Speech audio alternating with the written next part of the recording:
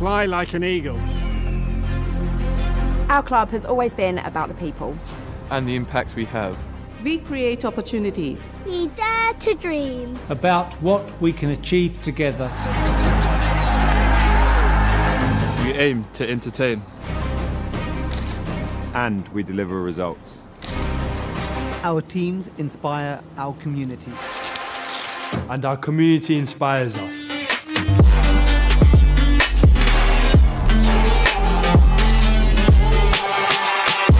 We work together. To push boundaries. Building a better future. For everyone. It's our spirit that bonds us. Our members. Our partners. Our players. Our staff. Our youth. Our community. Our county. We are Essex. We are the Eagles!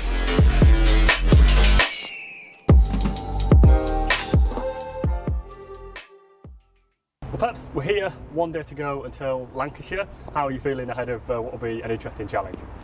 Yeah, we're all feeling good. Obviously, we've started the season really well with a win and a draw, but in a very good position to win the last game. History, we've always done quite well here, so yeah, we're all feeling confident. And you look at the last game, obviously we can come on to the opposition in just a second, but it was, like you said, a really good performance, a lot of strength, a really good effort with the ball. It was just a shame we couldn't quite get over the line. Yeah, it's obviously a big shame, missing out on the extra points, but we all fought incredibly hard, which especially in that second day where we only got one wicket, we bowled unbelievably, we stuck at it together the whole day. So yeah, obviously a little bit frustrated with the rain on the last day too, but yeah, it was still a really good performance from us. And centuries from, well, Critchley, first of all, that was a superb all-round performance, I suppose, but then also Dean Elgar, Jordan Cox, they've only their second game. How exciting has it been playing alongside them, and have they settled in well? Yeah, they've settled in really well. Both unbelievable people, unbelievable players. Even you can tell by how they played last week, even the first game at Notts, the way they came out and played, yeah, settled in really well. So I think everything, we're all in a good space, so hopefully that may continue. And yourself, obviously you came in as a sub-fielder for Adam, first of all at Trent Bridge, and then into the side full-time for the second one. How have you found coming in and being a part of that team? Yeah, really enjoyed it. Obviously every time you can get out on the park, it's unbelievable to play with really good mates. So yeah, no, it's been good. It's obviously sometimes quite a lot of change with keepers getting injured. It's always going to happen. But yeah, no, it's been really good. How have you found keeping to Harmy, and obviously we've got Porter, and you had Cook at Trent Bridge as well. You were behind the stumps watching that performance with the Kookaburra ball. Has it been good? Yeah, it's been unbelievable there. Unbelievable at what they do. Their skills and everything is top notch. They rarely miss. So no, it's been best in the house to watch that. And if we talk about somebody else whose skills are unbelievable, obviously Lancashire this week have got certain Nathan Lyon in their lineup. How exciting is it going to be to face him? And obviously they're a good team as well. Yeah, they're a really good team. They're again one of the best in the country. Yeah, it'll be good. It's always great going up some of the best bowlers in the world almost. Seeing him and Harmer match up, that'll be a good battle to watch. Yeah, as I said, we still obviously back our skills and back us all the way to win. To be the best, you've got to beat the best, I suppose. Exactly that, yeah. And finally then, if we just go on to a side bit of news. This morning we've had the announcement that Essex will be a Tier 1 women's team from next year. That's really exciting news for the club, and what benefits do you think that can bring? Oh, well, I think the more people involved in cricket, and now the fact it's going to be Tier 1 is unbelievable for the women's game, for Essex itself also. The amount of support there is here, I think it's going to go really well. So we're all really pleased with it.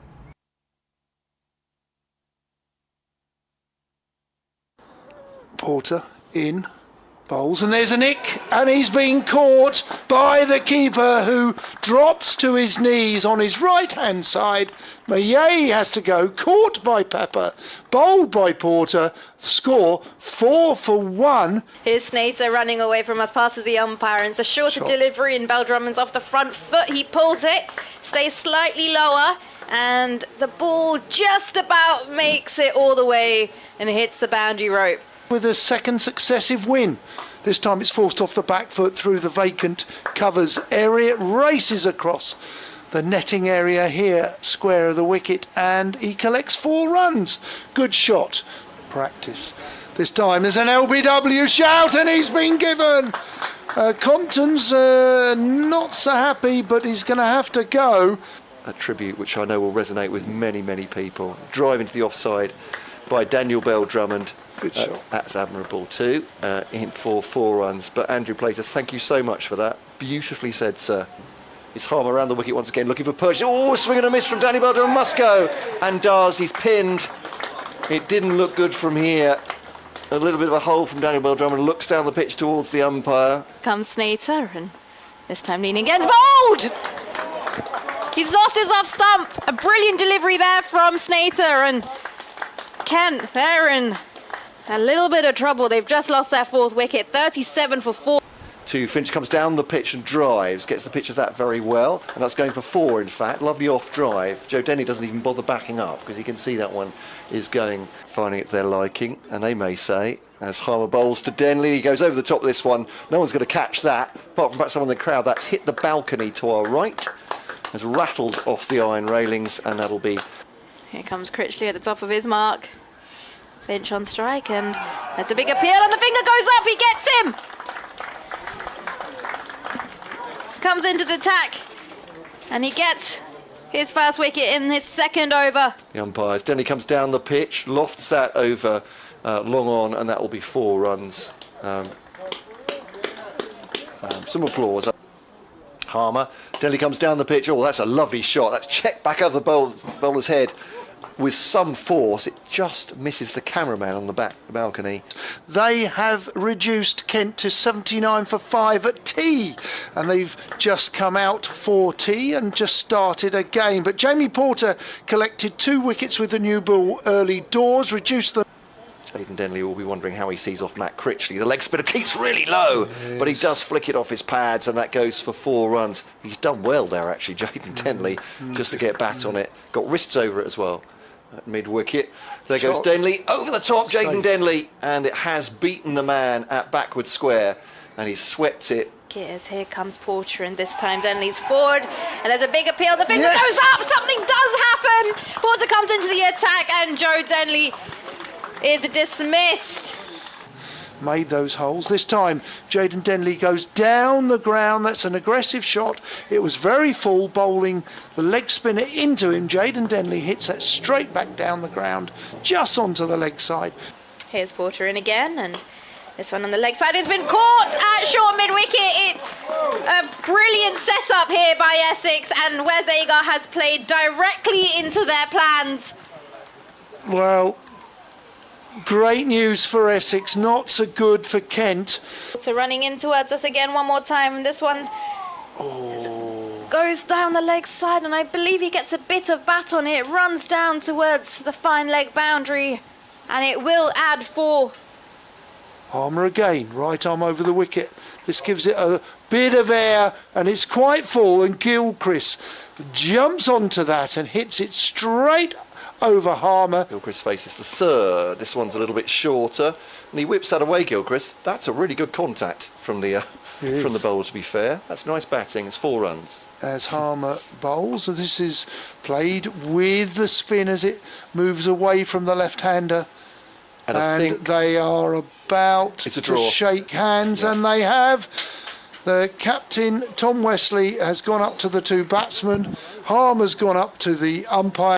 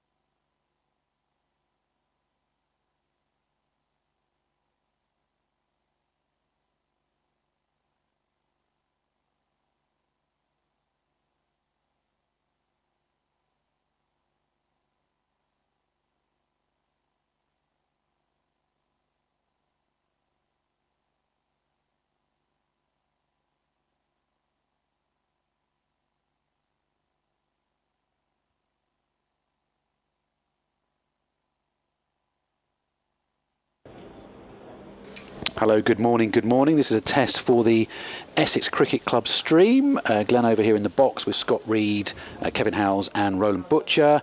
Hopefully you can hear this all loud and clear and it's all coming through, not distorted in any way, shape or form. Our screen is up, it's on a still at the moment saying Essex won the toss, elected to bowl, so that all seems to be okay.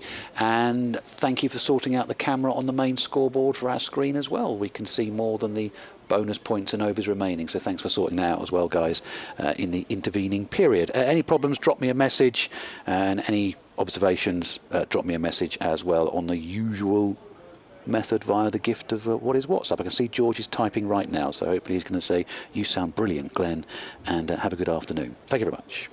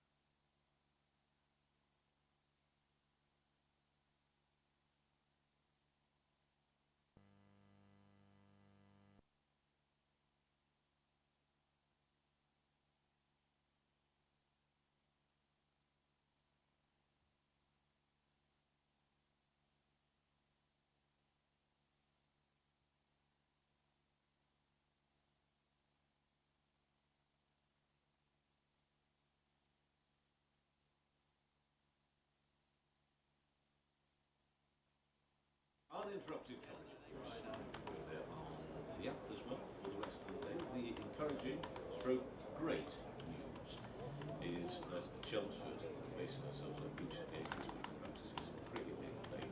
He says, fingers crossed. The sun is shining and hopefully the showers, which will keep drifting sort of in and out, we understand today. Possibly quite a heavy downpour forecast around about 2 o'clock, but we'll get a 12:15 start. Lunch is still at 1 o'clock. So that is good news. We've got lots of runs being scored there at Southampton. They've still got a delay in the match between Kent and Surrey. An inspection at 12:45. I think they've called lunch there for 12:45 as well. That encourages the thought that maybe they'll start around about 1:25. But anyway, no place yet there. There was a wicket lost early on in proceedings between Somerset and Nottinghamshire when the Notts opening bat, Hasib Hamid, was out. He was out, faced just 3 balls for naught off the bowling of Craig. It was a Will Young. Number 64, 18 Ben Slater on 25 and Nottinghamshire 43 for 1. 23, Rose Cushion. Well, match is underway between Durham and Gloucestershire and the Medford side as well. They've been off and on at least once there. Number 77, Jordan Cox. Sorry, not out here for Durham. 2 teams from Durham choose back first. And they find themselves at 22 for 2. Scott Borthwick, the captain, on his birthday, was out for North Face just 2 balls for Joe Leach. Smith did so well for them last week. Nathan Smith has got rid of Alex Lee. Jason Walder catch. Lee's gone for 6. Number 29, Shane Slater. 2 in the match being played at Kingston again. Grade 16, Sam Cook. Well, a very good morning to you from the county ground in Chelmsford. My name's Glenn Speller, joined by Scott Reed, Roland Butcher and Kevin Howes from 5 Live Sports Extra. An hour and a quarter beyond the scheduled start, we are going to get some cricket between Essex and Lancashire. Heavy rain when I arrived at the ground at around about 10 a.m. this morning, which coincidentally got heavier just as I got out of my car. But I'm happy to say the rain has cleared away. The ground staff have worked really quickly. We had the toss at 11:45 and play to get underway at 12:15. The toss news is that Essex have won it and they have elected to bowl first, and there are changes to the Essex side from that which faced Kent in the draw as well earlier this week, which includes a championship debut for young Noah Thane. So the Essex side just taking to the field right now is Dean Elgar, Feroz Kushi, Tom Wesley the captain, Jordan Cox, Matt Critchley, Michael Pepper retaining his place in space of the injured Adam Rossington, Noah Thane, Simon Harmer, Shane Snater, Sam Cook is back for Aaron Beard, and Jamie Porter. Noah Thane in for Paul Walter. Walter, who sustained an injury to his toe while batting in the first innings against Kent right at the start of this match. We're joined as well by Scott Reed from BBC Radio Lancashire. And Scott, just as the Lancashire batters head out to the middle, perhaps you can tell us the Lancashire side today as well. Hi Glenn, afternoon everybody.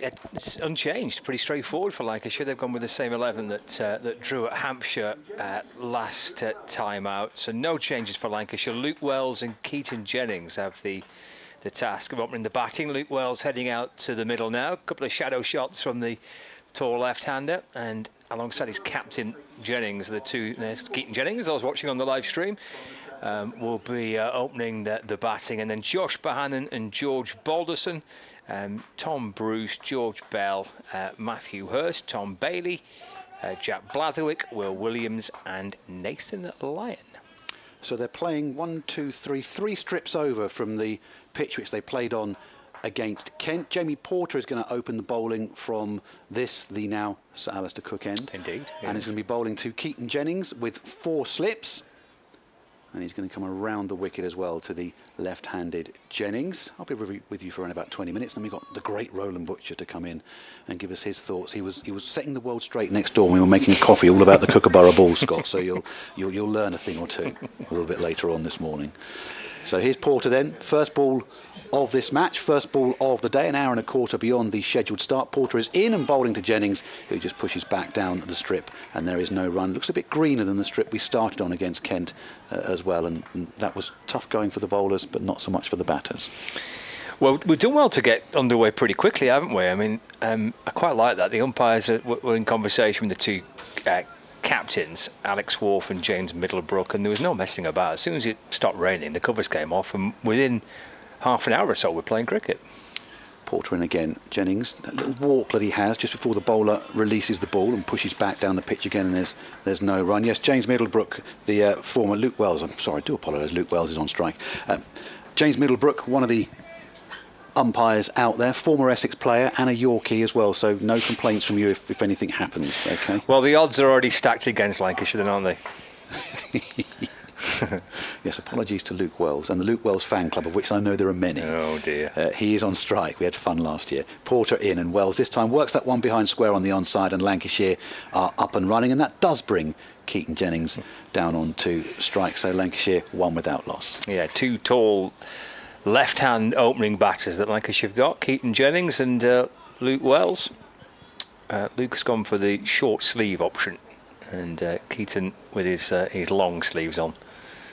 But familiar looking opening partnership, these two for Lancashire now. They've batted together at the top for a couple of seasons, and they seem to complement each other, even though they're very similar. They're tall and left-hander, but I think they tend to score in different ways, and they seem to balance each other out pretty nicely. Porter spinning himself a couple of catches while he waits for Jennings to settle himself in. A lower backlift than that of Wells as Porter is in and bowling, and a shout for LBW here, but right arm round the wicket to a left-hander. It's optimistic as it dribbles out onto the onside, and there's no run. Yeah, this will be a tricky 45 minutes that Lancashire have got to bat. The lunch is still at 1 o'clock, so we've lost 12 overs in the day's play, so down to 84 at the start of play, and lunch is at 12 p.m. so 45-minute session for Lancashire to try and bat before lunch. Yeah, Essex will hope this is a good toss to win. Porter's in once again. Oh, and that strikes the front pad and loops to the man at fourth slip. Almost a dollied catch. There's a half-hearted shout for a catch, but no one was serious about it, and there's no run, and it is one without loss still. Yes, lunch is still at 1 o'clock today, despite the fact we're only going to get 45 minutes of play. So Essex will have, I'm sure both sides will have wanted to bowl first, but Essex will be buoyed as well by the fact that the batters will effectively have to start again as Porter comes in to, from his perspective, hopefully complete this first over. He's in now, and Jennings again on the walk, works that one away to square. There's a good diving, tumbling stop out there before it runs beyond the fielder, and there is no run. Tidy enough from Porter and safe enough from Lancashire, one without loss. Yeah, we're going to see that quite a bit from Keaton Jennings, walking, advancing towards the bowler. That is a tactic I think he will use quite a lot here. Certainly at the start of his innings, might even be. I don't know what Michael Pepper's like standing up, but might even see him if he's comfortable enough to do that to the quick bowlers standing up to try and keep Jennings in his crease. He will try and get down the pitch. He'll try and take a. I mean, there he was probably at least 2 strides down the pitch. He was a long way forward, Jennings. Yeah, Pepper will stand up. He did it in the Kent game, because Daniel Bell-Drummond's another one of those who likes to get well outside his crease. So he stood up just to try to keep him back, but it didn't stop the runs coming off the bat of the Kent captain, who started the season with back-to-back centuries. That's quite a nice way to start, isn't it? There's a lot of batters who've got themselves into some early season form. Sam Cook from the Graham Gooch end, with Luke Wells on strike. We've got 4 slips in place. There's Cook runs in for Essex, bowls over the wicket to Wells, clipped away down towards fine leg, and Wells wants to come back for a second. By the time the ball's picked up and sent in by it's Porter just under the lip of the Tom Pearce stand, yeah. And to add 2 to his total, Luke Wells, he moves on to 3, then to 7 without loss. Championship debut for Noah Thane for Essex today. He does have 1 first-class match under his belt. He played a tour match against Ireland last year, but right-handed batter, bowls a little bit of right-arm medium pace as well.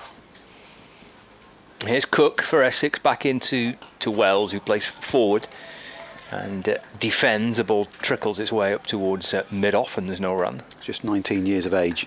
Noah Thane, schooled at the Lees School in Cambridge, played his club cricket at Sawston and Babraham up in Cambridgeshire as well, but 39 runs in that game against Ireland last year, effectively in for Paul Walter, who sustained a nasty toe injury batting in the first innings against Kent last week. Oh right, okay, broken toe type thing. Looks like it. Oh yes. right, okay, oh dear. Not your ideal start to the the season. Cook's had enough of going over the wicket, comes round the wicket instead to Wells, and that swings away, and you can see the keeper Pepper taking that low down to his left in front of the first of those 4 slip fielders. There's a bit of work for Pepper to do. Did well, didn't he? Because it sort of died on him as well. He's in because there's no Adam Rossington. He's got a finger injury. So Pepper kept against Kent as well. But Sam Cook is back. He sat out the Kent game. Slight niggle in the thigh was the official line from the club, and just sidelined for a precautionary basis. 7 without loss. Halfway through the second over of the day's play. Here's Sam Cook from around the wicket to Wells, who wants a single, just squeezes the ball away into the offside. Out towards cover, which is vacant. There's a mid-off and a point, and then the 4 slips. And we'll just steer the ball away off his front foot through cover for 1. Wells moves on to 4, and Lancashire are 8 without loss to bring Jennings on strike to face Sam Cook for the first time today. Breeze blowing across the ground today. There's a slight chill in the air, as Scott was mentioning, but plenty of cloud around as well, but the breeze is helping just blow that across. But we are expecting a couple of showers to appear at some point during the day, but told by a member of the ground staff here, should get a full evening session in. Nice. So we might be here quite a while. That's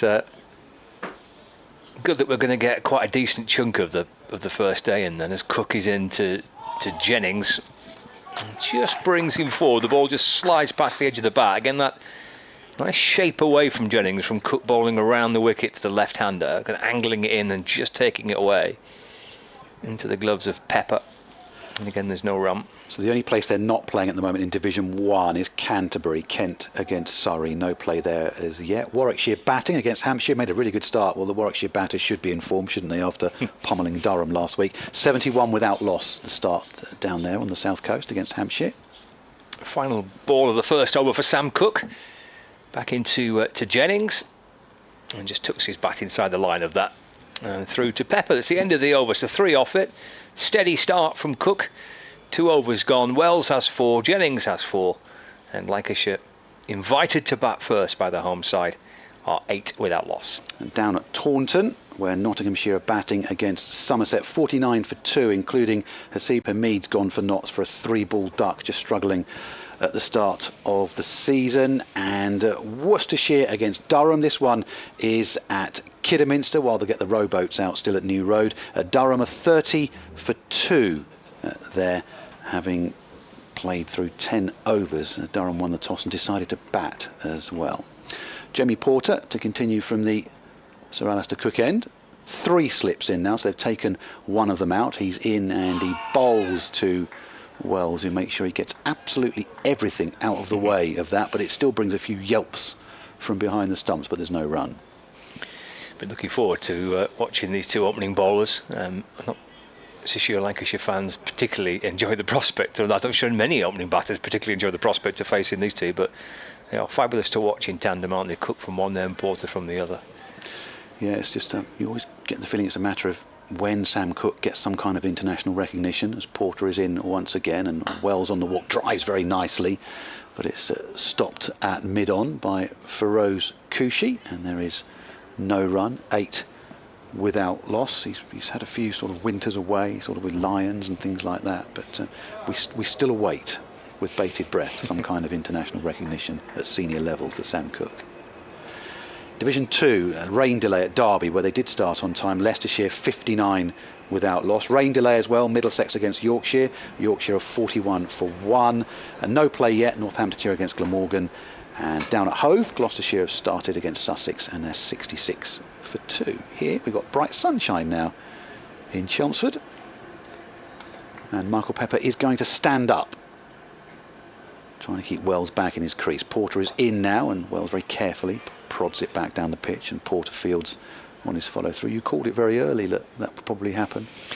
Yeah, I thought to Jennings, Wells is not necessarily one to advance that far forward, but there was just a couple of signs, wasn't there, in the last delivery or 2, that he was starting to take a step down the pitch. It's not necessarily a tactic that an approach that Wells used too often. Jennings definitely does use it. Porter around the wicket once again in. That's a full delivery, and it gets the outside edge, but it's going to flash away down to deep third. Should just be hauled in there because The rain means the outfield is quite heavy and they come through for a couple of runs and the score goes up to 10 without loss. Yeah, it just slowed up then, didn't it? I'd say there's quite a bit of rain around.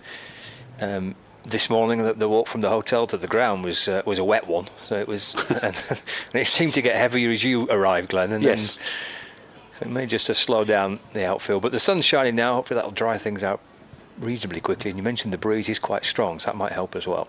That might just give Port a little bit of encouragement. He's in once again. That's worked into the onside, and they'll come through for a single. Nice quick call as well. It was always there once it had beaten the man at short mid wicket, and the score moves on to 11 without loss. Yeah, I had real sympathy for the car park steward, not the one at the gate because he's got a little hut he can sit in, but the car park steward directing you to your space. Right. He was desperately trying to hold on to his umbrella because the wind was quite strong as well, while with his other hand directing me to which space he wanted me to park in, and he looked a little bit weather beaten and a little bit sorry for himself.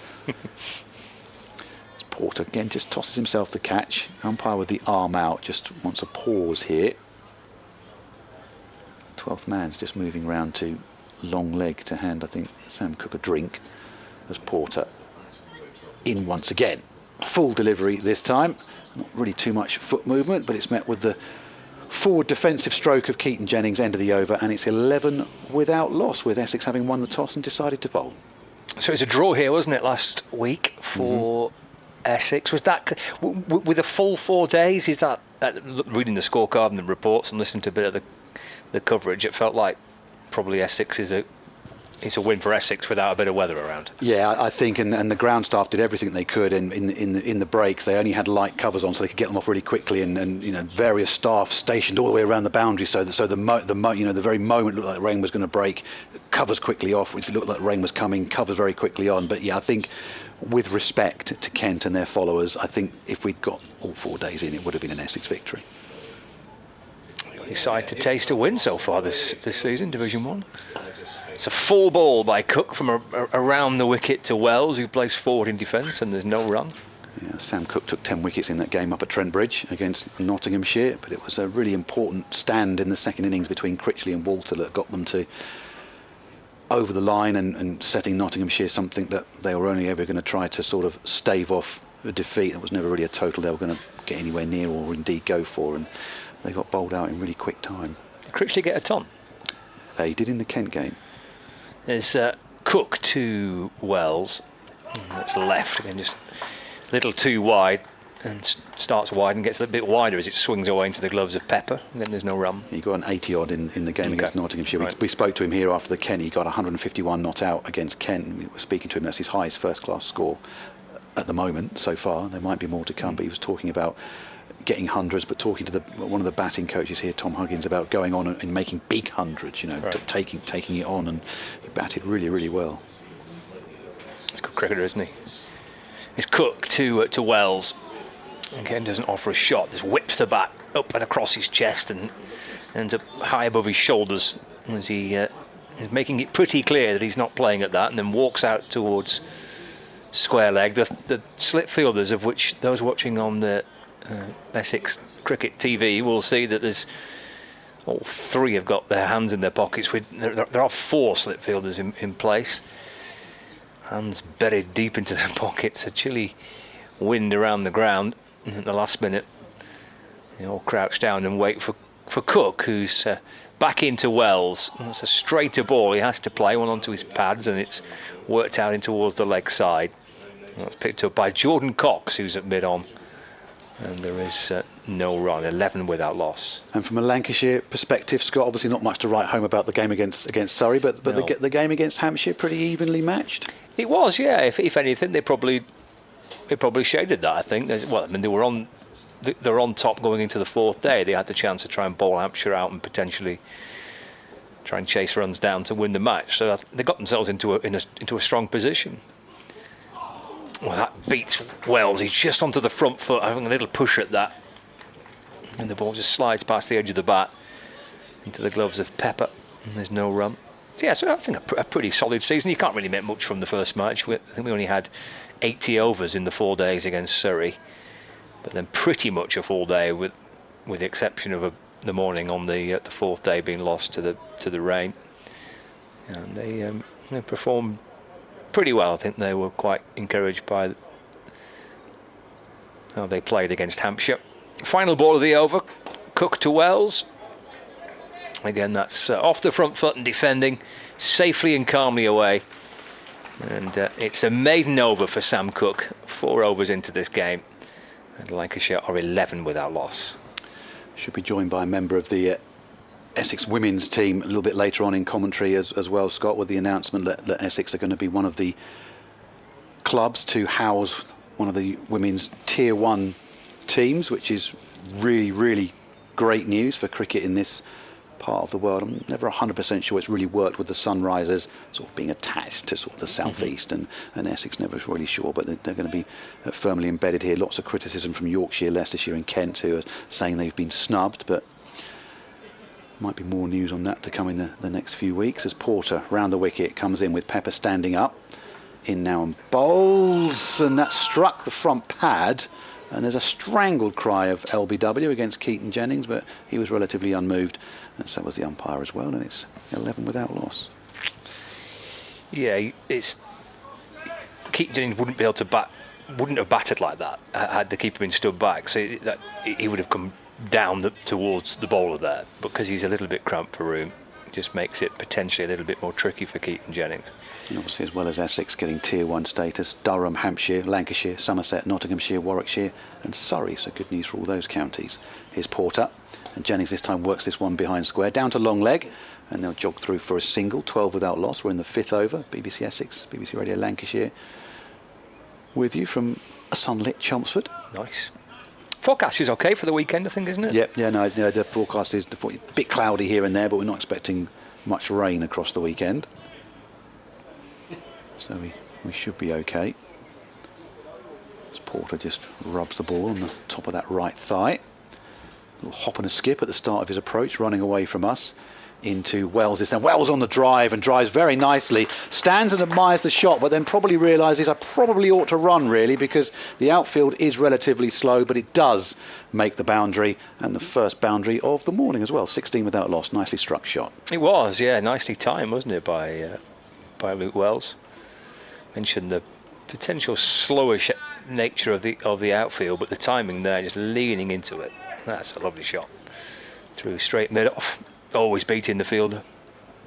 Shane Snate has gone down and fetched the ball for Porter, who has it back in his right hand once again. Elbows pointing outwards as he approaches. It's a better length, worked out to the offside for no run. Don't forget you can follow everything as well via the BBC Sports excellent live text feed on the cricket pages. We've got Paul, Adam, Chris and Deepak doing all the hard work on all the hard yards there today. Ears across all the commentaries, looking at all our updates coming in, watching the streams as well. They tell me it's a really difficult job. But they do a great job on there, so you can follow everything, every wicket that falls, all the details. Here's Porter.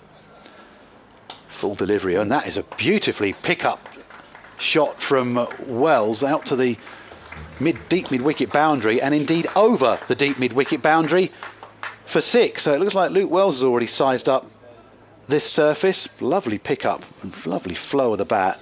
6 runs. Was, wasn't he? Got onto it pretty early. He's probably quite wide of the crease there, Porter. Angling it in towards Wells. Lifts it high out towards the leg side, all the way for 6. Duck out in the crowd. The 2 spectators ducking for cover. And the box of balls is going to have to come out as well. This is very early for this to happen. Looked like a slower ball from Porter, and Wells was on it in a flash. And lovely pick-up, full flow of the bat, crisply struck shot. And he just stood in position, held the pose, and we're just looking on the screen. Actually, Simon Harmer is going to bunk over the fence, or is thinking about bunking over the fence and going into the gardens of the flats. He's got a spectator there pointing out, I think that's the general direction of where the ball went, not necessarily that's where the ball is. Problem is with this, Simon Harmer, if you get over there, my concern is getting back. If he decides to leap it into the garden, the guy's going, he's going for it. He's a brave man, because that's a metal fence as well, and that is not a flat top to the fence either. It looks a little bit spiky for my concerns. He's obviously spotted the ball, and he's toying up with the idea of leapfrogging the fence and going into the neighbouring garden to retrieve it. I'm not sure whether Essex would want that back, if I'm honest. If it's hit the concrete or something, they'd probably just go, yeah, we'll pick one out of the box that's been brought out. We've got 3 or 4 spectators over there now, a couple of Essex players. One of them, Simon Harmer's probably going to knock on someone's door. Please, sir, can we have our ball back? In the meantime, they've picked out a new ball from the box of balls, but no one's told Simon Harmer, who's still got one leg half thrown over the fence. I think word's got to him. Come back, mate. It's a good effort. You tried your best. We picked out a different ball. Oh dear. Yeah. No, you can't have your ball back. I've told you about hitting it over here. Someone's got a very nice new Duke's ball to have when they go into their garden later. You get your mum and dad to come round after work and I'll have a word with them. Tell them about what you've been doing, hitting the ball into my back garden. You've ruined me dahlias. So new ball in hand. Porter has it. It's 22 without loss after all that. Simon Harmer has arrived back unharmed from his little trip into the undergrowth and over the fence. Porter is in now, and Wells on the drive this time. Hasn't quite got all of that, but they'll certainly pick up 2. There might be a third for the throw as well. Wells is giving it a little bit of the hurry up. The ball is in hand now from Shane Snater. Nicely judged 3, and the score goes up to 25 without loss. Jamie Porter has handed his sweater and his cap. Bit of a chastening experience. So Lancashire 25 without loss after 5 overs. I'll leave you, Scott, and we'll bring Roland Butcher in. Yes, steady start. I mean, accelerated by that over from Wells. That go for 14, didn't it, in the end? He moves on to 20. So a pretty solid start by those 2 batting. Keaton Jennings and Luke Wells, the 2 openers for Lancashire. The score just pushed on a little bit because that's quite an expensive over, that, and 6 and a 4 in it. Here on the BBC Sport website tonight. We're on 5 Sports Extra as well, and viewers with us across the Essex live stream on the Essex website, and you can access it via Lancashire's website as well. So plenty of ways to follow all the action. We've got Sam Cook bowling from the Graham Gooch end. We've got Luke Wells on strike. 4 slips has become 3. And Cook comes around the wicket to Wells. And that's played defensively by Luke Wells back down the pitch to Cook, who fields off his own bowling low down to his right hand side. And there is no run. Good afternoon, Roland Butcher. It's always a great pleasure to be with you and to see you, and you've actually brought some sunshine, so that's a good thing. It's warming up, isn't it? I mean, or maybe I'm getting a bit carried away. Well, it has. I mean, I think when we arrived this morning, it's totally different. There's Cook to Wells. And to defend, just smothering the ball away into the offside. And there is no run. It's fielded by Shane Snater. 25 without loss. Wells 20 from 24. This is not unfamiliar to have Wells, 1, scoring a little quicker, and 2, because he's faced more deliveries at the start of this partnership. You do tend to see Wells kind of just dominating a little bit more than his captain does. Forward in defence, and there's no run. I'm not sure if it's a ploy or a deliberate tactic. I'm sure it's not. It's just maybe the way that things just pan out. But Wells does tend to face a few more deliveries early on than Keaton Jennings, and tends to score a little quicker. 25 without loss, halfway through the 6. And it's Cook turning in and starting in again. There's a mid-off and a mid-on, cover, point, 3 slips, square leg, fine leg. Balls to Wells. Just leans into it, tall man, just trying to find a way to work it to the leg side. In the end, having to defend, and works it back down the pitch to Cook, who fields off his own bowling, and there's no run. It's Essex captain Tom Wesley, who won the toss and elected to field first, inviting Lancashire into bat for a 45-minute opening session of the game. Here's Cook to Wells. That's down the leg side, taken by Pepper, wicket keeper, and there is no run. Yeah, very good start by Lancashire, who've been put in for this shortened session, so they'll be quite happy the way things have gone so far.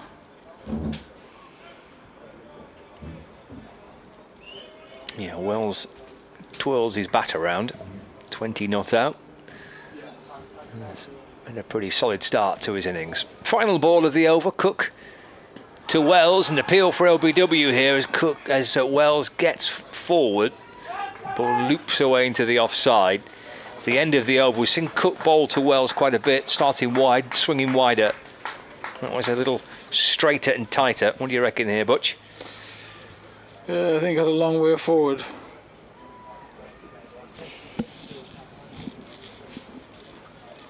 You can almost see all three stumps there, can't you, as he's shuffled forward, and enough doubt, I think, for the umpire to say not out. Another maiden no for Sam Cook. 6 overs gone, 25 without loss, Lancashire. Yes, over completed, and Lancashire have made a very solid start. Nice bright sunny conditions right now. Wasn't like this an hour ago, but thank God it's and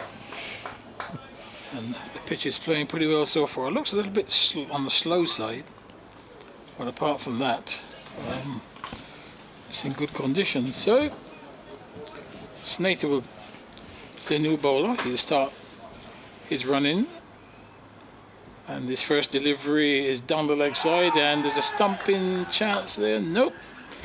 Very quick work by the keeper, but Jennings didn't move that back foot, just looking to flick that one down to fine leg, and bails were taken off. Let's have a look at the replay ourselves. Back in time. He did very well, Jennings, there to transfer the weight and eventually pushed the right foot back in time. Snater. Umpire not happy with the bills. He's put it on, so Snater's bowling with 2 slips and a gully. He's got a backward point, a wideish mid-off. That's the offside field as he's in now. To Jennings, bowls, and Jennings stands up straight and just defends a length delivery on the on side of the pitch. It's fielded at mid-on, and there's no run. Just to continue with the field for Snater. He's got a short mid-wicket in the catch-in position. He's got a mid-on, square leg, and a man on the long leg boundary. So still 25 without loss. Wells on 20, Jennings on 5. Snater 29 on his back. He's running away from us now. From the Graham Gooch's end in bowls, and that's a good delivery that brings Jennings forward. Has to be very watchful. Defends it on the offside. No run. Yeah, it's the first bowling change made by Essex. A previous over from Jamie Porter going for 14, so making the change and bringing Snater into the attack. Porter 3 overs for 22. So an early change made by the captain, Tom Wesley. Yes, and keeper standing up to Snater as well. He's bowling wrong the wicket to the left-handed Jennings in bowls, and oh, what a magnificent catch that is at the gully. Absolute. Critchley takes a blinder in these conditions, turned Jennings around. He was on the front foot. That ball must have moved off the seam. I think Snater would probably be quite happy that they're now using the Duke's ball. He's looking to play that on the onside, straightens him up, and Critchley in the gully there, dive into his right, hangs on to an absolute beauty. So Lancashire have lost their first wicket, and that's the wicket of Jennings. He's gone for 5, caught by Critchley off Snater, and the change has worked. Change of worked a treat, hasn't it, for Essex?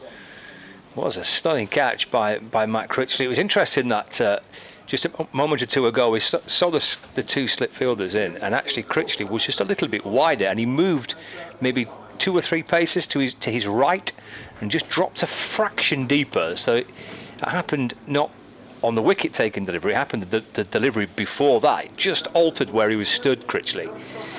And he's gone and put himself into the right position to take a fabulous looking catch. Yeah, it was a great catch, and if you take the conditions into play, it must be quite cool out in the middle, even though the sun is shining, and he took that as if it was in the middle of summer.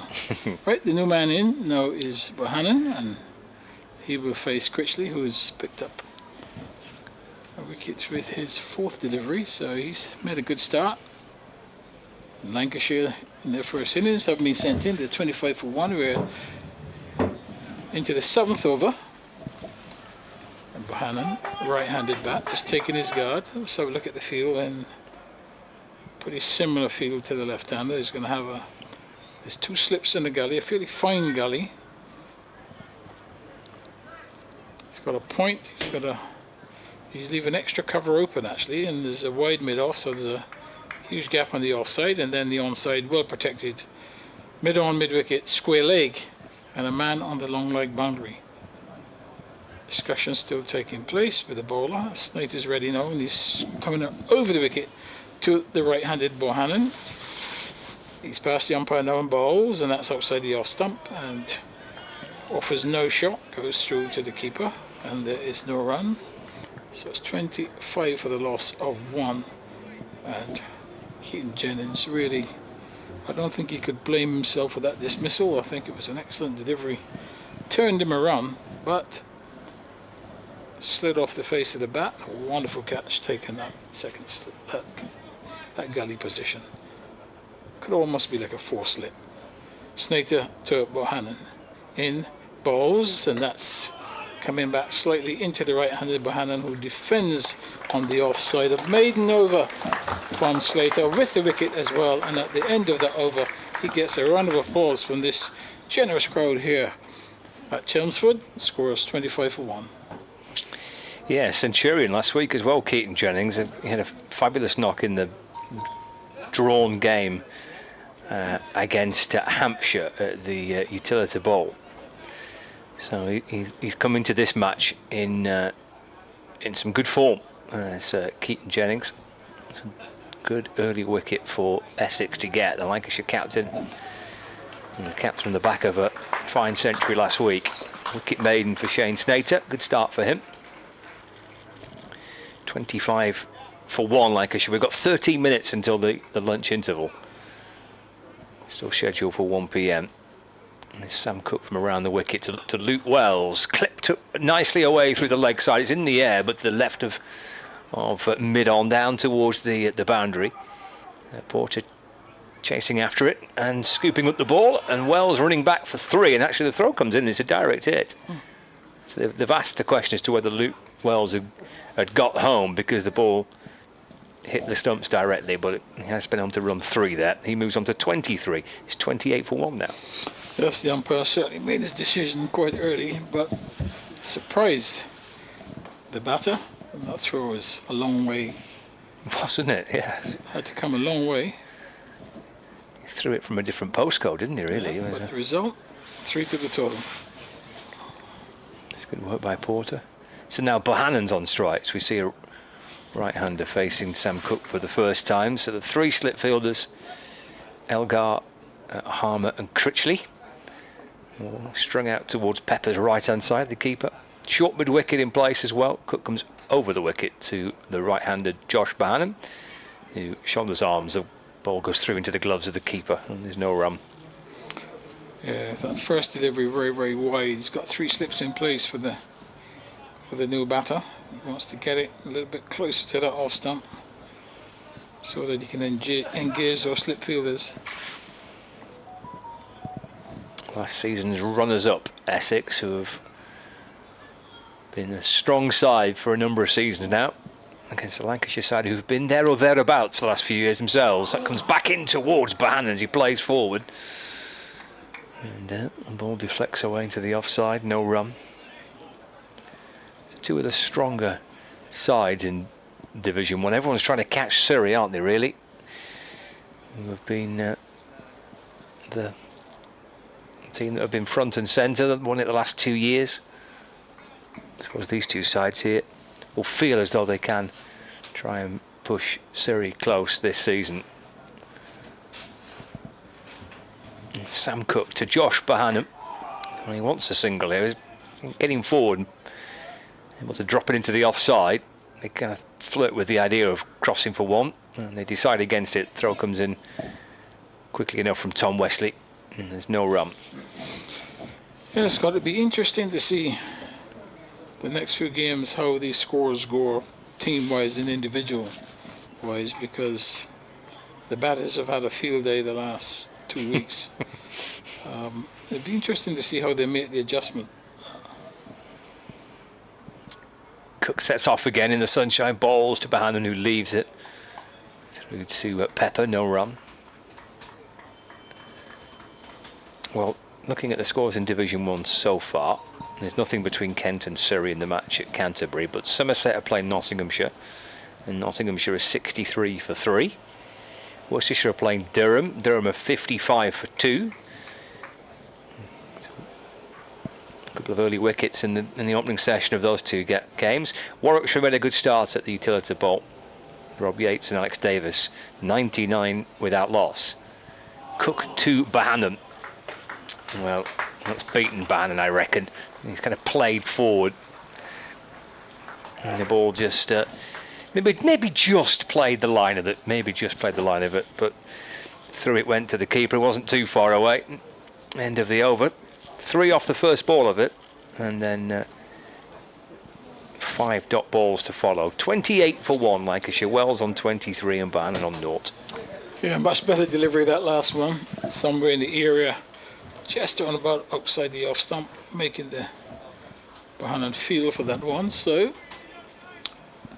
scores 28 for 1. Wells is on strike. He's been the main scorer. He's on 23. He's going to face Snater, who's coming right arm around the wicket.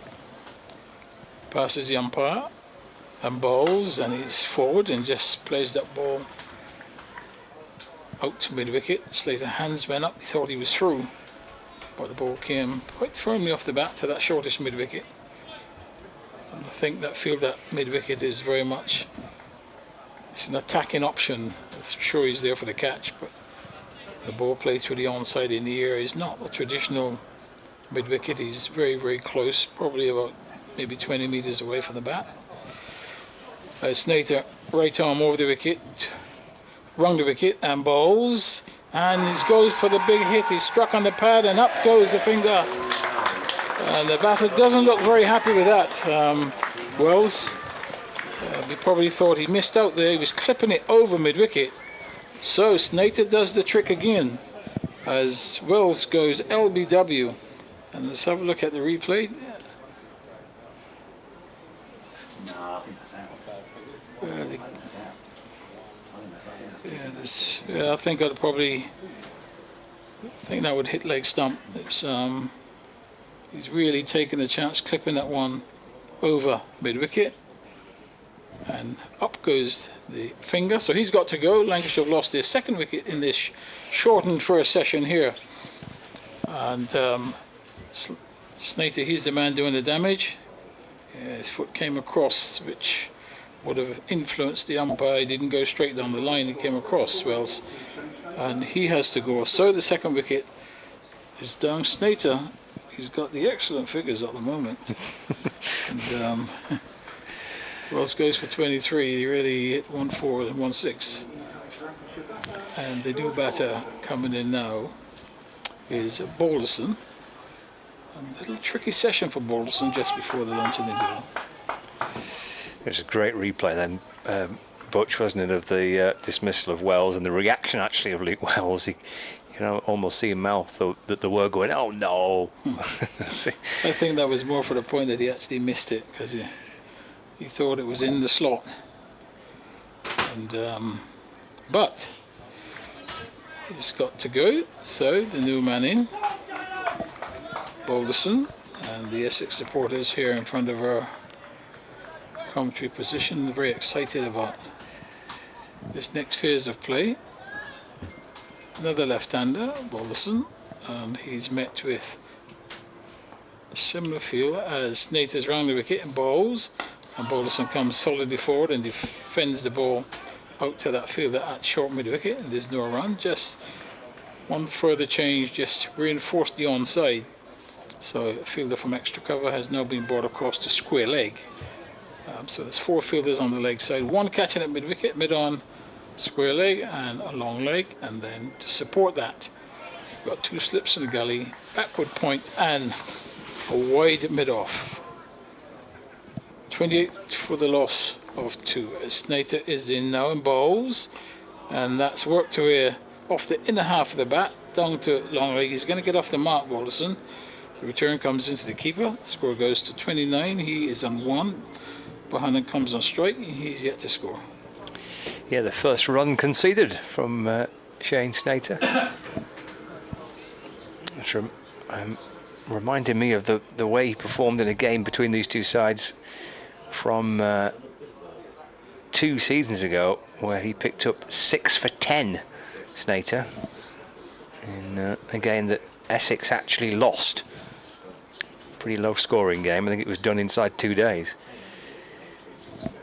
He's got a good record against Lancashire, it would seem. I think he got his 6 from this end as well, from this what is now the Sir Alistair Cook end. Yes, he's deep in discussion. There must be some plan here for Bohannon, and the plan is to employ 3 slips and a short mid-wicket as the catches. As Snater is in, ball to Bohannon and he's forward, just walking into that delivery and pushing it up to mid-on, and there's no run. Just to look at this field here, yeah, there's the 3 slips, that short mid-wicket for the clip in the air, also a square leg, long leg and a mid-on. That's the onside field, and the other 2 fielders on the offside is a wideish mid-off and a cover point. So it's 29 for 2, and Snater in his second over passes the umpire and bowls, and he's going forward, and that comes off the inner part of the bat, rolls out to square leg. There's a fielder,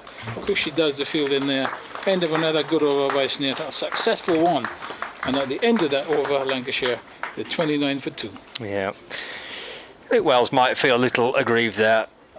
I mean, you get the benefit of slowing it down on the replays, don't you, and seeing it in super slow motion. He's bowling really wide at the crease, and that's around the wicket to the left-hander. It doesn't really straighten.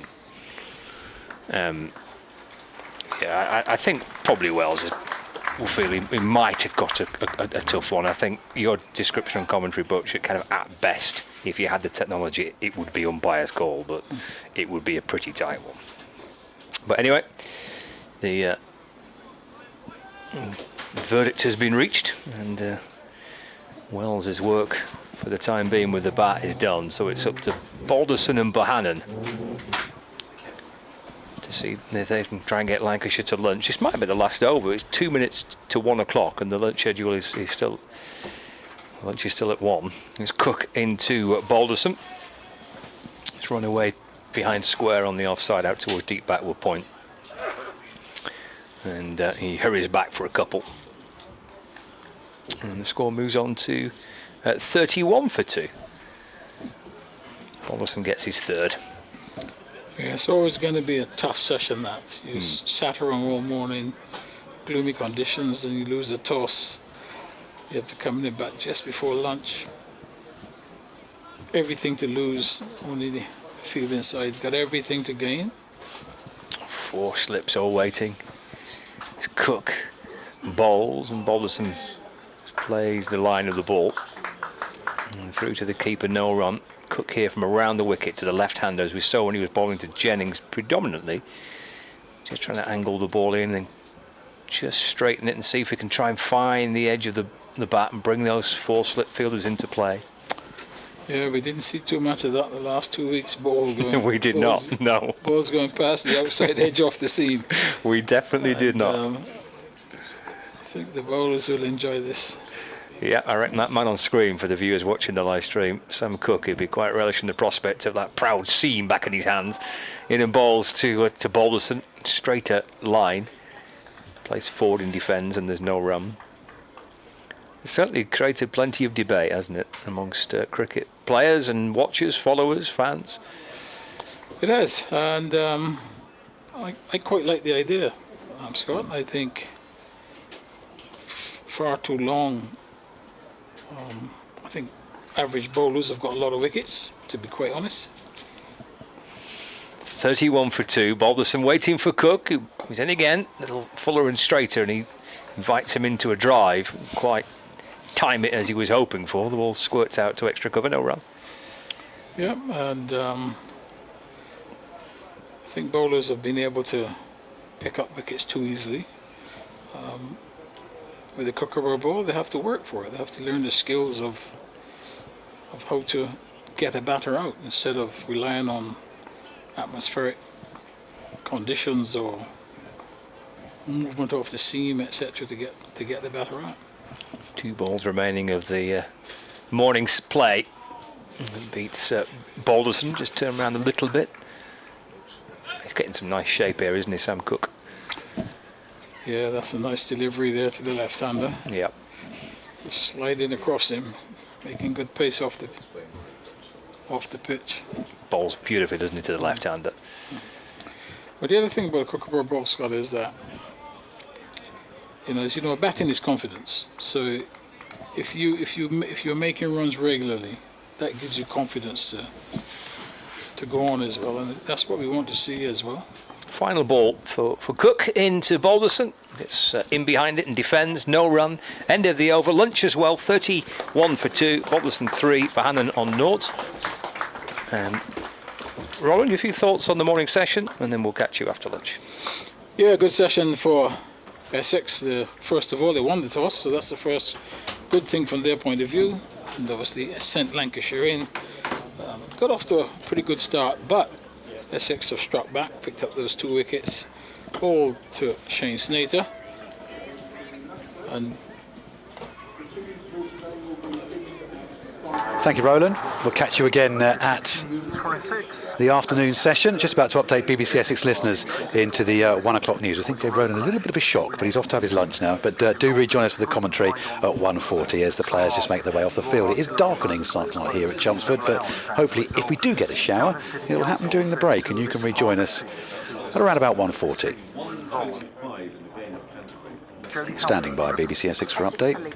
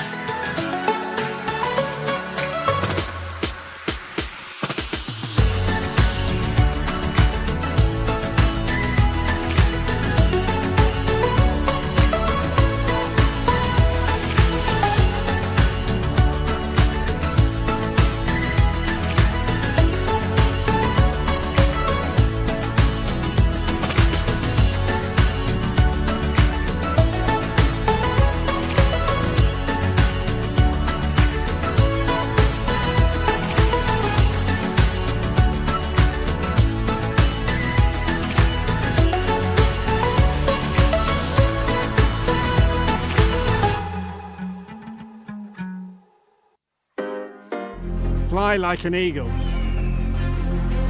Our club has always been about the people. And the impact we have. We create opportunities. We dare to dream. About what we can achieve together.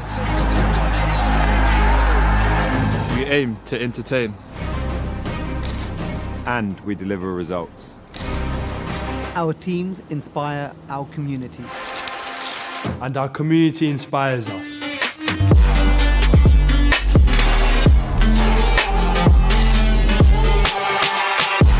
We work together. To push boundaries. Building a better future. For everyone. It's our spirit that bonds us. Our members. Our partners. Our players. Our staff. Our youth. Our community. Our county. We are Essex. We are the Eagles!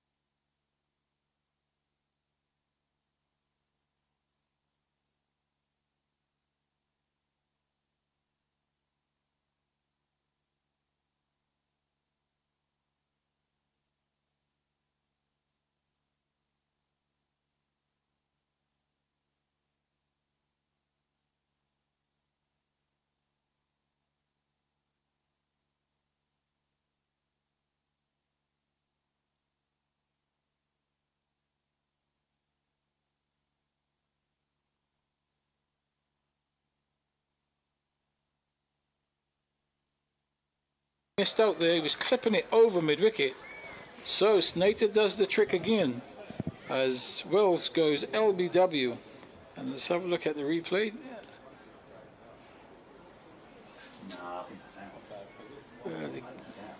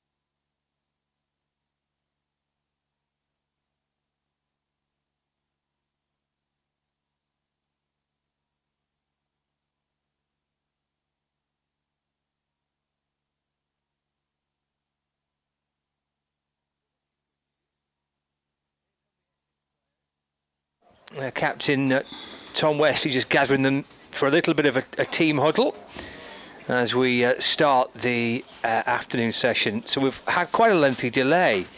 3:25 is the official start time. We've got 46 overs remaining in the day's play, and tea will be at 4:25. The scheduled close of play is at 6:30. So we've lost some overs in the morning session. We've lost some overs from the afternoon session, but still with 46 overs, if we get them in, depending obviously on the weather and the light and all the rest of it, is still a reasonable amount of cricket on the first day. We've had 10 overs so far. The two not-out batsmen are George Balderson and Josh Bohannon. They're punching gloves as they head out to the middle.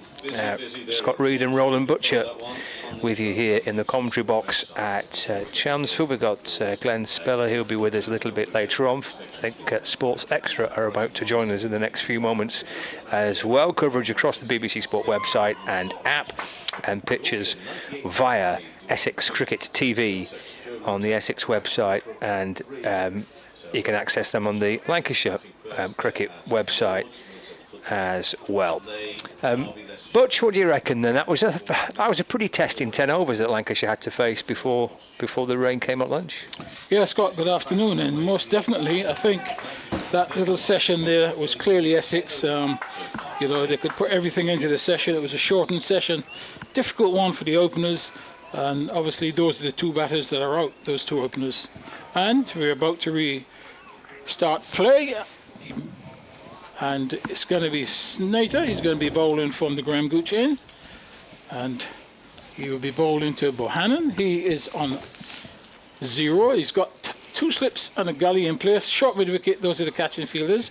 As Snater comes in to bowl this first delivery, and it's onto the onside, and it's just worked neatly into the mid-wicket area, fielded by the fielder there at short mid-wicket. Score on 31 for 2.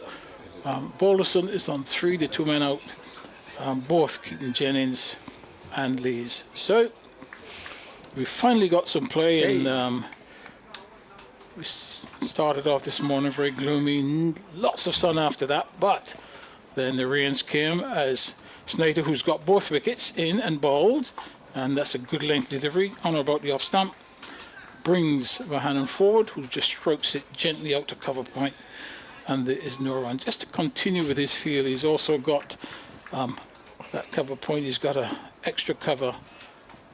Really, he's a wide mid-off, really. He's between mid-off and extra cover, and a very strong onside field in that mid-on, short mid-wicket, square leg, and a man on the long leg boundary.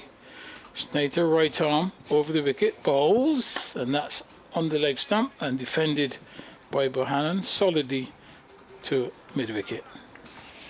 Yes, it felt like a particularly awkward morning session, that, didn't it, for Lancashire? It was a good toss, I think, for Essex to win, stick the away side in, give them 45 minutes of batting before lunch. Overhead conditions looked good. Porter and Cook with a new ball. Felt tricky, that, didn't it? Yeah, and a Duke's ball, so that makes it even more. As Snater once more, he's been very economical on this point, and he bowls, and that's a good delivery outside the off stump and well left by Bohannon. Good bounce there, and nicely taken by wicketkeeper Pepper. He's standing up to Snater. He's not particularly quick, but the keeper right up under the stumps, and that was a good take. Of course.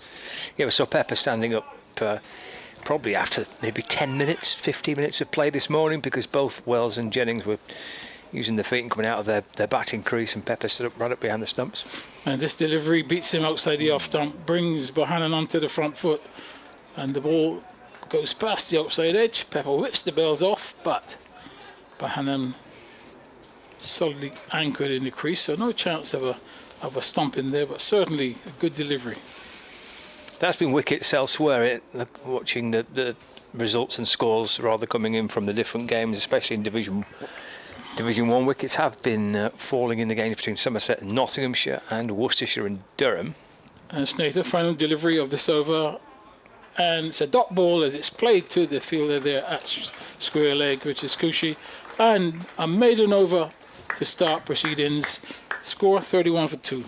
Nottinghamshire have lost 7 wickets, so they're 169 for 7. Durham are 174 for 7 in Division 1. In Division 2, Yorkshire 98 for 6, Glamorgan 93 for 4. The Duke's ball is making we did have that presence. We had that conversation this morning as to whether scores would be drastically reduced or similar to the last 2 games.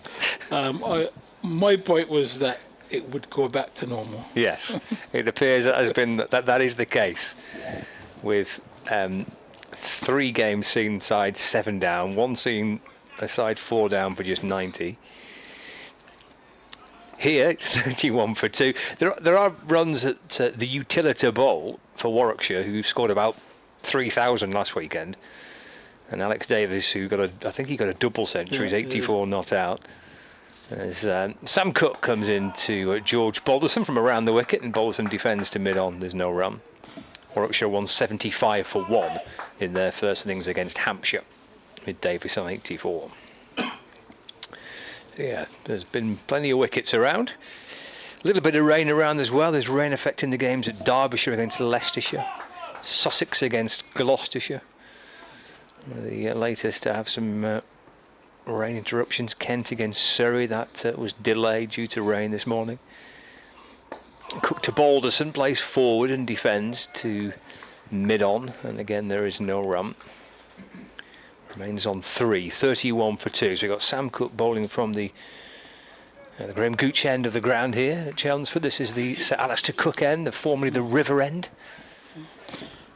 I mean, could Cook be setting Balderson up here? He's bringing it back. Will he run it across him and try and find the outside edge? 3 slips are waiting for just that. We've seen him take it across the left-hander early this morning as he bowls to Balderson. Again, that's forward defensive. Again, that just shapes back in towards him, and there's no run. He's bowling round the wicket to the left-hander, so first 3 deliveries have all been angled in and just carried on with that line. Balderson acutely aware of the fact that Cook could just get one to leave him, and bowls, plays forward and defends, and the ball bounces up towards mid-off, and there's no run. Great work by, I've got to say, the ground staff again today. I thought we started really promptly under the circumstances. There's quite a bit of rain around, but the ground staff have been excellent to get the covers off, get the ground ready, and even with a pretty heavy spell of rain after lunch, as soon as the covers came off, the umpires have said, yeah, it's fine, let's get back out there and play. Cook to Balderson, it's driven. He takes a half step forward and drives up to mid-off, and there is no run. Good tight over this by Cook, just keeping Balderson on the front foot and bowling pretty straight, so he's bowled pretty tightly so far, hasn't he? It's kind of classic Sam Cook this. This is his 6th over. He's only conceded 8 runs so far. Looking for his 3rd maiden of the day. This is the final ball of the over. Balls to Balderson. Again, leans into it and defends safely away into the offside. And here's a nice tight start by Cook, as it was by Snater. Good start with the ball here for Essex after this lengthy break for rain. And Lancashire are 31 for 2, Bohannon 0, and Balderson on 3. Yeah, another tight over there by Cook, giving him nothing to score off, and pressure very much now on the batters, as again Essex everything to gain. Another short session they've got before tea, and obviously looking to pick up another wicket, and at the same time these 2 batters looking to get started and keep wickets intact. Snater will continue to Bohannon, who is yet to get off the mark and bowls, and he beats him with a good lifting delivery outside the off stump, and nicely taken by wicket-keeper Pepper, who was standing right up to the stumps. That ball zipped off the pitch quite nicely, and it was left by Balderson, and it was left by Bohannon, and it was taken there by pepper. Did have a little extra zip and bounce, that didn't it, from Snater? Just from nowhere. The occasional delivery seemed to do that. Maybe possibility of strengthening the slip cordon. Snater once more in, bowls, and good delivery, just coming back into the right-handed Bohannon, who just defends gently into the onside. Fielded at short mid-wicket, no run. Mentioned the Division 1 scores, just having a little look around what's happening in Division 2. I noticed that Joe Root out for 5, batting for Yorkshire against Middlesex today, and Harry Brook out for 3. Yorkshire 108 for 7 in their match at Lords. Jukes again. Snater in, bowls, and he's edging and brilliantly caught that slip. A one-handed catch there. It would not have been difficult. It would not have been easy for him to see, because that catch has been taken there by Dean Elgar, and it went really past the keeper. He would have seen it late, and he just stuck out the left hand, and it's stuck in the left hand. So Bohannon goes without scoring, and that's another breakthrough by Snater. And what a wonderful catch this is. He's seen it late, but just sticking that left hand out. The wicketkeeper would have obstructed his view, but it was enough for him to get the left hand on it, Elgar. And they've lost Lancashire. Now they have lost their 3rd wicket. Snater's got all 3 right now. He is really on top of his game. And as we said, it's a tricky little session, this hour before lunch. No, hour before tea. Score 31 for 3. What's the better catch, the Critchley one or that one from Elgar? Because I mean, they're both outstanding, aren't they? But that just looked absolutely sensational. It was, but I'm going to go for Critchley. Even though Critchley would have had more time to see his, he had to dive to his right quite high. Okay. And there's an element about that one with Elgar is that he put the hand on, and it can stick in. Critchley had to do it. He had to take off, get the right height and everything. And but either way, I mean, 2 excellent catches in the conditions. And it can't be too warm up there with the players. You can see them with their hands in their pockets.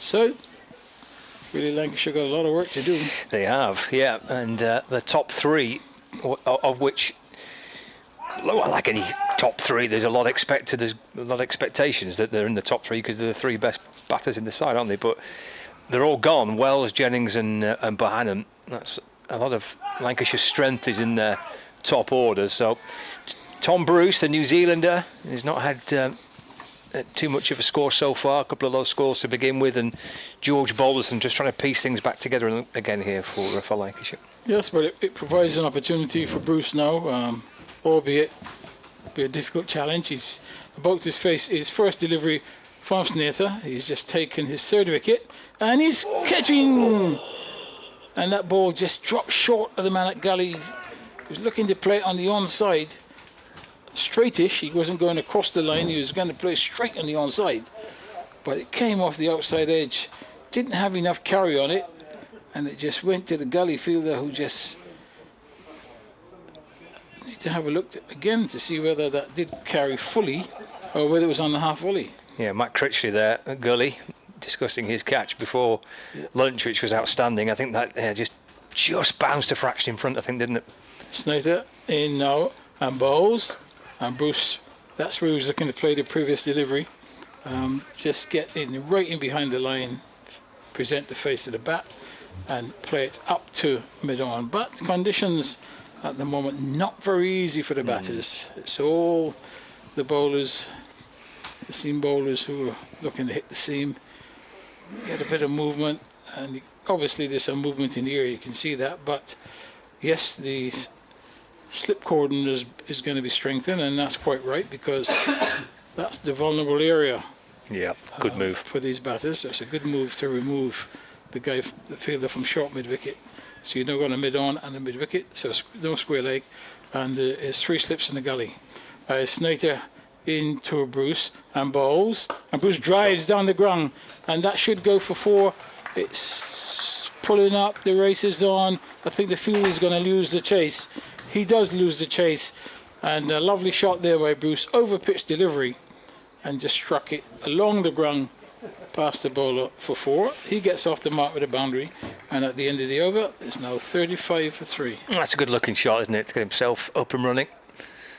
Feel a lot better about things. Well, Tom Bruce, I spoke to him before the season started about he's here for the whole year. He's played most, if not all, of his first class cricket in New Zealand, and he was chatting to me about how much he was looking forward to the challenge of playing a 4-county season and everything that brings. There's a chance here for Lancashire to try and put together an important partnership. A round of applause down below us as Snater takes his fielding position in front of the home supporters. Goodness, he's bowling well at the minute, as is Sam Cook from the other end. It's left alone by Balderson. Goes through to Pepper, who's the keeper for Essex. Just comes back in a little bit. Pepper just takes it, just swaying ever so gently away to his right. And there's no run. Still with the 3 slips in place. Point and cover, who is Jordan Cox, who's got his snood on, covering most of his face. You just see his eyes peering through. There's a mid-off, a mid-on, the mid-wicket and a fine leg. Cook from around the wicket balls again. Balderson drives. There's Jordan Cox going low down to his right at cover to field, and there's no run, and those viewers watching on the live stream will be able to see him with his full snood on right now, keeping warm. We saw a couple of pictures from last week of both Cox and I think Harmer was the other one that was had his snood on while out there fielding. And keep warm. Breeze doesn't feel quite as strong as it did first thing this morning, but it's still pretty chilly. In comes Cook to Balderson, going a half step forward and defending the ball, smothering away into the offside, and there is no run. Yeah, some pretty tight bowling, both by Cook and Snater. Bowling good areas, not really giving the batter any opportunity to play an expensive shot. And I think Essex had all the luck today, really. They won the toss, short session before lunch, and now a short session before tea. Cook to Balderson, goes off the back foot this time, just dabs the ball away to the leg side. Picks out Porter at mid-wicket, and there is no run. Yeah, it's an hour session, isn't it? Tea's at 4:25, so yeah, a couple of tricky sessions of play here for the batting side. Wells, Jennings and Bohannon have all gone. Lancashire 35 for 3 in the 14th. Cook to Balderson, short this time. The first short ball we've seen from Cook. Yes, it is. He's been looking to pitch the ball out and do something both in the air and off the ground, but Balderson's been quite solid in his defence. So Cook just changed it up a bit and banged it into the turf, but far too short.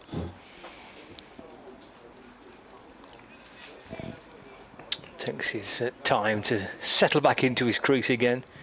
Waits for Cook, who's bowling. Balderson leans into it, playing forward. And the ball zips away from Balderson. That's the one that's gone the other way to Balderson, having seen a couple come back into him. Just managed to slant that across the left-hander. And of another maiden for Sam Cook, who's given absolutely nout away from that far end. He's bowled 7 overs and gone for just 8 runs so far. 35 for 3 after 14 overs. Lancashire. Balderson's on 3, and Tom Bruce, the New Zealander, is unbeaten on 4. Yeah, very good over that. Just testing the batter, mainly coming into Balderson, and then that final delivery just went the other way. Made good height off the pitch, so change of plan. Third slip comes out, so there's 2 slips in the gully, going back to the original plan where there's a short mid-wicket as Snater comes in, bowls to Bruce, and Bruce is solidly in behind the delivery, just short of a length, and just defends it to extra cover, and there is no run. Score stays on 35 for 3, and it's very hard work here for Lancashire. They lost the toss, been asked to bat, and they're in a contest because Essex have picked up those 3 early wickets, and Snater currently has 3 for 5, and he's bowling from the Graham Gooch end, 29 on his back, in balls to Bruce, and Bruce is playing this one nicely down to third man.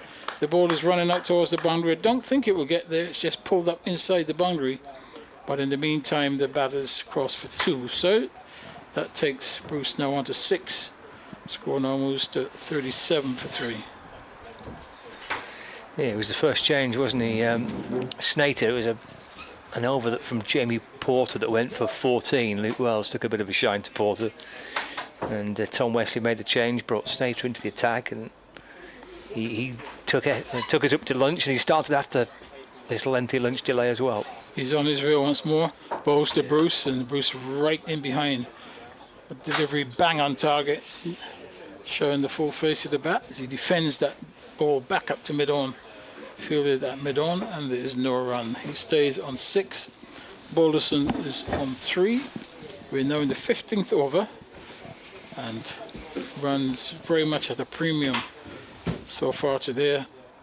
The ball is very much in control as the square leg has been put a little bit deeper now as Snater in bowls, and Bruce is squared up by this delivery that comes off the outer half of the bat, looking to play straight. It ends up at cover point, and there's no run.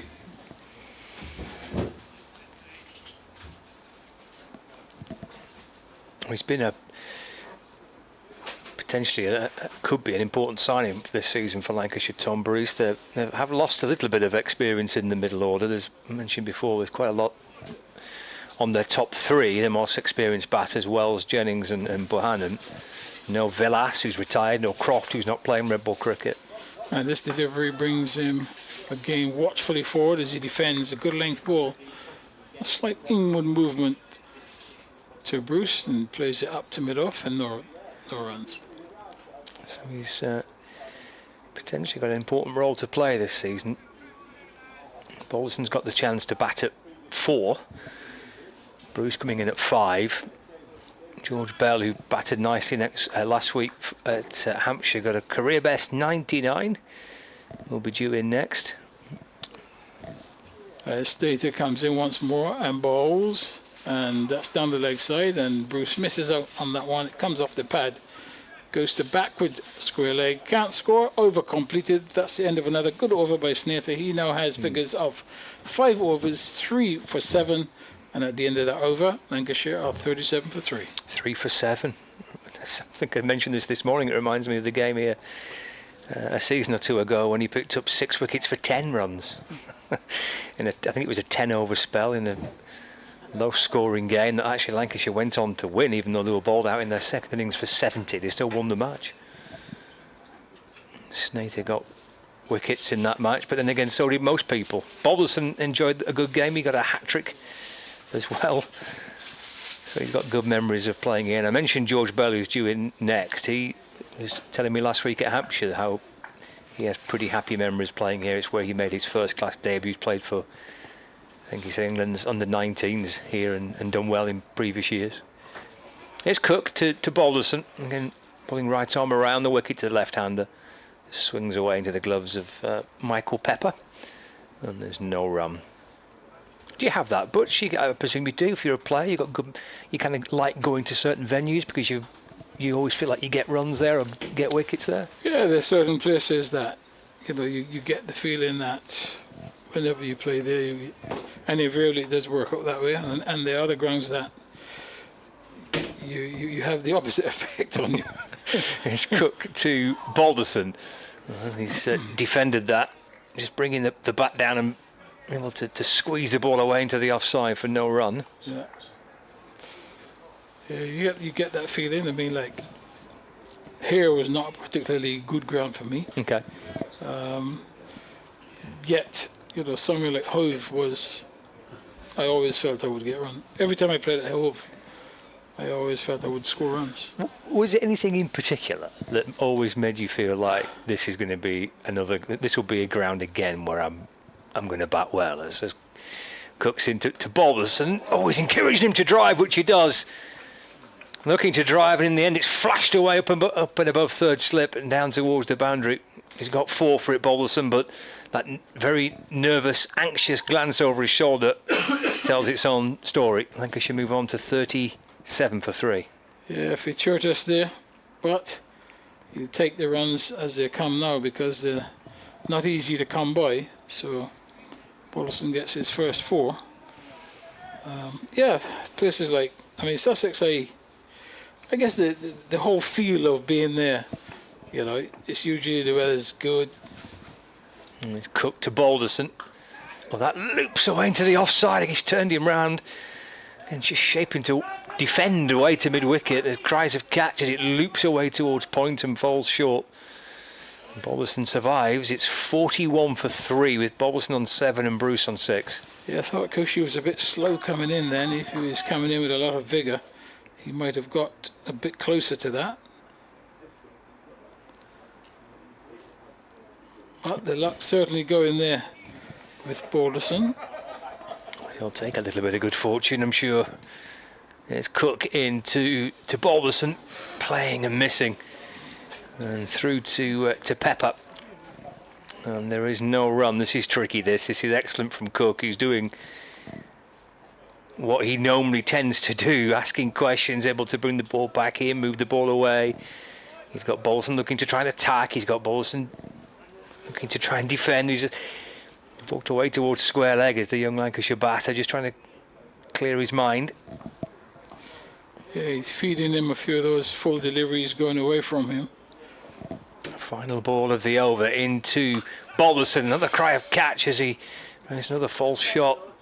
And the ball just squirts up towards mid-on, bouncing in front of Jamie Porter. It's the end of the over. There's 4 off it, but it was that edge over the third slip that's brought the boundary 4 in the over.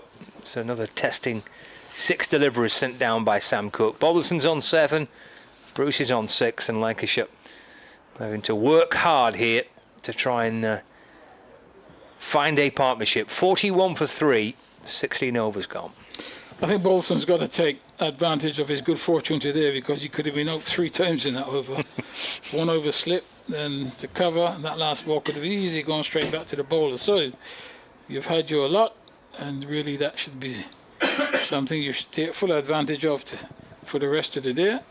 As Snater will start a new over. He's bowling to Bruce with 2 slips and a gully in place as he's past the umpires now and bowls, and Bruce is forward and will get a single as he defends this ball quite firmly up to mid-off. There isn't a mid-off because he's fairly between extra cover and mid-off, and Critchley has to come around for mid-on. In the meantime, Bruce gets a single and he goes to 7. The score goes to 42 for 3, brings Balderson on strike, who is on 7. So the field will change for the left-handed Balderson, and it's pretty similar for the right-handed batter in that there is still 2 slips and a short mid-wicket. This time Snater is going to operate from around the wicket. He's in now and bowls, and this one is squirted away down towards third man. I don't think it will get to the boundary, but if they run hard they should get 3. And he was looking to drive that one again, Balderson, not in the particularly good position, and the ball is squirted off behind square. Long chase down to third man, but he gets 3 and goes to 10. The score goes to 45 for 3. This is tricky, this, isn't it, for the batters? Bowling well here. Ball's doing a little bit. Need a bit of good fortune. Yes, you know, those balls could have gone to hand, so that's good fortune for Balderson. He's got to just take advantage of it. So Bruce comes back on strike, and again the field changes because of the right-handed batter, and also Snater will go back over the wicket in and bowls to Bruce, and that's beautifully played down to the fine leg boundary at 4-4. Misdirected delivery there by Snater on the pads and just flicked away down to the fine leg boundary. There's nobody at fine leg because the fielder, he is more to a long leg position. So another boundary to Bruce. That's his 2nd of the innings, and a nice shot. It was, wasn't it? Played it firmly. The ball rattled its way towards the boundary. Yes, even with this wettish outfield, and that ball reached the boundary very, very quickly indeed. The score is 49 for 3 as Snater in and bowls, and that one's forced off the back foot by Bruce, gets on top of a shortish delivery. Can't beat the fielder at point. Struck it quite firmly, but he stays on 11. Balderson is on 10. We're in over number 17. It's 49 for the loss of 3. Elsewhere, Alex Davis has reached a century for Warwickshire. 202 for 1. Batting first, Warwickshire against Hampshire in Southampton. Snater in, bowls to Bruce, and he has to defend a delivery that comes back just short of a length, and he plays it on the onside. Fielded there by the mid-wicket fielder coming around towards mid-on. 3 for 15 the figures now for Snater.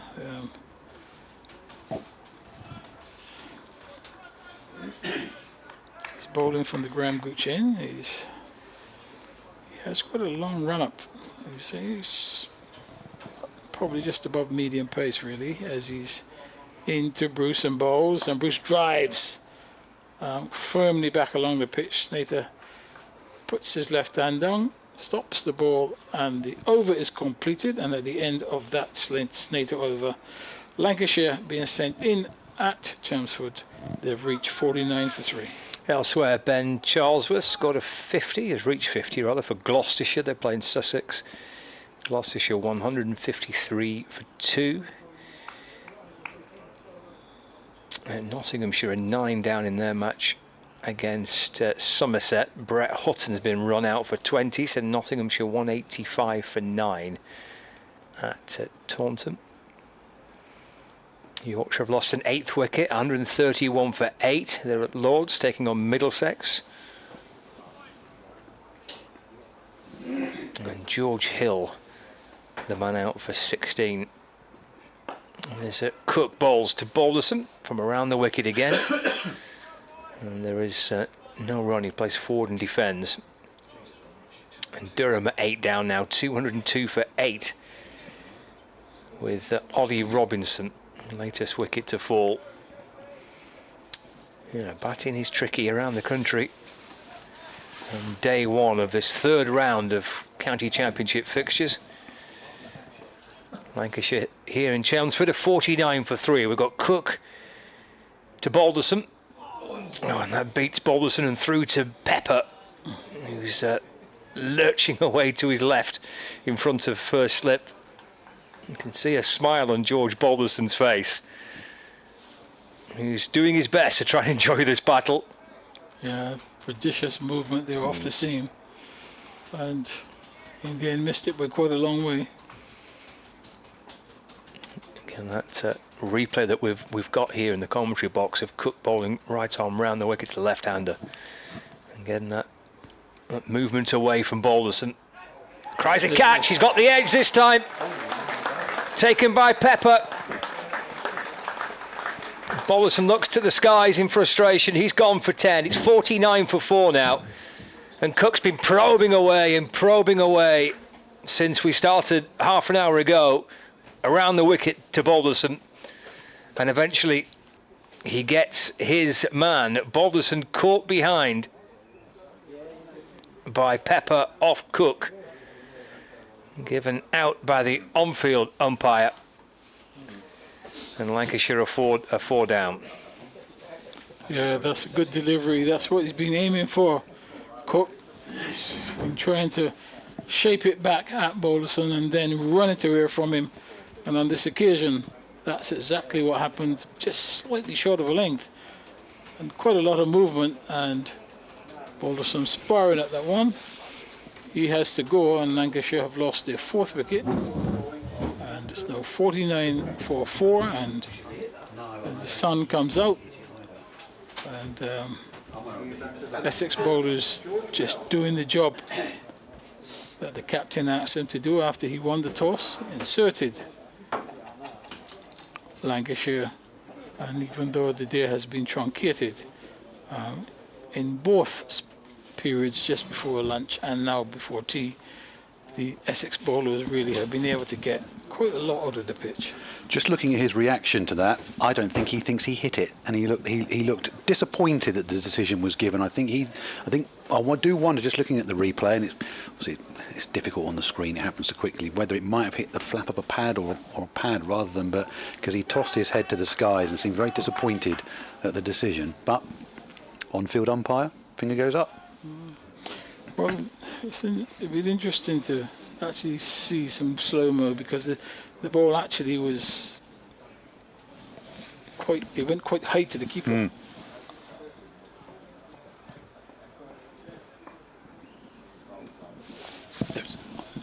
Here's Cook in from the Graham Gooch end, and that's met with I was going to say a firm forward defensive shot, but it's actually into the ground and bounced behind the batter and up and over the stumps, and it's eventually a tumbling stop by wicketkeeper Michael Pepper to prevent any runs on the board.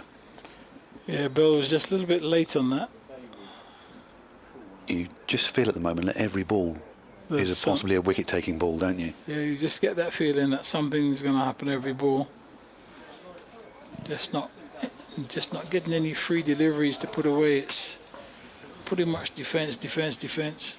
And Cook's watched Snater snaffle 3 at one end, and he's on the board now as well, and he's running in towards us, in and bowling, and solid enough on the back foot, pushed out to the offside for no run again.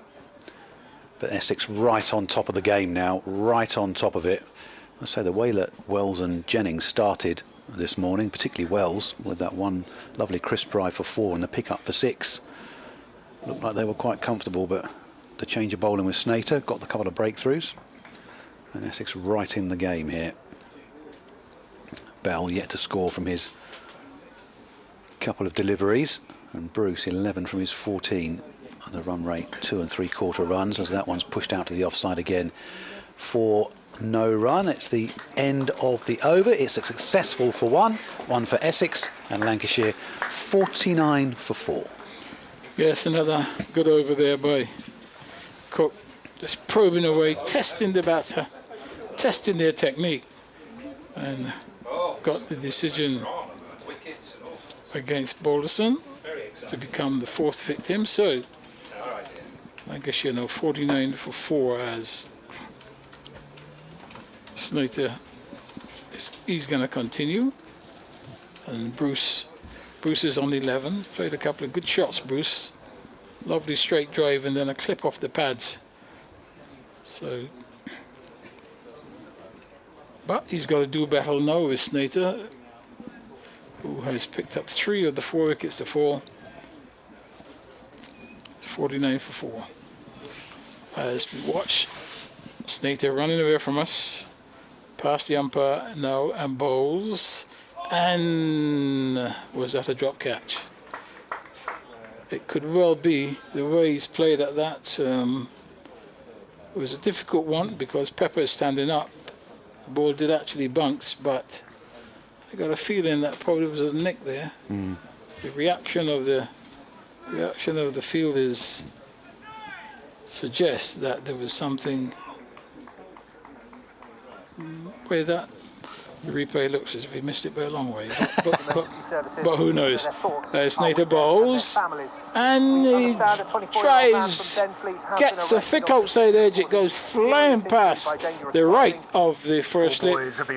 If there was a third slip, he probably would have palmed that into the air, but instead the ball makes its way down to the 3rd man boundary for 4. So Bruce gets another boundary. He goes to 15. The 50 comes up for Lancashire. It's 53 for the loss of 4. It's a tough chance, but when you get tough chances, you want them to go to that man, and it's Simon Harmer, who's put down a really tough chance, but it's gone down and it's gone for 4. Just say I'll be updating BBC Essex listeners in a couple of moments, Roland, so I'll cut across you once we get to that point, but in the meantime Snater continues. As the sun is out in all its glory now, as Snater comes in and bowls to Bruce. And Bruce looking to play that off the back foot, gets it off the inside edge of the bat. Could easily have gone onto his stumps, but the ball just goes gently out on the onside, and there is no run. Here we go, just going to update BBC Essex listeners, just to tell them they're back out playing here at the county ground. With the back out playing once again, and BBC Essex's Glenn Speller is there. And Essex are right on top in this one now, Nick, as well. They've got Lancashire at 53 for 4. We're going to end up with 46 overs in a truncated day's play due to those showers. 3 wickets for Shane Snater, outstanding figures for him at the moment. 3 for 15, he's in his 7th over. And Sam Cook with a breakthrough as well, 1 for 12. The dismissal as well of last season's leading championship run scorer Josh Pahanen, something to behold. A wonderful take, very low down by Dean Elgar at first slip off the bowling of Snater. Essex on top here, Lancashire 53 for 4. And commentary continues with Glenn. And they're very much on top at 53 for 4, and it's a nice bright sunshine at the moment, but the ball's still doing something as Snater comes in. He's got 2 slips in the gully in place and bowls, and Bruce is forward, very watchful as that ball straightens slightly but meets the middle of the bat, goes up to the mid-off, and there is no run. Bruce stays on 15, and Bell yet to get off the mark. Just looking at the man at mid-off as well, who is Jordan Cox. He's got the snood on, Roland, pulled right up over the bridge of his nose. So literally he's got his cap on, so you can see the peak of his cap, so you can't see his forehead. You can just see the window of his eyes in between the snood and the peak of his cap. It's cold out there. That tells you exactly what the temperature is like. Snater comes in and bowls to Bruce, and Bruce is turning this one down the fine leg. Has it got the legs to get to the boundary? No, I don't think so. It's going to be pulled up just inside the boundary. The return is on its way, but it could easily be leg buys as well. No, it's buys, as the didn't get a touch on that. He was turning it down the leg side. He eluded the wicket keeper and went down to fine leg. So at the end of the over, it's 55 for 4. Bruce on 15. Bell yet to get off the mark. As we say, there seems to be a wicket in the offing almost every ball, and these Lancashire batters have just got to overcome and stay out there by hook or by crook and stick to their task as well, because no doubt they will have wanted to have bowled today as well, but the coin came up for Tom Westley, and that is why Essex are right on top here at the moment. They had to wait a little while for the breakthrough. Came with 25 runs on the board when I mentioned Jennings and Wells looked to be going well, but the change of bowling from Shane Snater, and he has looked the most dangerous of the bowlers, but Sam Cook suddenly seems to have found a little bit of rhythm as well. Yeah, most definitely. They're going to have to tough it out. It hasn't been easy. It's not going to be easy. And certainly just at the period before tea, they've got to tough that out, and then after. Here's Cook continuing then, running in towards us. He's in now and bowls, and on the shuffle is Bell. Walking defensive shot out to the offside for no run. Cook bowling from what we used to know as the Hayes close end, but is now the Graham Gooch end, and we're commentating from what was the River end, and then they tried to tell us the City end, and now the Sir Alistair Cook end, and that's the Graham Gooch end. That's Graham Gooch. That's the Graham Gooch end, because apparently it's nearer East London. Apparently that's the reason. That's the reason why. That's why he's got that end. Yeah, okay. That's why. I haven't had the map out to check that's correct, but apparently that is why. Here is Cook now, with 3 slips going down, bowling, and shouldering arms is Bell to that one. Still yet to get off the mark as yet. Good carry through from Cook as well, through to Pepper. Yeah, the odd delivery, I think when it hits on the seam, the odd delivery just kicks off the surface. But there certainly has been movement both in and out, so it's been not easy for the batters. You just mentioned right at the start of play as well that there's not a lot of grass on there, but there's a bit more of a greenish tinge than the strip that we played on against Kent at the start of, well, back end of last week and start of this week. As Cook turns in the distance once again, ball very placed deliberately in his right hand is in, and bowling to Bell, who again lets that one go, and he goes very, very wide, and a tumbling take by Pepper in front of Elgar at first slip. He gets a little pat on the back, does Pepper, because I don't think Elgar fancied stopping that. Yeah, a bit of exaggerated movement of that delivery, just swinging further and further away. I was saying wickets are tumbling all over the place today, but the Warwickshire batters are continuing to have a wonderful time at the start of this season. Racked up the runs against Durham last week, and they're racking them up against Hampshire today as well, as Cook is in once again, bowling to Bell, and Bell on the walk just cushions a defensive shot out to the offside, and will get no run for that. Warwickshire 202 for 1 against Hampshire, and Yates century last week against Durham 69, and Davies exactly 100 not out, and he got the double last week as well, so they're getting some early runs on the board at this early stage of the season, which is unusual for this stage of the season when normally it's a bowler's game, as you well know. And good to see. Here's Cook. Bell just a little crouching, just bends the knees as Cook comes in once again and works that one up to mid-on. Won't get any runs there either. The sun's coming in quite strongly now, but it's coming in through a little window between some very threatening dark cloud as well. Yeah, I think Bell's yet to get off the mark, but he's looked quite solid at the moment. Everything's hitting the middle of the bat, and he's saying that, but he's looked solid. Cook again. White wristband around that right wrist. In and bowling. 3 slips go down again. A little bit closer to the slips this time. Bouncer from Cook, which Bell, well, he did duck, but he probably didn't need to duck, to be perfectly honest with you. It's tennis ball like. It goes through to Pepper. End of the over. It's a maiden, and Lancashire are 55 for 4, having been put in by Essex.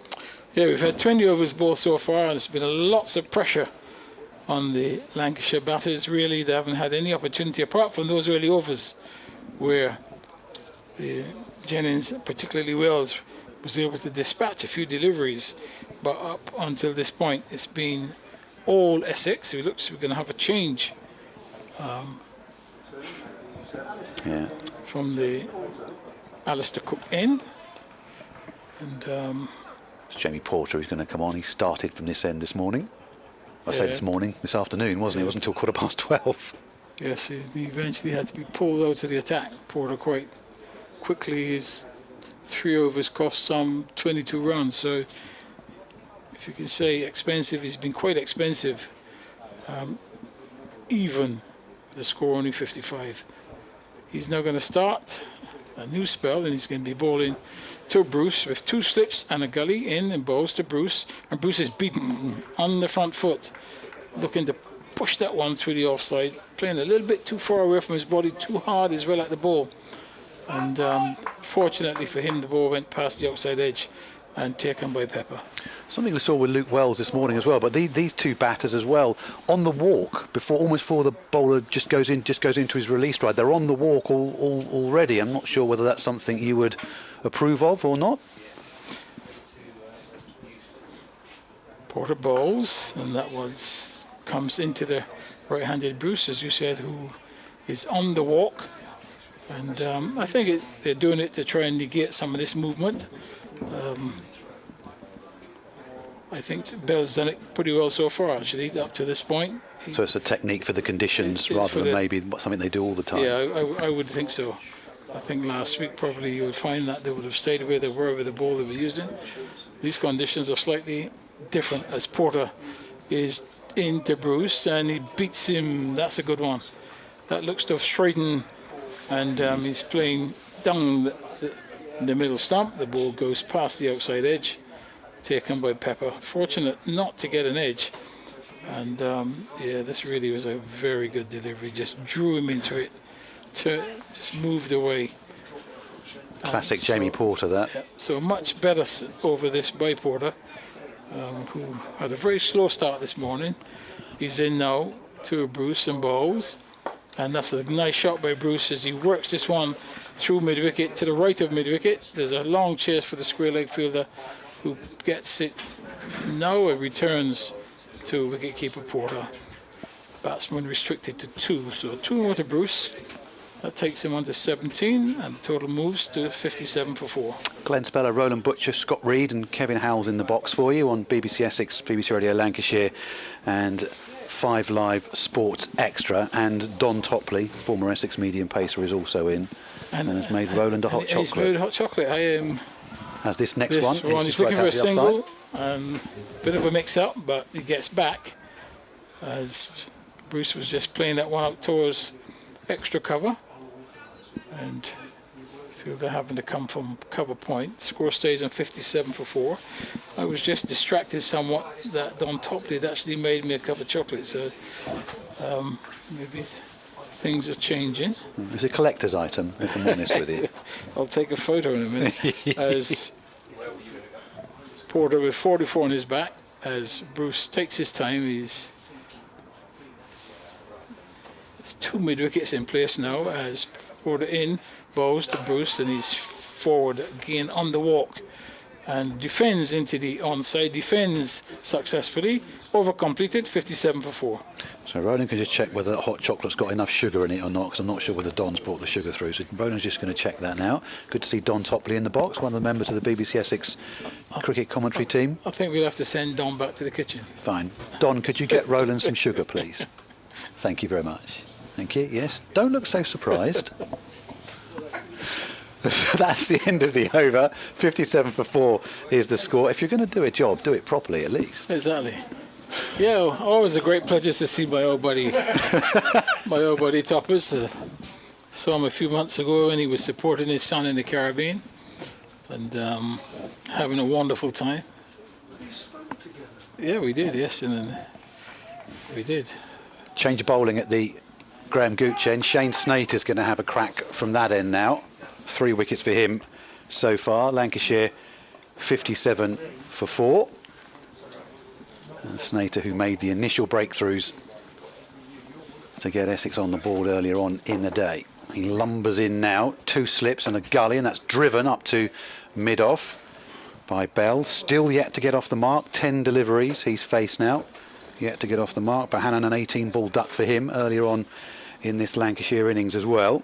Don't forget you can follow it all via the BBC Sport text feed as well on the cricket pages there. There's a live page up there right now with Paul, Adam, Chris and Deepak keeping you in touch with all the games right across the country.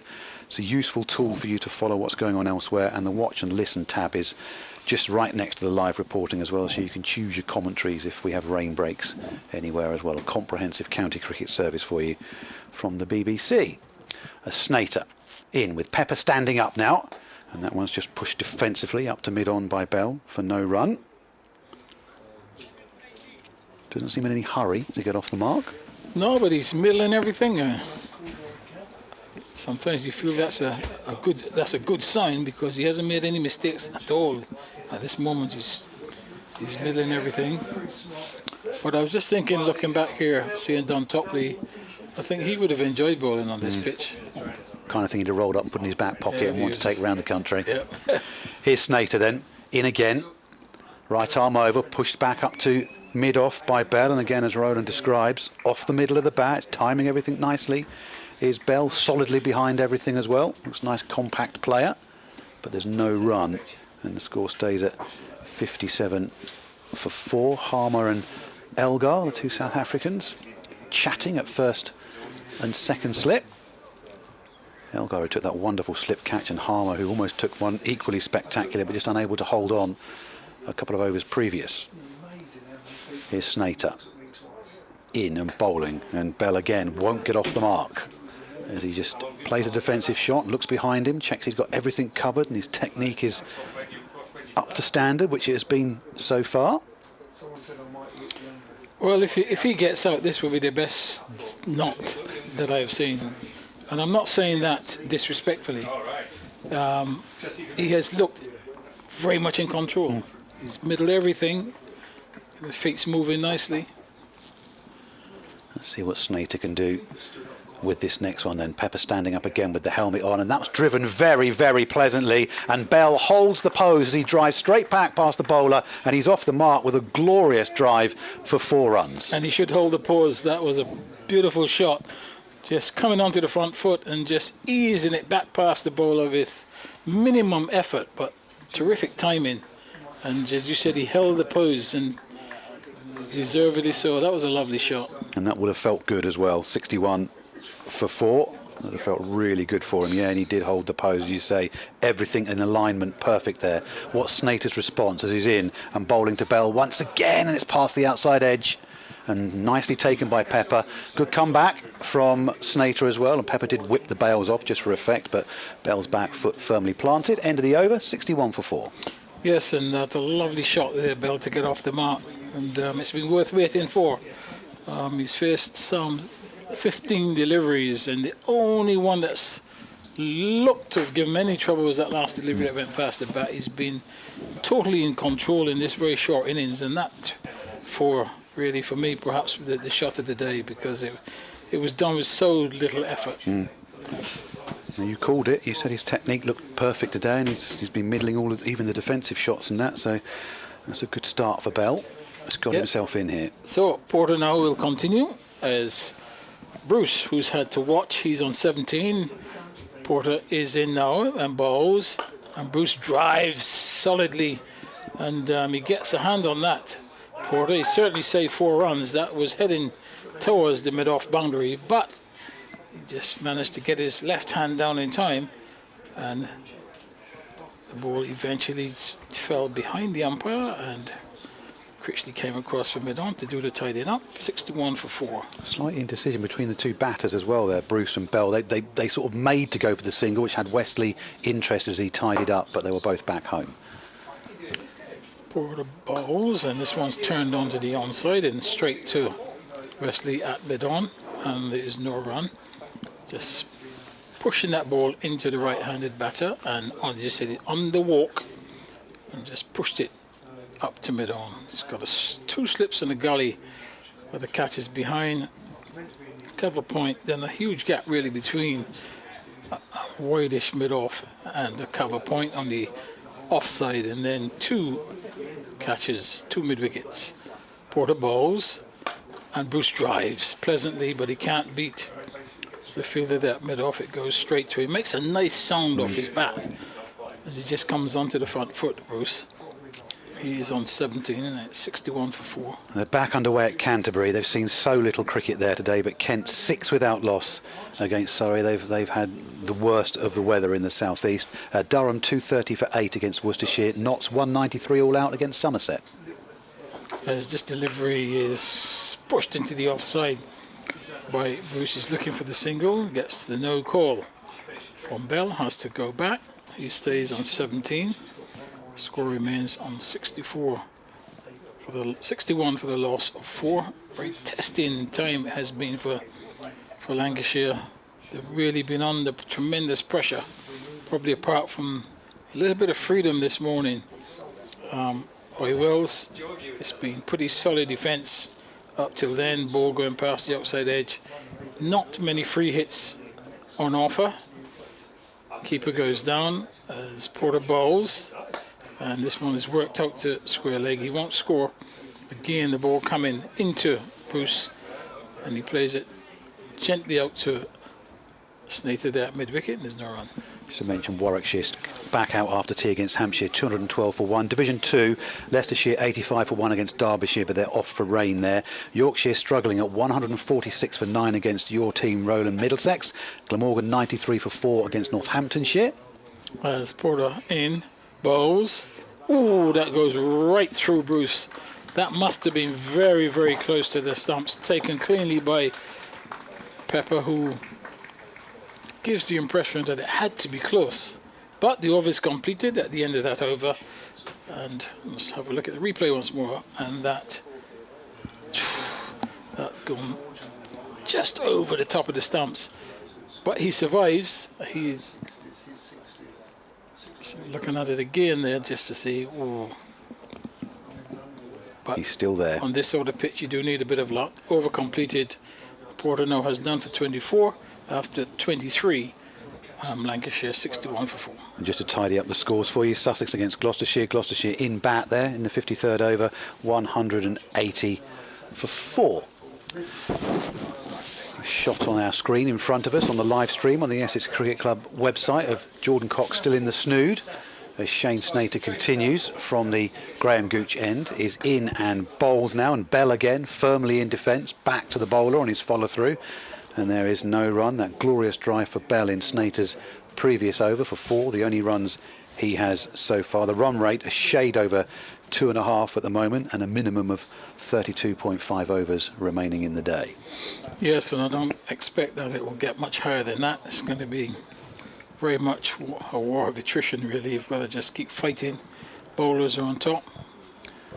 Snater, 3 to his name so far, in and bowling, and again Bell is solid in defence, out to the man at short mid wicket, who is Jordan Cox in that previously mentioned snood, and there's no run.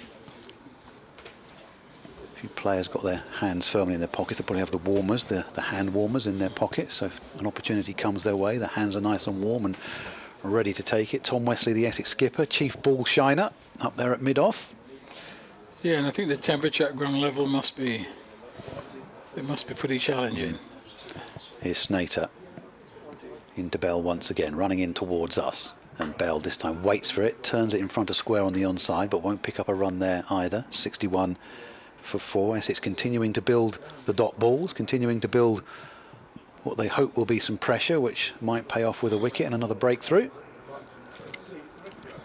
I mean, you'll have played at this stage of a season on cold mornings and cold afternoons when you're in the field and the wind's whistling around. Yeah, the only good thing about it is if you're getting wickets, then that tends to get you more excited. Well, Essex have got 4. Snater in and bowling, and Bell again studiously forward in defence and holds the pose there, and like that he's just checking his alignment and checking that he's got all the stumps covered and bats nice and straight. You see the maker's name. Yeah, I like what I see with Bell at the moment. I think he's given it, even if he doesn't make a score in this game, he certainly looks as somebody who's got a pretty good technique. It's one or two changes from the side that was put on the scorecard this morning for Lancashire. Is George Bell. Here's Snater once again, and Bell this time tries to drive outside the off stump, and it's through to Pepper, but importantly for him there's no touch. He was a long way away from that, Bell, as well. Yeah, just drew him wide. That was pitched up and wide and went after it. He was lucky not to get an edge on that, but good take by the keeper. We're a minute before tea, so I don't think we'll get another over in. Only one delivery left. They might get round quickly, you never know. Snater off in the distance. And we're due to close at 6:30 today. Snater with the final ball of this over is in and bowling, and Bell this time lets that one go, just draws the foot inside the line of the ball, and looks like we will get one more in before we go in for tea at 4:25. 61 for 4 is the Lancashire score. Essex won the toss, put them in this morning. Well, the toss was at 11:45, and then we started at 12:15, and then we had a long rain break, so they didn't come back out after lunch. We had a heavy shower during lunch, and that sort of continued, but the ground staff working hard here at Chelmsford. The rope going round and the heavy covers being taken off by the team of ground staff here to get us back underway as quickly as possible, and Jamie Porter to resume. Yes, he's bowling to Bruce. Right arm over the wicket, bowls, and Bruce is turning this one out towards square leg. Can't score. Ball goes to Slater at square leg, and if you look around the field, he's got 2 slips in place. Wideish gully, cover point, mid off, mid on, short mid wicket, and second mid wicket, it's a little bit deeper. As Porter bowls, and this is short of a length, and Bruce has plenty of time to just go back and just defend up to mid off. Can't score.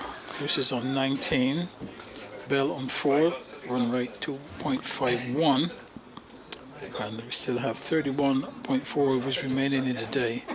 We're in the 25th over of the day. At the moment the weather looks pretty bright, so looks as if we're going to be okay for a while.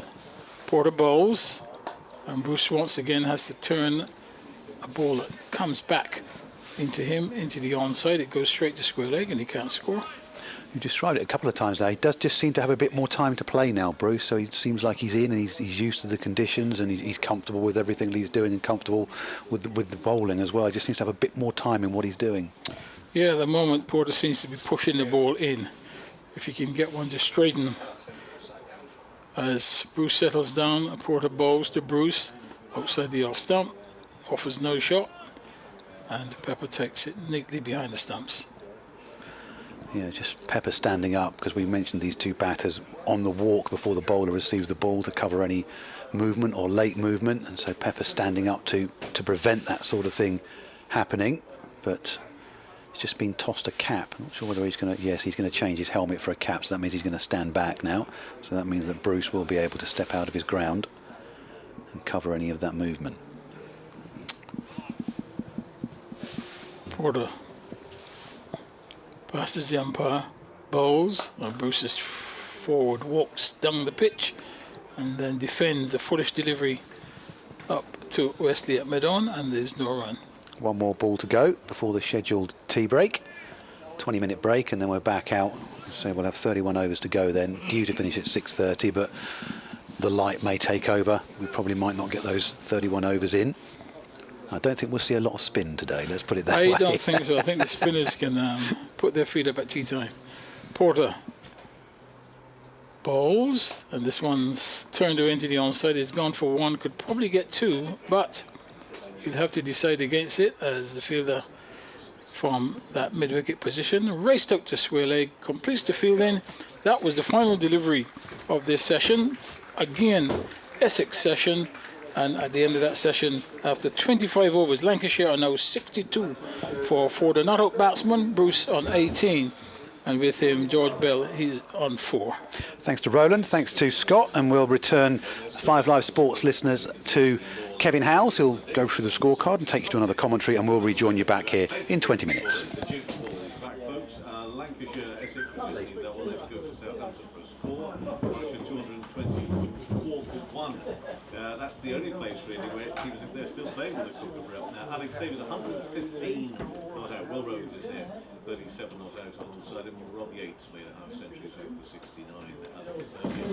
Kent versus Surrey just really getting underway. They came on for a couple of overs, back on again now. Kent are 8 for 1. It's the wicket of Zach Crawley onto the bowling of Dan Worrell. Worrell missed the first couple of rounds with Surrey with a neck problem, but he's okay now, and clearly so. He's taken a wicket in that wicket of Zach Crawley, so Crawley was out, made only 5 and Kent are 8 for 1. The country. And now Kidderminster, they've gone to tea with Durham at 238, match involving the 2 promoted teams of last season, Durham and Worcestershire. Still rain, I'm afraid, at Derby in Division 2, Leicestershire 85 for 1. Yorkshire not had an easy day away to Middlesex and Lords there, 146 for 9. That includes Joe Root out for 5. Harry Brook for 3. Still rain at Northampton with Glamorgan at 93 for 4, and Gloucestershire 188 for 4 in that match against Sussex. A reminder on Sports Extra 7:45 tonight, change of sport, we're up to the Super League. Leeds Rhinos versus the Huddersfield Giants, 7:45 this evening. Between now and then, all cricket for you. So let's go to Taunton, where Nottinghamshire were bowled out for just 193. Somerset Reply is up and running. Let's join the commentary team at Taunton.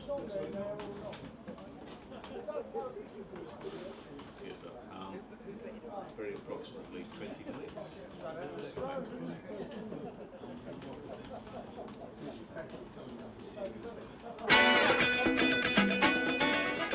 Be your local dealer with us. WeFinanceAnyCar.com. That was great. Next time, you do it again, just catch that and go, that's that. How's that? How's what? Let's mic you up. You're a big boy. Anyone would think this is basketball or baseball? Do you mean cricket? No. Drive away your dream car with WeFinanceAnyCar.com. That was great. Can you just sort of turn around and do it again? Just say the same thing. Yeah, that's it. Drive away your dream car with WeFinanceAnyCar.com. No, you stay there. That's fine. We need him. We need him down. Don't worry. If you can just, pop yourself. That's it. Keep going. That's it. Perfect. Yeah. Action. Drive away your dream car with WeFinanceAnyCar.com. No, the green screen isn't doing it for me. Put him in the jungle. No, that's not. Hollywood. That's not working. Put the website back up. Cut your monthly payments in half with WeFinanceAnyCar.com. That was great. Can you do it again, but actually do a cut shot? That's just like, you mean a cut shot? No, you straight down. Like a wood chop? Yeah. Wrong sport, pal. Right. It's rude. WeFinanceAnyCar.com. Any car, any dealer, drive away the same day. Sorry, mate. Why are you shouting? It's in capitals, mate. Oh. Yeah, it is. Our rates will leave you stumped with WeFinanceAnyCar.com. That was great. Do it again, but when you say stumped, can you just hold your stump for me? That's great. Yeah, thank you very much. Drive away your dream car with us. WeFinanceAnyCar.com. Cut. Bit bit more energy, you know, a bit more oomph. You know, act like you've just hit the ball and got 10 points. Do you mean 6? 10's better than 6, mate. Action.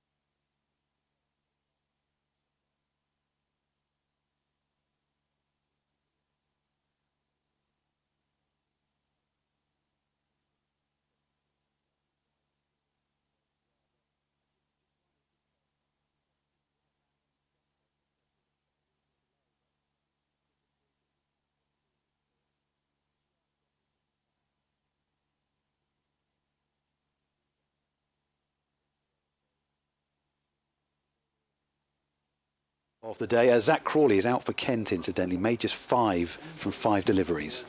Snater to Hurst, keeper standing up, 2 slips in the gully, and Hurst plays this one defensively away in towards the onside. It's picked up at mid-wicket, and there's no run.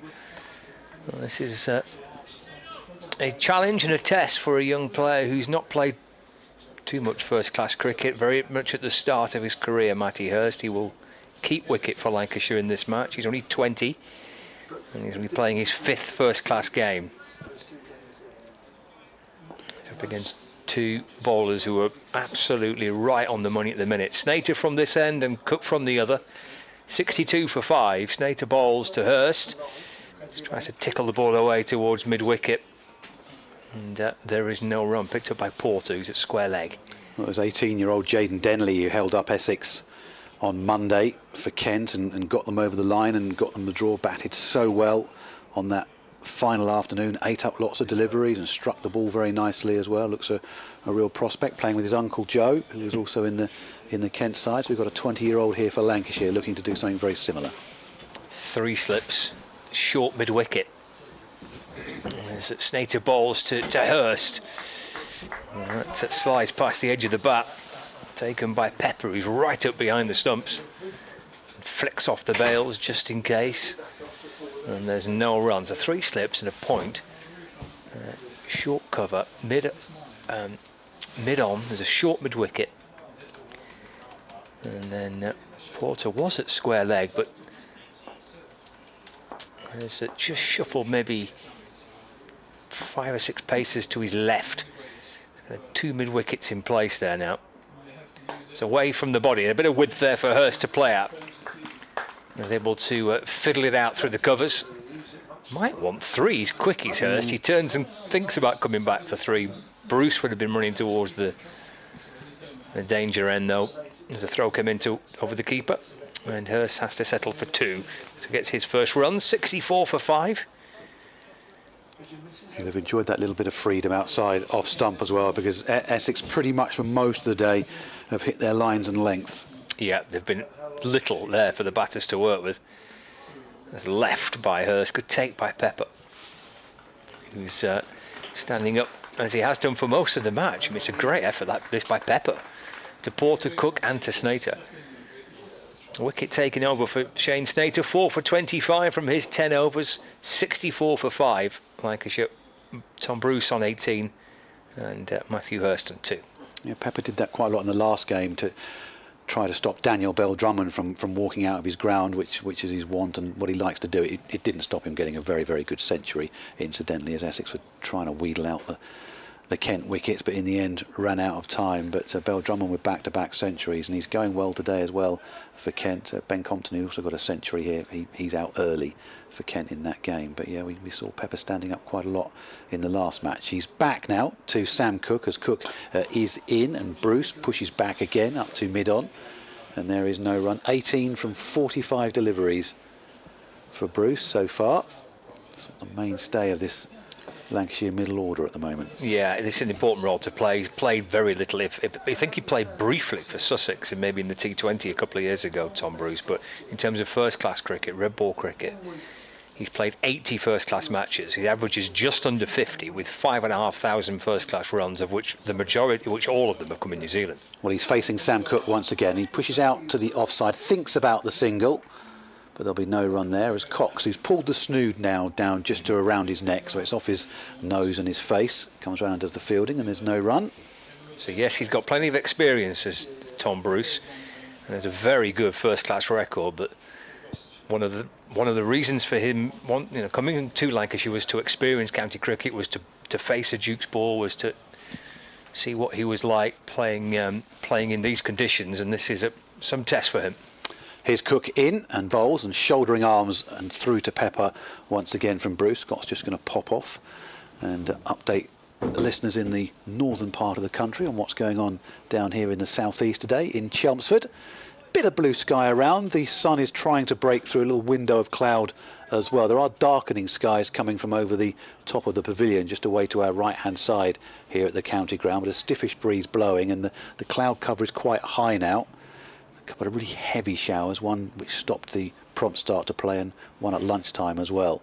As Cook turns, 3 slips now, in, and Bruce whips that one away behind square, and will pick up 4 runs for that one as well. Taken off his stumps, which is why Pepper has his head in his hands, but a nice strike from Bruce, and he picks up 4 runs. He goes to 22, and the score to 68 for 5 now. 4 for Shane Snater, and 1 for Sam Cook, and Jamie Porter none for 25 from his 6 overs. You're listening to myself, Glenn Speller, Scott Reed, Roland Butcher on BBC 5 Live Sports Extra and via the BBC Sport website and app with BBC Essex, BBC Radio Lancashire.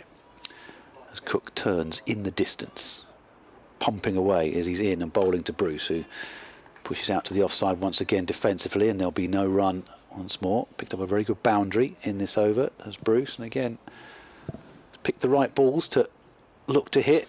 A couple of nice shots to the boundary. 22 from 49 for him now. We're in the 28th over. Lancashire coming off the back of a couple of draws, and Essex off the back of that victory at Nottinghamshire, and then the draw against Kent, where essentially they ran out of time. Cook in once again, and Bruce this time pushes forcefully up to mid-off, but too forcefully to be able to pick up the single. End of the over. 68 for 5 is the Lancashire score. Exactly 50 deliveries faced now by Tom Bruce for his 22, and Matty Hurst 2 from the 5 deliveries that he has faced so far. And it's the 4-wicket man Shane Snater who's going to continue from this, the recently named Sir Alistair Cook end. You can see one door open on the Juliet balconies away to our left-hand side, so someone's braving it to let in a little bit of fresh air, maybe at the end of their working day, just to keep an eye on the cricket while they maybe prepare dinner, and looking ahead to hopefully a nice weekend where the cricket will continue across Saturday, Sunday and Monday with us as well. Scott's timed that absolutely perfectly to pick up this Shane Snater over. Yeah, he's going to continue, isn't he? And why not? 4 wickets in the day into to Hurst. Nicely played off his hip, just clipped away to back with square leg for a single. Hurst moves on to 3 now, so it's 69 for 5 as we start the 29th over of the Lancashire first innings. Snater 4 for 26. Yeah, this is the best part of the day. Looks quite pleasant. It's almost like summer might just be round the corner, isn't it? You never know. Yeah. Still a few bobble hats on, mind you. Snater to Bruce, who gets right in behind it. Solid defensive shot. And that steers the ball away to mid-wicket. So today Lancashire losing Luke Wells for 23, Keaton Jennings for 5, Josh Bohannon for 0, George Balderson for 10, and George Bell for 4. Snater with 4 wickets, Sam Cook with the other. And Red Rose desperately trying to find a partnership here. Snater to Bruce, nicely played off the back foot, punched away through extra cover. He'll turn and come back for 2. He moves on to 24. 71 for 5 now. He's looked very comfortable with the conditions, Bruce, as well, the way he's gone about things. Nice organised look about his technique and everything that he's doing at the moment. There was that period when the players returned from the break where you felt that every ball almost had a wicket-taking nature about it, but he's battled his way through that as well, and he'll think with the sun out this might be the easiest part of the day. Got 2 slits behind him in the gully. Snater to Bruce. Oh, well, that's burst into and out of the gloves of Pepper, and looking at the reaction of the 2 slit fielders and the bowler, maybe there was just a little thin edge off the bat of Bruce there. It's such a sharp chance for the keeper standing up. Well, I can only go off the reaction of the Essex players. The 2 slips in particular would perhaps tell the story. Yeah, they seemed ready to celebrate, didn't they? But sharp chance for Pepper stood up there. He's done a great job, the keeper, in the course of the day, standing up to the fast bowlers. Snater over the wicket to Bruce. That's played away right into the leg side, and there's no run. Fielded by Noah Tharm. Is that Noah Thane? Thane, Thane, making his championship debut for Essex. One first-class match. He played against Ireland last year, but this is his county championship debut for Essex today. Well, he's close in short mid-wicket. He's in the game here with the keeper standing up and Snater bowling as he is doing. Something that might just loop up towards that leg side. It's worked to square leg this time where Porter fields. And there's no run. 3 off the over, 71 for 5. Bruce on 24, Hurst on 3. Just 19 years of age, Noah Thane. I mentioned he made his first-class debut in a tour match against Ireland last year. Hails from Cambridge, attended the Lee School up there, played his club cricket up in Cambridgeshire as well. Right-handed batter, bowls a little bit of right-arm medium fast as well, and high hopes for him in this Essex side as well. Effectively in for Paul Walter, who's got a toe injury, and as mentioned at the top of play, no Adam Rossington's got a finger injury, but Sam Cook is back, having been left out in the previous game, precautionary, we were told, a little thigh niggle, so that kept him out of that match. And Cook it is, in the distance. He's going to continue. Bright sunshine, lots of shadows being cast across the ground by the players as well, as Hurst just scores his mark. It's the first time he's faced Sam Cook, first time he's been down this end as well. As Cook, sort of languid approach that he has is in and bowling, and Hurst on the walk, covers up, plays defensively back to the bowler for no run. Lancashire searching for their first victory of this championship season. A couple of draws, no chance of a result in the Surrey game whatsoever due to the weather, unfortunately. Yeah, there was half a chance last week. I mean, I think Hampshire came into the final day, I think they were 2 down and 80 odd behind. But as soon as we lost time on the morning of that 4th day, and draw looked more likely. Cooking again to Hurst, who shoulders arms as it goes through to Pepper, just in front of the first slip, who is Dean Elgar, and Simon Harmer at second slip, and Matt Critchley at third, with his hands planted firmly into his pockets, sunglasses perched on the back of his cap as well. Yeah, just one win, isn't it, so far in the first 2 rounds of the county championship, which is the Essex victory at Trembridge. A lot of draw. I think every match last week was drawn. Even that Surrey Somerset game went right to the death, didn't it? Fantastic match that was. 71 for 5 as Cook is in, and Hurst, well, he's played at that one and he's taken by Pepper and he's gone. He wasn't entirely sure where that had gone, Hurst. He just tentatively pushed forward at that, and Pepper's taken a very good low catch right in front of him, and if Surrey weren't in trouble before, they're right in it now. 71 for 6. Yeah, it's reward for Cook, who's bowled really well all game. I mean, Snater's kind of mopped up at the other end and has got the headlines. He's taken four wickets, but Cook has just done his thing, hasn't he? Whether it's bowling to the right hander or to the left hander, he's able to get the ball to go both ways, and he'll bowl you consistently at a length where you're not sure whether to go forward or back. And Hurst got himself a little bit muddled up with all that there, really. It's good bowling from Cook. He's been good bowling so far through the course of the day by Essex, and there's a very realistic chance that Lancashire will be batting tonight. Will be bowling tonight. Yeah, I wouldn't say he got in a tangle, but he just pushed at it. Almost he pushed at it with not sort of really judging what the ball was going to do. It's like, well, I'll push at that there, and Pepper just tumbling forward took the catch, and it's 2 now for Sam Cook. And yeah, Lancashire are now in a deal of trouble, and it brings Tom Bailey to the wicket, and he's Lancashire's number 8 batter, and Sam Cook will walk back to his mark. Taking him a little time to get on the board. It was Shane Snater making all the early inroads here, but Cook has come to the party. Watching the replay there from behind the batter is the best one, I think. I don't know whether they can show that again, but that is a really good replay, that, because you get a real sense of, there we go, you get a real sense of what Cook's been able to do with the ball here, and just that angle, isn't it? It's a really good piece of bowling, isn't it? He's bowled beautifully, as indeed have Essex through the course of the day so far. They've just consistently troubled and tested the batters.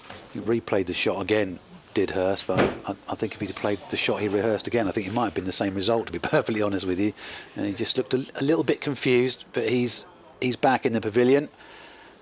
And Lancashire are 71 for 6, and here's Cook in and bowling to Bailey, who tentatively pushes at that, and it just offers to nip back, and he gets an inner part of the face of the bat to it and picks up a single out on the onside. 72 for 6. We've just seen the previous ball that's got Hurst, that's just shaped away from Hurst. That one's just nipped back in to Bailey. The ball's going both ways here, and it's his, well, as it has been through the course of the match, this is pretty testing. Yeah, difficult times for the Lancashire batters. I say at this stage of the day, there's still 26.2 overs to go. If we can get through to that point. There's Cook. He's in and bowling, and well, it's catching, because that's one of very few plays and misses from Bruce. Sort of pushed the bat out at it and then withdrew it, but by that time it was thudding into Pepper's gloves, but no harm done. We've only really seen 2 bowlers, haven't we? I mean, Porter bowled, was it 3 or 4 overs, something like that? God, that's a good ball as well. Look at that lift and shape away from Bruce. But we've basically seen Cook, haven't we? Cook and Snater. we're 5:15 on the first day, and we've had 30 overs of the match and basically seen 2 bowlers. Just going to bring the man a deep square leg boundary in, our Essex here. And he's going to move to more of a mid-wicket position, just on the edge of the square, as Cook is in and bowling. And this time Bruce makes sure he gets absolutely everything out of the way of that. Sways out the way, pulls the bat behind his back, and it's the end of another successful Sam Cook over. And Lancashire 72 for 6. Yeah, Cook's bowled 13 overs and Snater's bowled 11 overs. But the perfect situation for the bowlers is they've had 45 minutes feet up, an hour of play, a couple of hours with your feet up, come back out and you can have another. See, it's quite actually a reasonable amount of bowling. It's basically a 13 over spell, but split into three sessions, so it's kind of worked out perfectly, really. And they have made the most of it. They've bowled really, really well. It's easy saying that the conditions suit you and that the state of the game, because you're on and off a little bit as a batting side, work against you. Well, you're still going to bowl well. And they have. Meantime, back in Southampton, Warwickshire are 280 for 1. I'm sure the Hampshire bowlers are looking at the scores elsewhere going, well, hang on a minute, what's going on? What are we doing here? Yeah. Well, it was a pretty flat pitch last week at the Utility Bowl. I think they're going to get a few of those there this season, by all accounts. There's Snater in and bowls to Bailey right forward in defence, and there's no run. I was there last week, and the conversation that were being had with it, there's a points deduction, penalty points for a poor pitch hanging over them. They've had it suspended.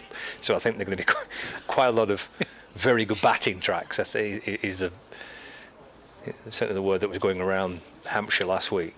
Alex Davies, the Warwickshire skipper, is 143 not out. He is enjoying the first couple of weeks of the season, I think it's fair to say. It's a ridiculous start for him, isn't it? Yeah. He's captain as well, isn't he, of the Bears? Yeah, last week was his first century as Warwickshire skipper, so well done to him on that front as well. Somerset 32 without loss, with Nottinghamshire 193 all out. Worcestershire 2 for 1, having dismissed Durham for 244. Kent 51 for 2 against Surrey. They're a Division 1 score. Slight pause in play here. Yeah, we wanted a helmet. We wanted a man close in, I think, potentially. Maybe a short leg, potentially. Yeah, there's a helmet being run out here.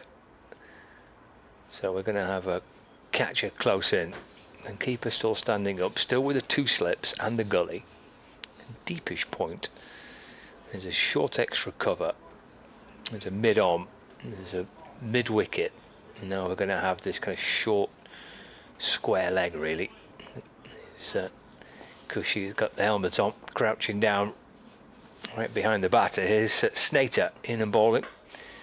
And Bailey off the front foot strides forward and defends away into the offside, and there's no run. Just to mention that Worcestershire-Durham game as well for Jason Holder, former West Indies Test captain, 3 for 47 for him from 16 overs. Over here at the moment, playing a bit of county cricket as he tries to force his way back into the West Indies setup. Isn't that great? When it was raining here, I put on the Worcestershire commentary, and it was brilliant to watch and to hear the guy describing Jason Holder running into bowl. Superb. Forward again goes Bailey, pretty solid off the front foot and defending with purpose out into the offside. There's no run.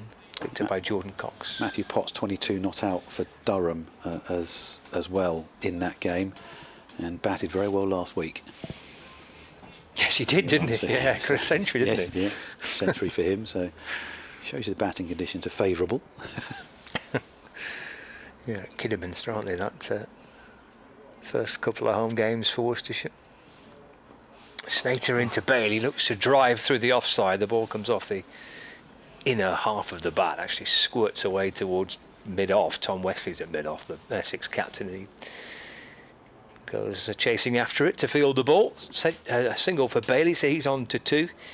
Lancashire 73 for 6. Bringing Tom Bruce back on strike. Division 2, they're still off at Derby. Leicestershire 85 for 1 against Derbyshire. Middlesex are 30 for 1 in reply to Yorkshire's 159 all out. 2 balls left of the over. Snater to Bruce. And in behind it and defends, plays it back down the pitch, and there's no run. Glamorgan batting against Northamptonshire. Northampton who were again amongst the runs last week as well. Double century for Emilio Gay. Glamorgan are 119 for 5 and Gloucestershire 213 for 4 against Sussex. Don't forget you can follow the live feed, all the text updates via the BBC Sport website on the live cricket reporting, and you can find all the commentary tabs there as well to pick and choose your game. Final ball of the over. Bruce on 24. Snater.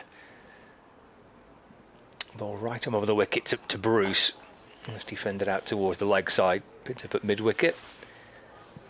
And completes the over. Just a single off it. 73 for 6. 31 overs gone of the Lancashire first innings. Tom Bruce on 24. Tom Bailey on 2. Just the latest from Derby as well. As long as there's no further rain, they're due to resume there in around about 12 minutes' time with 18 overs to be bowled in the day there. So they'll get a little bit of late cricket, will the Derbyshire faithful. And I would imagine it's going to be Sam Cook. Yes, it will. No, it's Jamie Porter. There's going to be a change of bowling at the Graham Gooch end. And Jamie Porter, the only man without a wicket so far today. I say the only man, they've only used 3 bowlers. But he's the man without a wicket so far today for Essex. And he's going to have a crack from the Graham Gooch ends now as well. So a little bit of movement around the field. They're going to keep in the forward short leg are Essex. Still with the 3 slips. And Matt Critchley sort of 4th slip, 3.5 slip, 4th slip. He's a lot closer in than Harmer and Elgar. And a man at extra cover, mid-off, mid-on, wide mid-wicket as well. A few little warm-ups from Porter. There's a bit more blue sky as well above us now too. A little bit of threatening cloud away to our right-hand side, but I think we'll be okay. As here is Porter, elbows pointing outwards, comes in now, pushed out to the onside, just in front of that man at forward short leg by Bailey, and there'll be no run there. And the score remains at 73 for 6. We're in the 32nd over of the day. It's all very quiet around the county ground at the moment. Been a pretty good day, hasn't it, for the home supporters? They were huddled under the bridge, you know, the entrance behind us here this morning. I walked past them, they're all sheltering from the rain this morning. Porter in again, and a big drive and a drop. And Bailey is put down by Matt Critchley, low down to his left-hand side. As I mentioned to him earlier on, he's a lot closer in than the other 2 slips, but he'll be disappointed that chance has gone down. I mean, we've seen some good catches today, and that would have been right up there with it, wouldn't it? I mean, Critchley himself took an absolute blinder this morning, but that's gone hard, quickly, low to his left. He's got a hand on it, in and out, but that went really quickly to Critchley.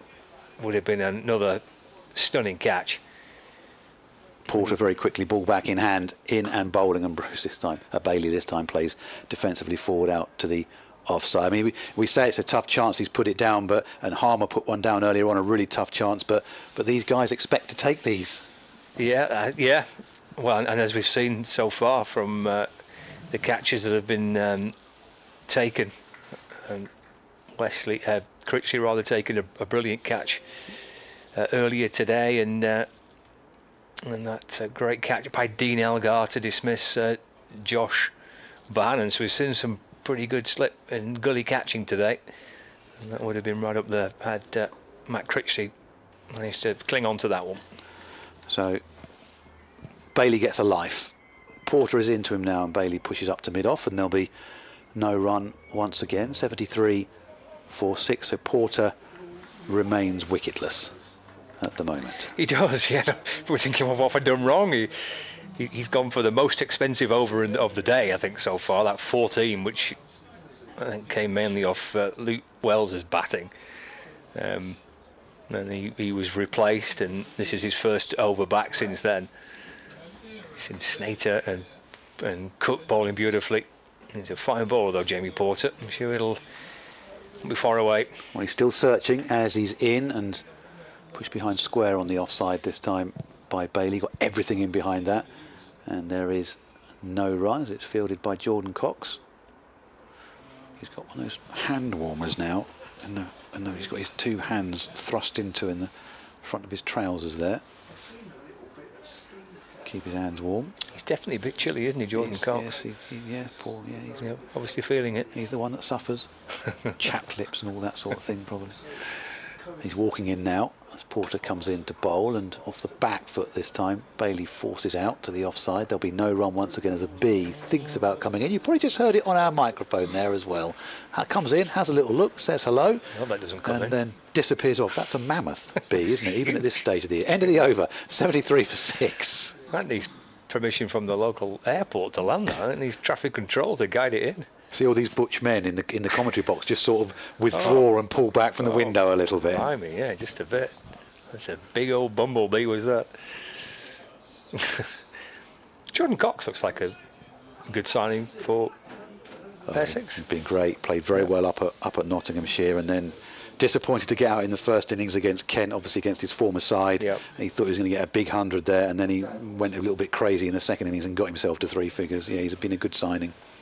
It's Snater to Bruce. There's runs here for Bruce. He's punched that to the right of Wesley at mid-on and instantly called Bailey through for a single.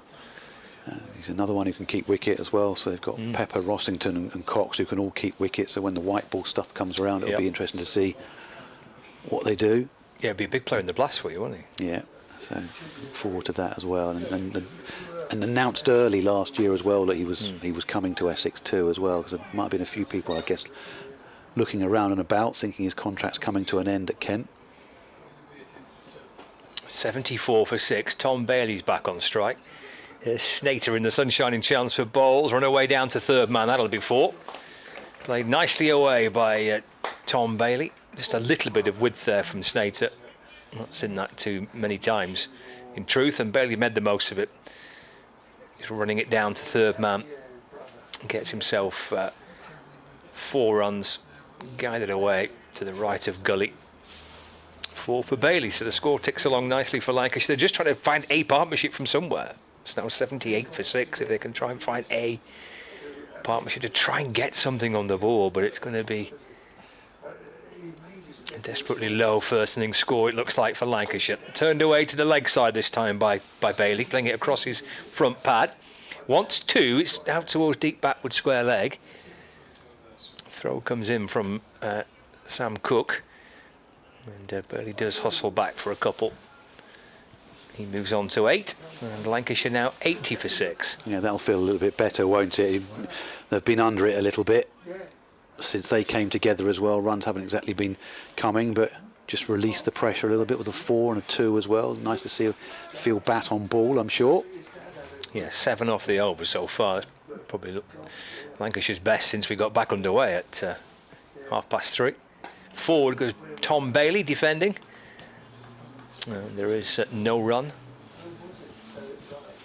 Jordan Cox at extra cover to field. So 80 for 6.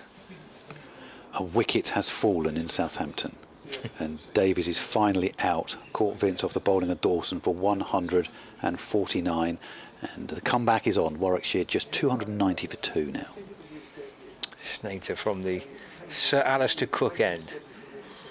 The river end here at Chelmsford, running away from us and bowling, and Bailey driving nicely. That'll be 4 through cover.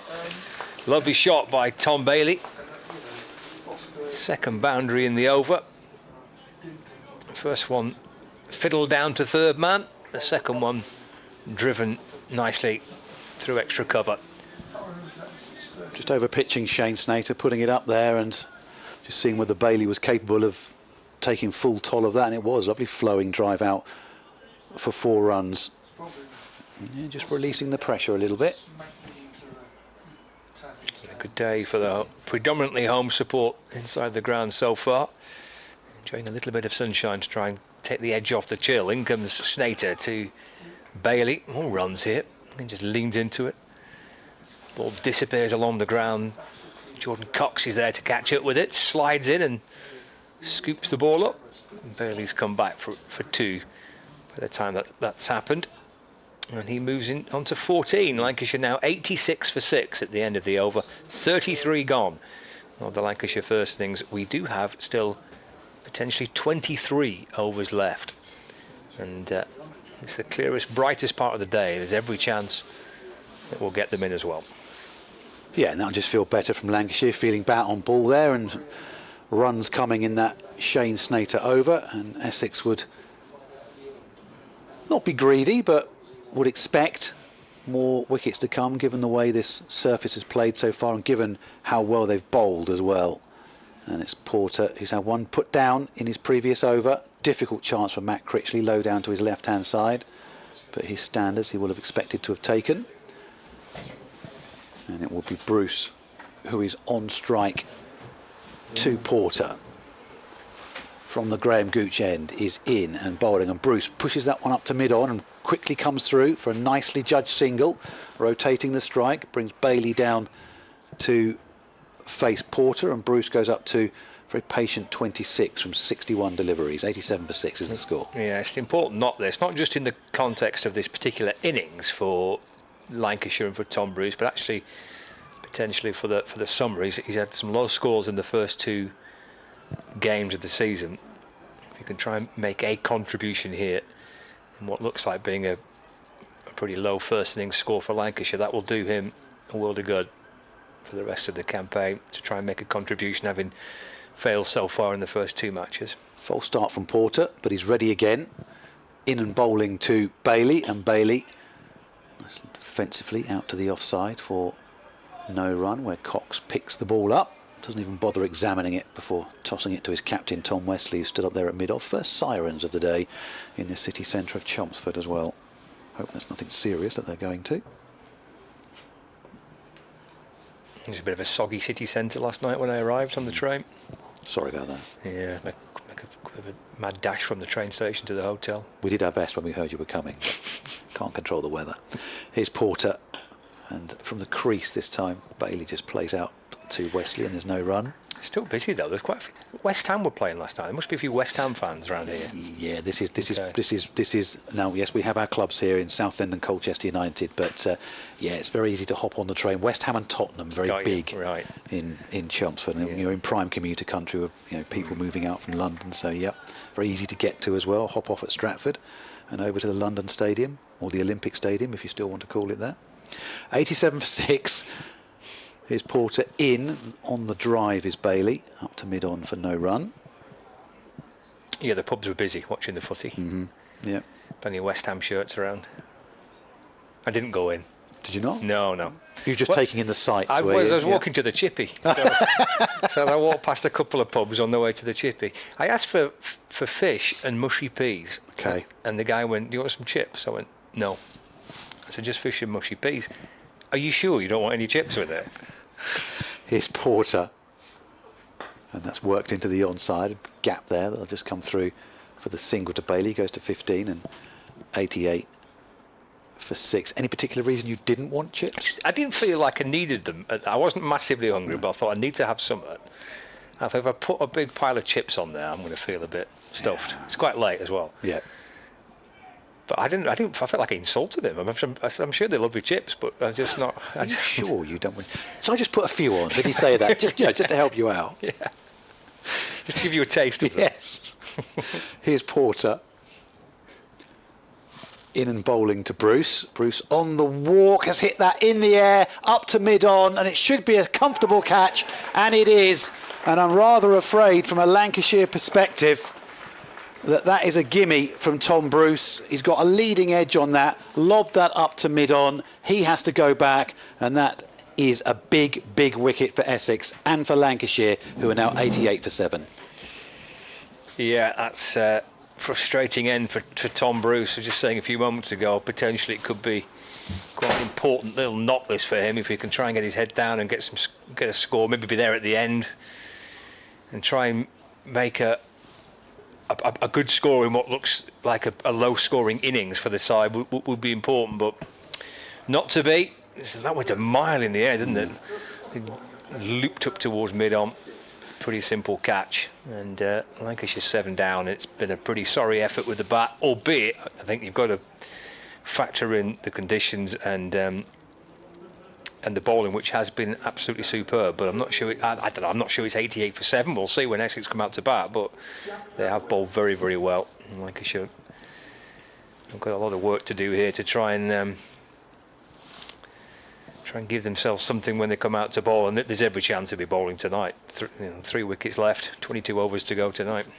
Yeah, disappointing from Tom Bruce. He looked so organised and playing so well. Just trying to work that into mid-wicket, and he's got a big leading edge on it, and comfortably taken at mid-on by Sam Cook, and Jamie Porter is in the game. That's his first wicket, 1 for 27, and it was the end of the over as well.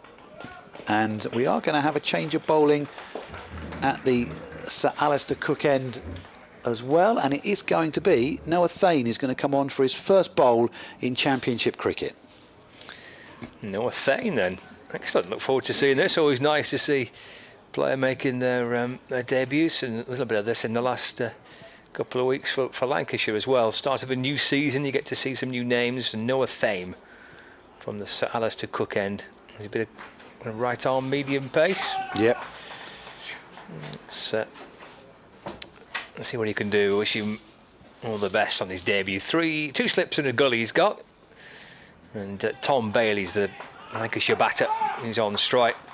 And happy to leave that one past the off stump. Jack Blatherwick is the new batter at the non-strikers end, replacing Tom Bruce.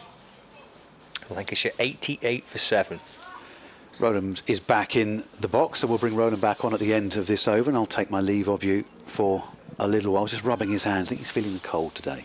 He's doing some stretches before. Yeah. Did you see that before? I thought it was warming up. It was warming up. I think it might have been during the course of an extended lunch interval. He was doing a few stretches. Thame in, ball's back of a length, and that's helped away down to a deep backward point for 4 runs. A fraction short and wide by Noah Thame. And Bailey, who's struck the ball pretty nicely so far since he's been out there, helps himself to 4. Yeah, he has, and he's picking up runs. And he's probably thinking, well, what's the problem out here at the moment? But that was a bit of a gimme from Noah Thane, just trying to find his line and length. 4 out towards deep backward point. Bailey moves on to 19. Lancashire 92 for 7. Thame bowls again. Edged, gone. First wicket for Noah Thame in just his 3rd ball in first-class cricket. Last one was short and wide and put away for 4. The next one he finds the outside edge, and he's embraced by his teammates as well. Caught by Simon Harmer. He doesn't drop them. Lancashire 8 down, 92 for 8. Bailey's gone for 19, and it's a first-class wicket for Noah Thame. Yeah, just adjusting the sights there, straight in to what I guess you'd term the breadbasket. No problems whatsoever. Very nicely taken, very smartly taken. And yeah, well done, Noah Thane. And you called it spot on as well, Scott. His 3rd ball in Championship cricket, and he has a wicket. And Lancashire are subsidising, and Simon Harmer's 100th first-class catch for Essex as well. So nicely rounded off. It was, wasn't it? Yeah, that was quite nicely rounded off. First wicket and 100th catch for Harmer.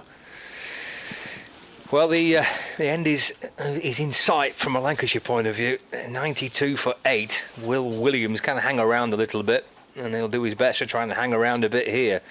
Has a first-class 50 to his name. Got that at Surrey towards the end of last season in Lancashire's win in South London, but I think the possibility of Essex having to bat tonight is staring pretty large on the horizon. It's been a very good day for the home side. Won the toss, probably only really one option for a captain this morning, which was to bowl first, and it has so far panned out beautifully for Essex. It's been a tough first day for Lancashire. Will Williams then is the man on strike. Here's Noah Thane. Gets his first wicket in the county championship. Bowls to Williams. And that's played out towards the right of mid-on where Sam Cook fields. And Williams gets his first run. Lancashire move on to 93 for 8. With Jack Blatherwick, the new batter, on strike. Noah Thane with his collar tucked up behind his neck. There's a brief chat to his captain who's at mid-off. He'll be feeling $1 million at the minute, having got his first wicket in and balls. That's run away down to third man by Jack Blatherwick. Diving stop on the third man boundary. And Blatherwick comes back for 2. Lancashire edging towards 3 figures, 95 for 8. With a delivery to go of the 35th over. Blatherwick 2, Williams on 1. There's only been 4 players into double figures. Wells for 23, Balderson for 10, Bruce for 26, and a 19 for Tom Bailey. Final ball of the over, Thane in, bowls defended by Blatherwick. Dabbed away into the offside. And there's no run. Well, that will be 6 balls he won't forget in a hurry. He collects his cap and his jumper, and his teammates come up to say congratulations and well bowled. End of the 35th over, 95 for 8. Thank you, Scott. So we do think it's looking more and more likely that Essex will be batting before the end of play today. I'll take my leave. I'm sure Roland's got plenty to say about what he's been seeing for the last hour or so. Cheers, Glenn. Noah Thane, having bowled that delivery, the good thing about that from his point of view, and the impressive thing about that, of course, the previous delivery before the wicket fell wasn't a great ball. He was short and wide and barely kind of helped himself to 4. The very next ball, he gets his man, so he gets his first wicket. And Roland Butcher's back alongside me. We've got Jamie Porter bowling from the far end, and Will Williams on strike in and bowls to Williams. That's worked away off the hip and beats Thane at mid wicket. And Williams will come back for 2 more. He moves on to 3, and Lancashire to 97 for 8. Evening, Butch. Yes, and nice bright sunny evening, Scott, and Lancashire continue to struggle. The ball very much on top, but I mean, Williams is batting a little bit late. I remember last year at the Oval he held that Surrey for a long time. He did, yeah, he did. Got his highest score in that match. Plays forward in defence to this next delivery from Jamie Porter, and there's no run. 97 for 8. Porter 1 for 29. It's up to Lancashire's bowlers to see if they can try and push them up to and beyond the 100 mark. Williams waits again. 3 slips in place. In comes Porter, bowls, playing a miss from Will Williams. And the ball disappears into the gloves of Michael Pepper. And there's no run. It's barely been a bad ball sent down all day. Yeah, they bowled really well actually. They've kept the batters under tremendous pressure. Not too many free hits. I think Will Williams will enjoy bowling on this. That's his type of surface at the moment. I think he'll get some movement as well. 3 slips are behind Williams, who's waiting for Porter in and bowls. And that's nicely played through the leg side by Williams. He might have timed that well enough for 4. He has. Lovely timing of the balls. Yeah, lovely fluent shot. He's just come in. That's why he held up Surrey last year. And he'd be very pleased with this shot because it's a shot of a batsman. It is, yeah. He's kind of leant into it, didn't he? Just strokes the ball neatly away through mid-wicket, all along the ground. Brings up the 3 figures for Lancashire. It's 101 for 8. Williams moves on to 7 with that. Porter 1 for 33. In again to Williams. This time through the offside in front of square. Should come back for 2 and does by the time Shane Snater catches up with the ball. Williams moves on to 9. Lancashire 103 for 8. He was playing that one through the onside, but he got it on the outer half of the bat, safely out to extra cover. So he's obviously looking to be positive.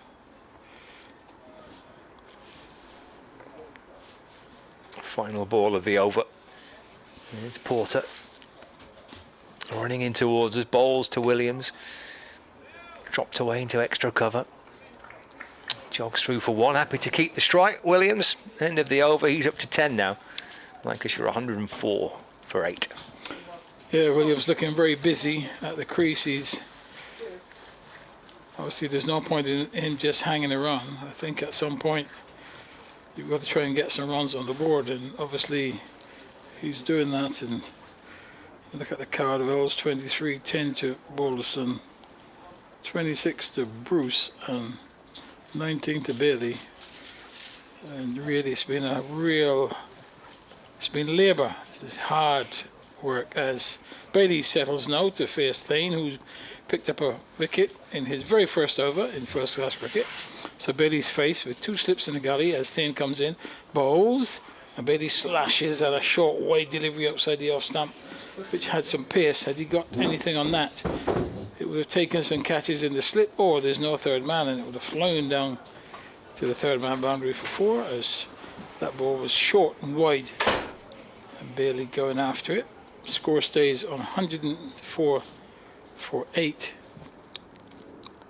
and Thane again, number 8 on his back, bowling from the Alistair Cook in, right arm over the wicket, and bowls, and Bailey's turning this one out to square leg.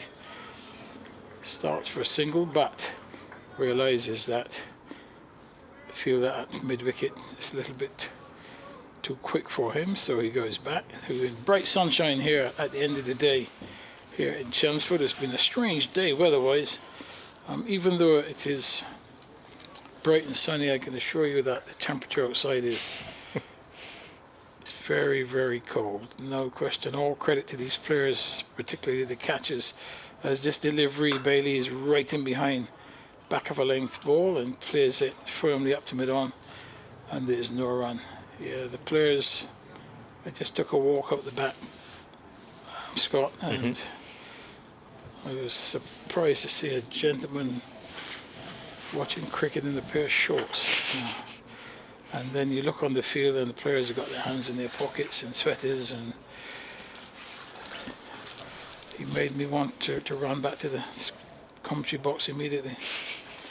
Thane in, bowls, and that's a lovely shot by Bailey as he flicks it down towards the fine leg boundary for 4. That's a pleasant shot, misdirected delivery outside the leg stump, and Will Williamson just clips that one nicely off his pads. As we say, a shot of a batsman, that just getting inside the line and playing it down to that vacant fine leg position for 4. Williams goes to 14.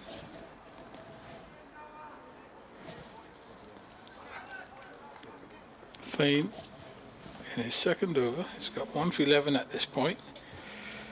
He's in again to Bailey. Bowls, and he beats Bailey with a good delivery, and it's a no ball. That one just straightened and moved away from the right-handed Bailey. Didn't get a touch on it. And a no ball call. Umpire just straightened up the line where Bailey would have crossed. Where Thane would have crossed, but no damage done, so Williams survived. So got 19 overs remaining after this one in the day's play. Thane in, bowls, and beats Williams with a good delivery. And that gathered some pace off the pitch as well. That was a nice delivery. Came out nicely. He was on the front foot. And Williams couldn't get a touch to that delivery. It did seem just to nip through a little bit quicker, didn't it? The description kind of gathered pace off the pitch. It was a good one. Just that extra little zip from Noah Thane. He'll be growing in confidence, I'm sure. Having picked up his first wicket in the championship and into his second over now. He's halfway through his run up now and bowls. And that's a lovely shot once more. He's only going to get a single because he's hit it a lot firmer and squarer. But he will keep the strike. Williams, and he remains at the end of the over. He's on 15. The score now moves to 111 for the loss of 8. Blatherwick on the other end, he is on non-strikers end. He's on 2. Yeah, we've got 19 overs left tonight. And if you're not watching this on the live stream with us here on Sports Extra or the BBC Sport website and that, it's beautiful sunshine. There's every chance we're going to get the bulk, if not all, of these 19 overs in. Quite a bit of play left to go tonight, if that does turn out to be the case. Playing in every other game in Division 1. There's only one match currently which isn't in play, which is at Lords in Division 2, where Middlesex are playing Yorkshire.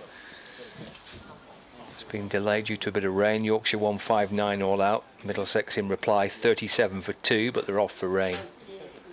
As Jamie Porter runs in, and balls to Will Williams, and that's defended. And there is no run. Warwickshire 312 for 2 at Hampshire. Kent 78 for 2 against Surrey. They were 9 for 2 at one stage, Kent, so they've managed just to rebuild things there with Daniel Bell-Drummond on 49 and Jack Leaning on 20. Somerset, Nottinghamshire and Worcestershire Durham are the other Division 1 matches as Porter bowls. Williams drives away through cover, turns and comes back for 2. That's 113 for 8 here. Meanwhile, Somerset 54 without loss in their reply to a Nottinghamshire total of 193 all out. And Worcestershire bowled Durham out for 244, and Worcestershire in reply 20 for 2. It's Porter to Williams rather. It's a short ball. He ducks underneath it and through to Michael Pepper, and there is no run. Just a little change up delivery there from Porter. Yeah, we've not seen too many short balls today, but I guess that's not been there's not been a real need for it. Seen plenty of dismissals caught behind. The ball doing a bit. It's nudged away off the hit by Williams out towards mid-on. There is no run. Division 2 scores for you. Derbyshire, Leicestershire. Leicestershire at 102 for 2, batting first. I mentioned the Middlesex Yorkshire game that's currently not in play.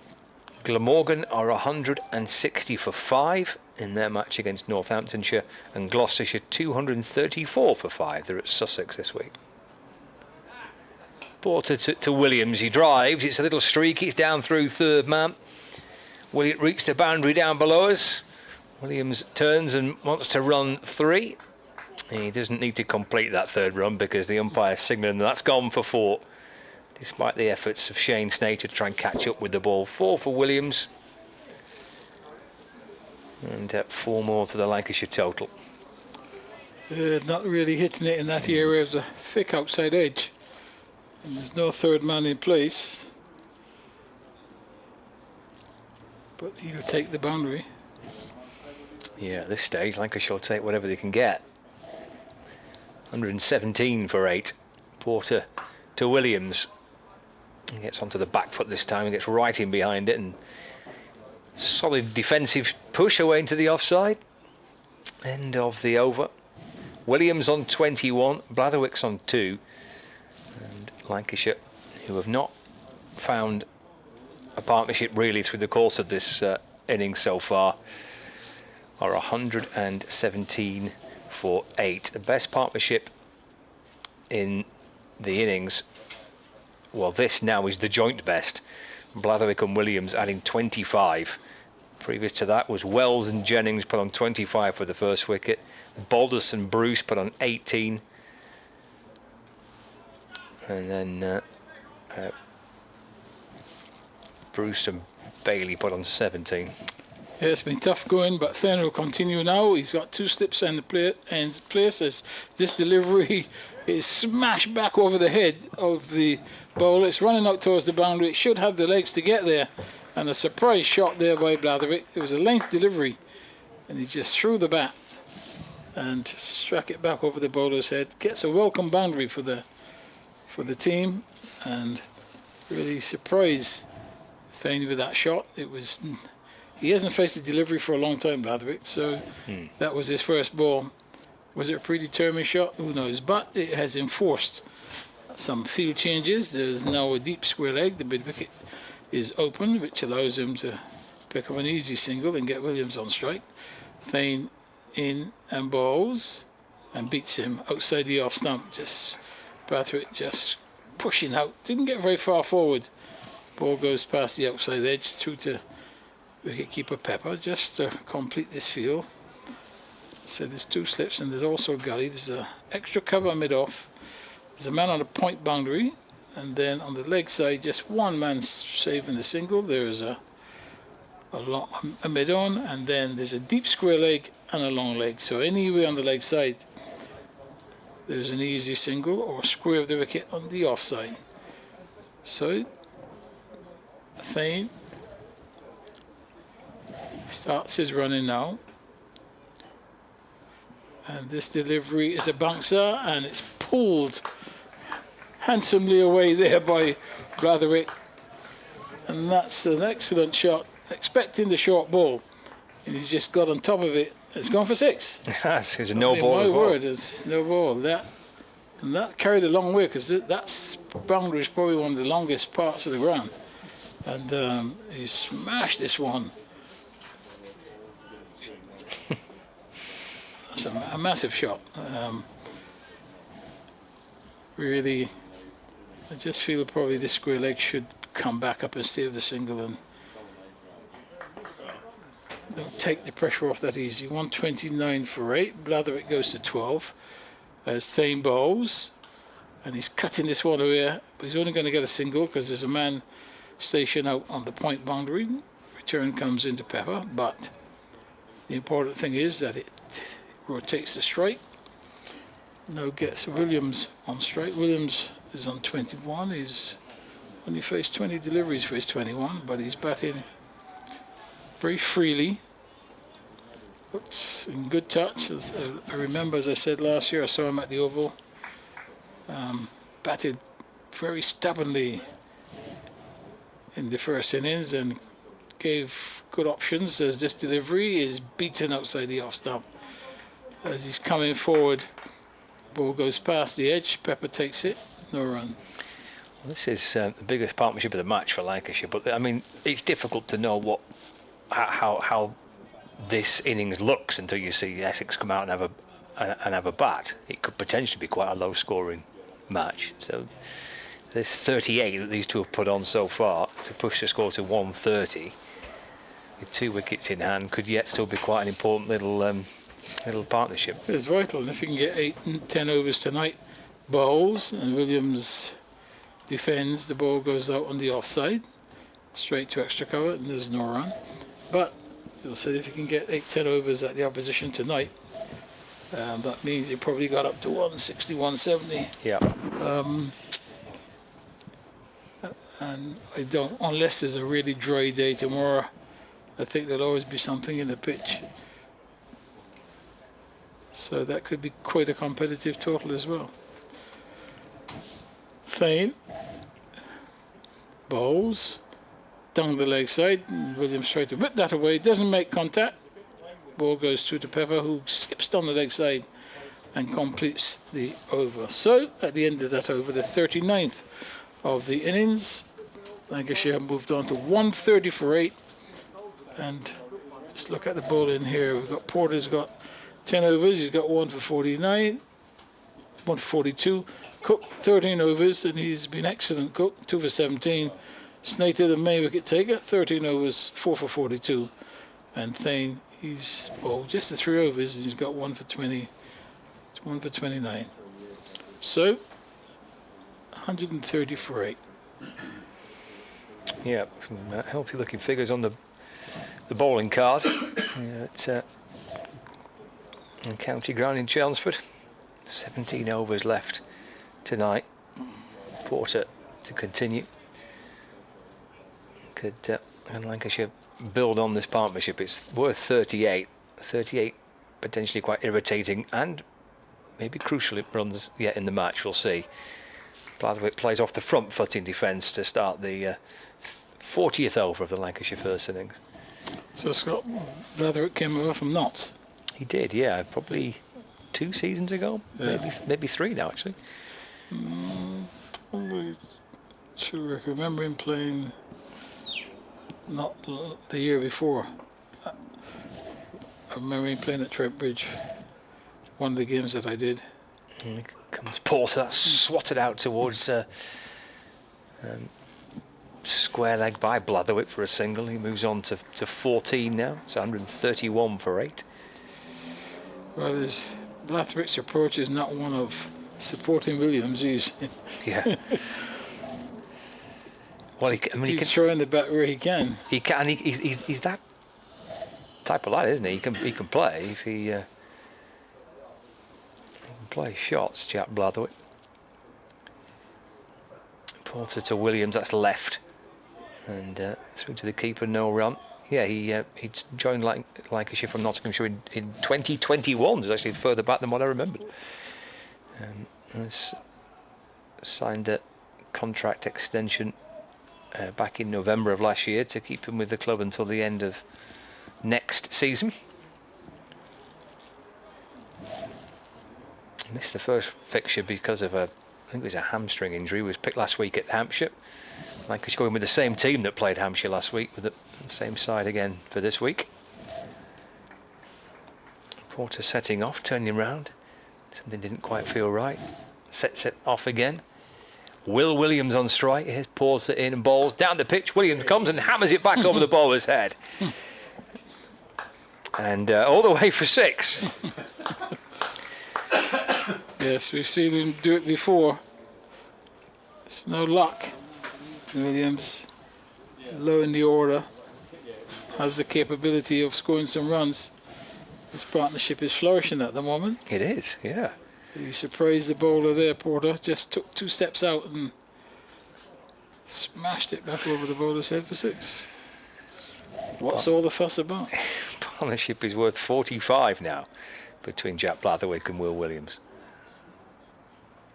They've both come out and give it a bit of a bash, haven't they, when they can?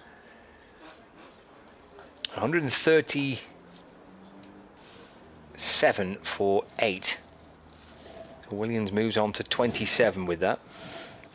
Yes, and with that aggression, it puts a bit of pressure on the fielding side, who has made the adjustments to the field.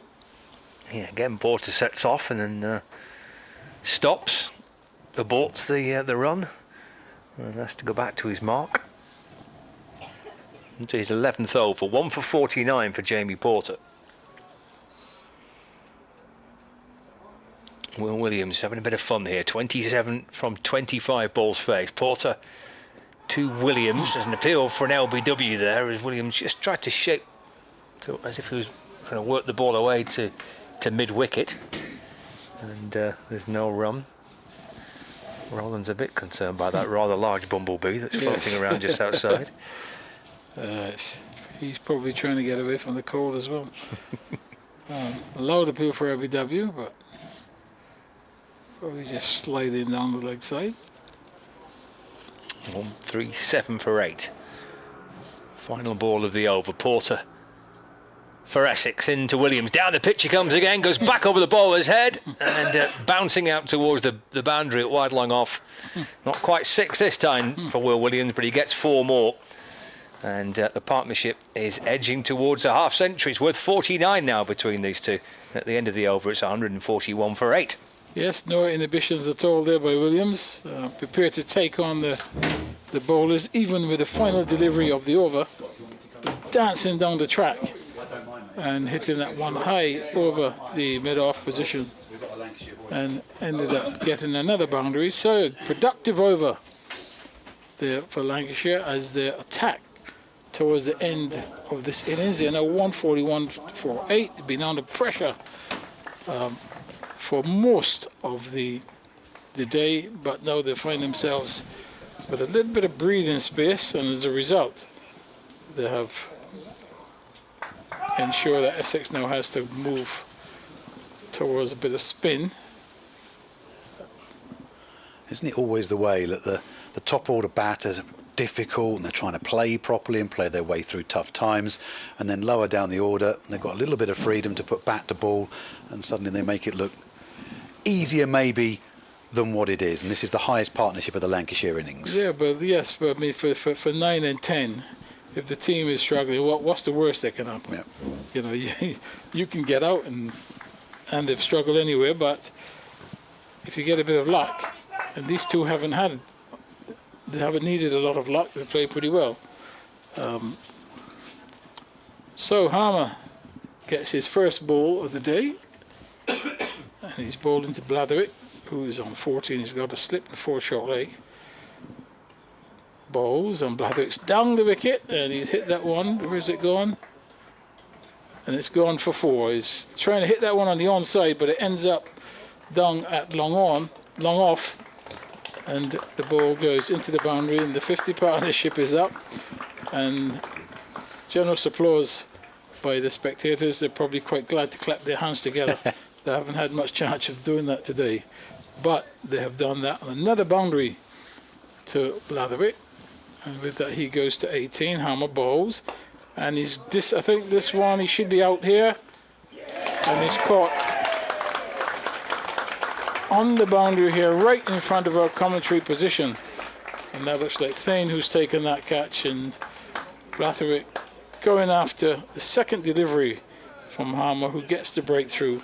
He's caught by Thane on the long on boundary. He has made 18, and the 9th wicket goes down, and we still have minimum of 15 overs after this one, so it's 145 for 8. As you say, what's the worst that can happen? And I was signalling 6 here because it certainly had the height on it, but not the distance. 3 or 4 paces inside the rope that Noah Thane has taken that one, but it's a good hand by Blatherwick.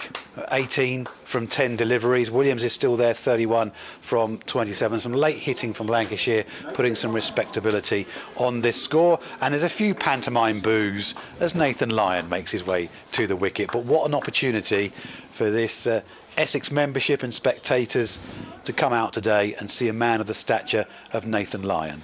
Yeah, most definitely, and I'm sure they'd want to see him with a ball, but for Lancashire supporters, they'd be quite keen if he can contribute with the bat, because Williams is going great guns and he would need some support. So really Nathan Lyon's job is just to hang around, get the singles here and there, and ensure that Williams gets as much strike as possible. As Harmer bowls, and he goes for the sweep, and the ball comes off the toe end of the bat and just lobs out on the onside. A little bit ambitious shot there by Nathan Lyon, the first ball that he faced, so Harmer won't be too unhappy with him playing that shot. As Harmer is in again and bowls, and Lyon is forward. That's much more like it. Long way forward and just defend the ball on the onside. The previous shot come off the toe end. Well, the World Snooker Championship does start tomorrow, and that was like the Q end, wasn't it? 145 for 9. Harmer to Lyon, and he's forward.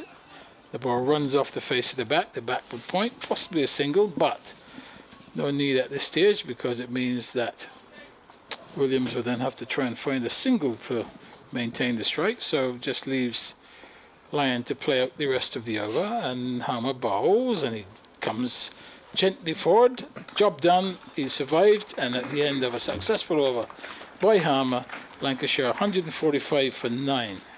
Well, the move worked from Tom Wesley, didn't it? He could see these two were, going to try to hit out, try to score runs, pace off the ball. Okay, he went for one boundary in that over, Harmer, but the second big shot from Blatherwick finding the hands of Noah Thane. So Simon Harmer's had quite a good day. A nice catch, his 100th in the first-class game for Essex, and also a wicket as well. And so he's had a pretty good day so far. Essex have had an okay day as well themselves, 145 for 9, having won the toss and elected to bowl. And Sam Cook is going to return from the Graham Gooch end, looking to polish off this Lancashire innings, with Will Williams 31 not out so far to face up to him. 2 slips in for Cook as he's in now and bowling to Williams, who ducks under, has to duck quite low as well because the bouncer didn't quite get up too high, and it goes through to Pepper and there's no run. Yes, almost anticipating that short ball just to remind him. Cook's had a good spell so far today, really. He's in his 14th over now. He's got 2 for 17. He's been very good, very mean, frugal in his bowling, but he's got a ball nut at Williams who's going to be looking to attack. Well, he's in now and bowling to Williams, who shuffles down the pitch and with no real timing drives it out to the man at long off and just jogs through for a single. So that brings Nathan Lyon down onto strike. He's the man that Essex will want on strike as well. Just interesting to see whether Lyon is going to just continue to hold up an end and let Williams put bat to ball, or whether he'll have a go himself as well if he feels it's in his arc. Yeah, the field changes once more, and obviously for Nathan Lyons another slip's going to come in place, and Cushy comes up from deep square to he's going into the mid-wicket position. Yeah, just bringing the third slip in, it's Matt Critchley who's gone in there, and the slips are a lot closer together than they have been today, as Cook is into Lyon, who just pushes back down to the bowler, who can field in his follow-through, Sam Cook. Yes, Lyon correctly onto the front foot. Nice solid defensive shot. He's played that a few times in his career. You get the feeling, Test cricket against fiery fast bowlers and top spinners around the world. I'm sure it won't be long before Cook gets one around his chin area and see how he plays that one. Well, he's at the end of his run now. He's Essex's Sam Cook. Relatively long approach as he's in now, bowling to Australia's Nathan Lyon, who plays and wafts outside off stump, and a tumbling stop is taken by Michael Pepper in front of Dean Elgar at first slip, who's taking a bit of evasive action there. Not for the first time today either as well, relying on his wicket-keeper to keep his various limbs intact as it came through from Cook. Yeah, wide delivery and just hung the bat out, Nathan Lyon. 2 for 18 so far for Cook today. 2 more deliveries to go of this, his 14th over. Just darkening slightly in the county ground. Cook in short sleeves is in and bowling to Lyon, who works that to Cushy at short mid-wicket, and there'll be no run there as yet to get off the mark. Nathan Lyon. Slightly shortened time with Lancashire, cut it short by a couple of matches, did the Australian Cricket Board, than what he was expecting to be here for. And Cook, at the end of his run, turns and is in again to Lyon.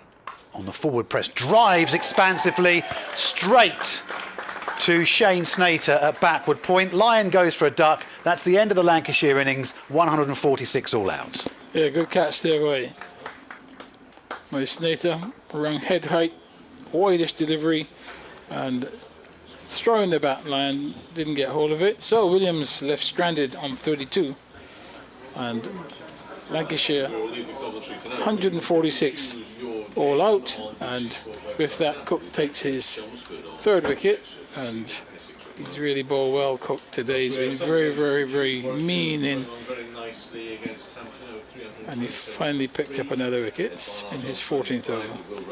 So we'll leave you for now. Listens to 5 Live Sports Extra are back with Kevin Howes running you through what's going on elsewhere, and we'll return for the start of this Essex reply with Lancashire 146 all out.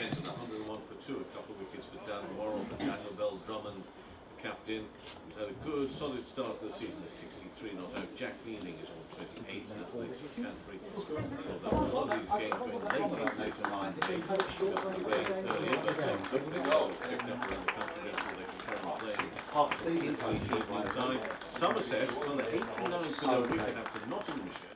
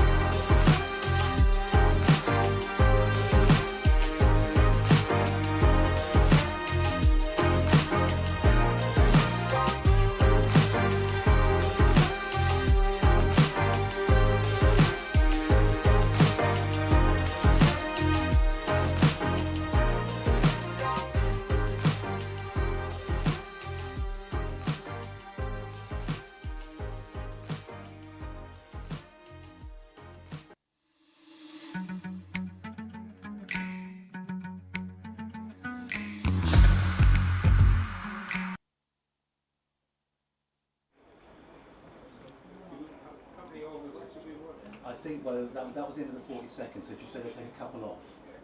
So 44 and 56 in a day, so 12 remaining, I think. But I haven't put it up. All maths. Yeah, minimum, yeah, just come up, minimum remaining 12.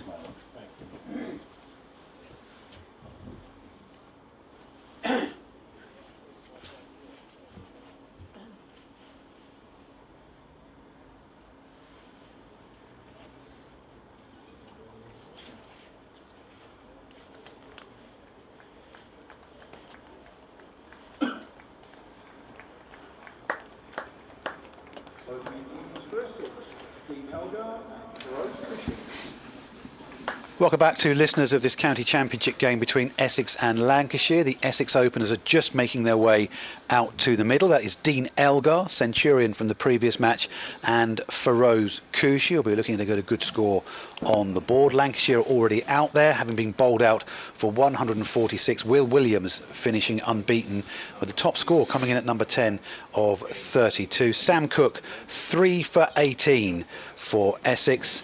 Shane Snater, who started things rolling with 4 for 42, Porter 1 for 53, Thane 1 for 27, and Simon Harmer 1 for 4. That's the Essex bowling.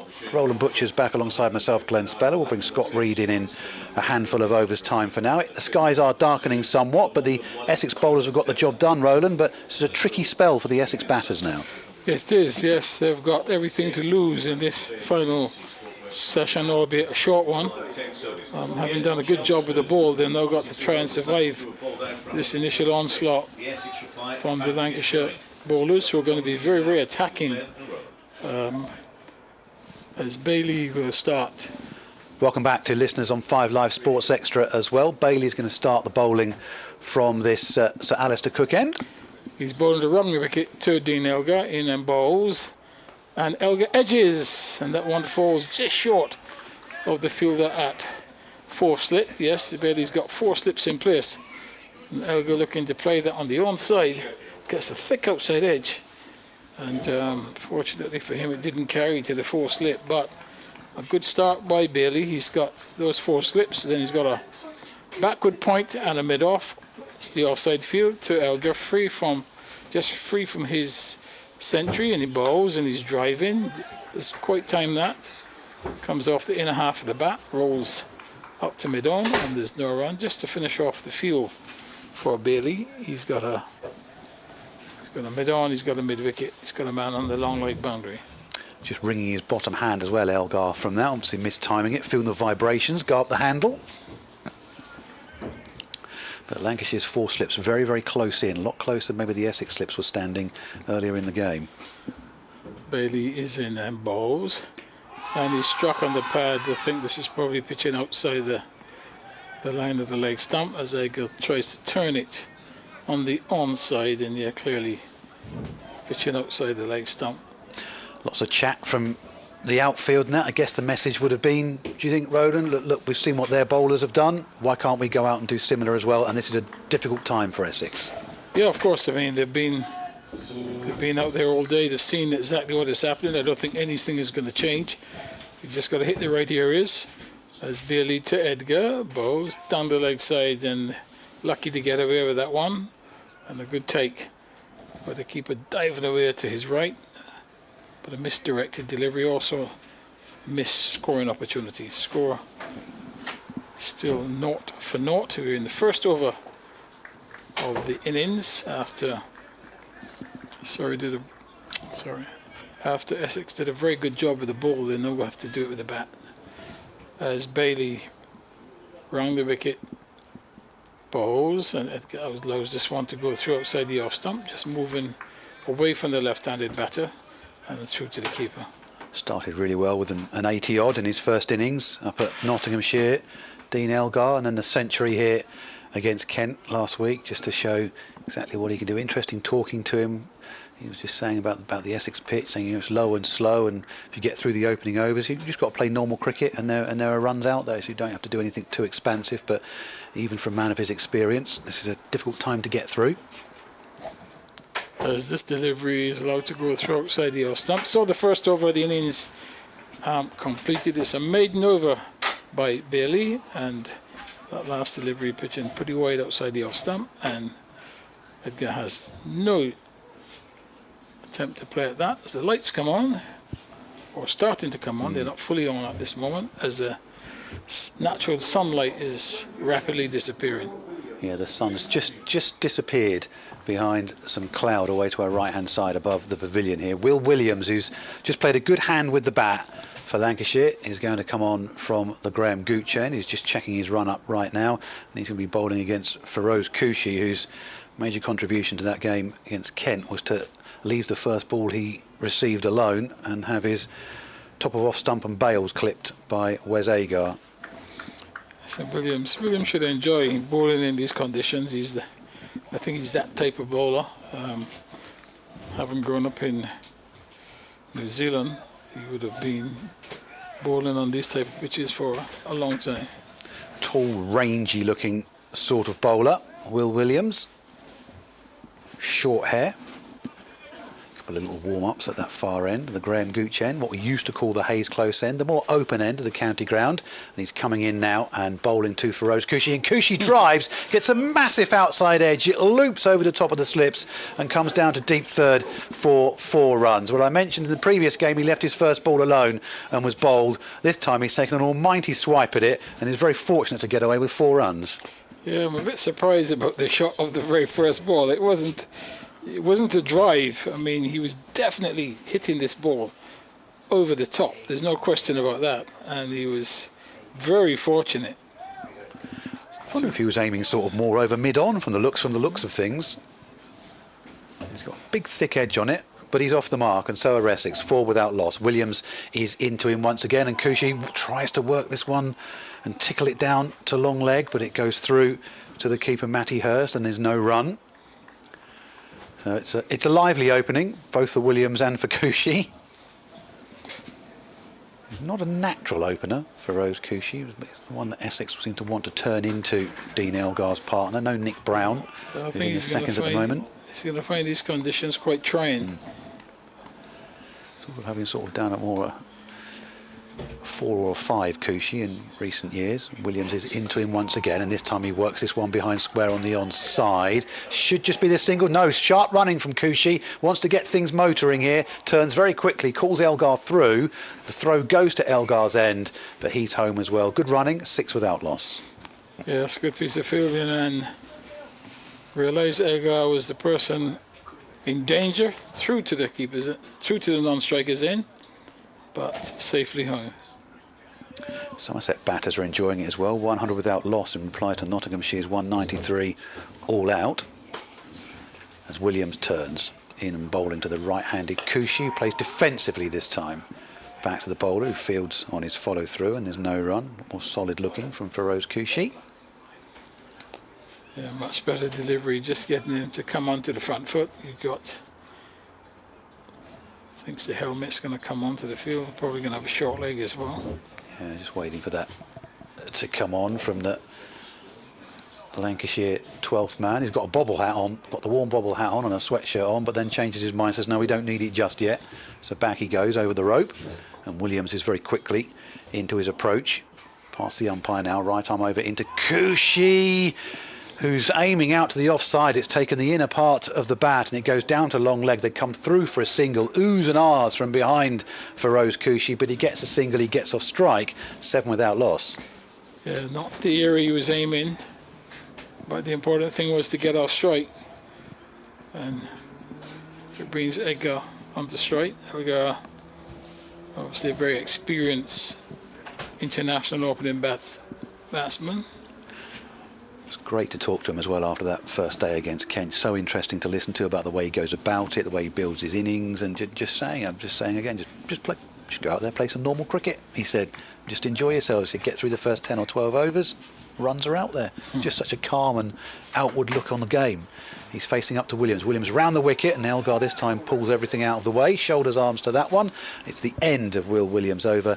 And in reply to Lancashire's 146 all out, Essex a 7 without loss. Yes, I think 7 runs coming off that first Williams over. The helmet is on the field now, but probably will be needed the next over. Yeah, so Kushi's going to face up to Bailey this time. This left-right-handed partnership that Essex have got at the top of their order as well. Lancashire with 2 left-handers in Wells and Jennings. Sunshine is back, which is nice to see. The dark clouds just skirting around the ground. Long shadows being cast by the players now on the outfield. So Bailey's over the wicket. He's got 4 slips in place. Bowls to Kushi. And that should be close, is it? No, they all went up for LBW. But there could be 2 leg byes here. Let's wait and see. Huge shout, wasn't it? Huge shout. The ball must have come back quite sharply to Kushi. See if we can spot it on our monitor, who's playing all around it. Just slightly on the walk again there, Kushi, wasn't he? The indications of Kushi's, the way he's playing at the moment, suggest that his stay will not be too long. It's hitting right on the toe almost as well, on the boot certainly. He's chancing it right now as Bailey bowls, and that's a better shot. He's played that beautifully, good use of the wrist, and clips it through mid-wicket out to the mid-wicket boundary, and he's going to get 3. And that was a nice shot. Yeah, a lot more solid from Feroz Kushi at that time. As you say, just broke the wrist, clipped it through wide mid-wicket. He will score quickly if he gets into his stride, but he does seem like a man in a hurry, even at these early stages here. Yeah, very much in a hurry. He's from the first ball he faced, and could come off, but they won't want to lose wickets late in the day. Beggar now to face Bailey and bowls, and he plays it straight to the fielder at square leg. Can't score. There's 4 slips just waiting to find the edge. There's a backward point and a mid-off. Then there's a mid-on. Fielder between mid-wicket and square leg, and a man on the long leg boundary. So 12 without loss. We're in over number 3, and Bailey with number 8 on his back, bowling from the Alistair Cook in and bowls, and that's driven firmly down the onside. It's running up towards the boundary. It should have the legs to get there. The fielder is giving up the chase, and Elgar gets his first boundary. Full length delivery by Bailey, driven all along the ground, and the ball goes out to long on for 4. Yeah, the rope is just squared off at this end, because you think, why isn't the fielder running quicker? Well, he knows more than we do under the lip of the stand here, where the rope is a bit shorter than maybe we think. But a great flow or follow through from Elgar, just a nice push, nice piece of timing, and he picks up his first boundary. 16 without loss. As he settles down now, Elgar he's 4. As Bailey's in and bowls, and he's driving. This time he's aiming towards the offside. The ball ends up at mid-on. Just played a little bit too early, Dean Elgar, and ball goes all along the ground to mid-on. He stays on 4, and Essex, they're on now 16 without loss. Warwickshire 338 for 4 against Hampshire. Kent 107 for 2 against Surrey. Daniel Bell-Drummond still going great guns. And Somerset 111 for 1, replying to Nottinghamshire's 193. And Bailey bowls. And again, this one is clipped to mid-wicket. Can't score. That was the final delivery of his over. So he completes his 3rd over, Bailey. His 2nd over now. He's got none for 7 at the end of the over. Essex are 16 without loss. Sean Dixon hitting some form for Somerset after a couple of low scores at the start of the season. Is 70 not out there. And to finish off the First Division scores, Durham 244 all out, and Worcestershire 70 for 3 in reply. In Division 2, Leicestershire 150 for 2 against Derbyshire. Middlesex 64 for 2 in reply to Yorkshire's 159. Northants Glamorgan still going, 189 for 7. As are Gloucestershire down at Sussex, they're 293 for 6. We'll bring Scott back in after this over, and Williams is back on from the Graham Gooch end, the far end, the more open end of the county ground here. And he's very quickly in to Kushi, with keeper Hurst standing up now to Kushi to keep him firmly back in his crease, a tactic Essex used in the Lancashire first innings as well. 3 or 4 of their players looking to be on the walk and cover any late movement from the ball. No run there though, and it's 16 without loss. The sun's disappeared once more, so those floodlights will help, no doubt. So Williams disappears into the distance once more, the Kiwi. In, upright approach that he has, and Cushy defensively back up to mid-off, and no run once again. Just seems to have settled a bit more for Rose Cushy now. Yeah, the keeper standing up has probably helped him to become a little bit tighter. Maybe helping then Cushy as well from his perspective after a lively opening to his innings. Are you cold? A bit chilly? Stiff. A bit stiff. We're both stood up in the commentary box at the moment, but on the move as Williams comes into Cushy, and Cushy works that one into the onside. There's a single all day there, and he just jogs through for that now, and the score goes to 17 without loss. That way you were doing all the stretching earlier on at the back of the box. Keep yourself limber. Just trying to still remind myself that I'm alive. I rest assured you are. As that brings Elgar down onto strike. 5 Live Sports Extra with you. Glenn Speller, Roland Butcher, Scott Reed, Kevin Howells. And via the BBC Sport website and the app with BBC Essex and BBC Radio Lancashire. Williams is going to come round the wicket now. Midway through this, his second over of the innings, to the left-handed Elgar. He's in and bowls now, and Elgar just defensively drops that one into the onside. There'll be no run there. 17 without loss. A few people have decided that's it for the day and have disappeared off as the temperatures dropped somewhat. Maybe trains to catch, dinners to cook. Evenings out maybe being planned as well. You're out with toppers tonight, aren't you? Yeah, I mean, he's raising trouble. He's here early. He's very keen. And, there's Williams at the far end, on top, a member of the BBC Essex commentary team as well, former Essex man at the back of the box. Williams is in and pushed up to mid-off. There'll be a single there as well, as mid-off fell to the ground and come off the top of his knee, and they come through for the single. So that's the end of the 4th over, and Essex replying to Lancashire's 146 all out, are 18 without loss. I'll take my leave and we'll bring Scott back in for the final 8 overs.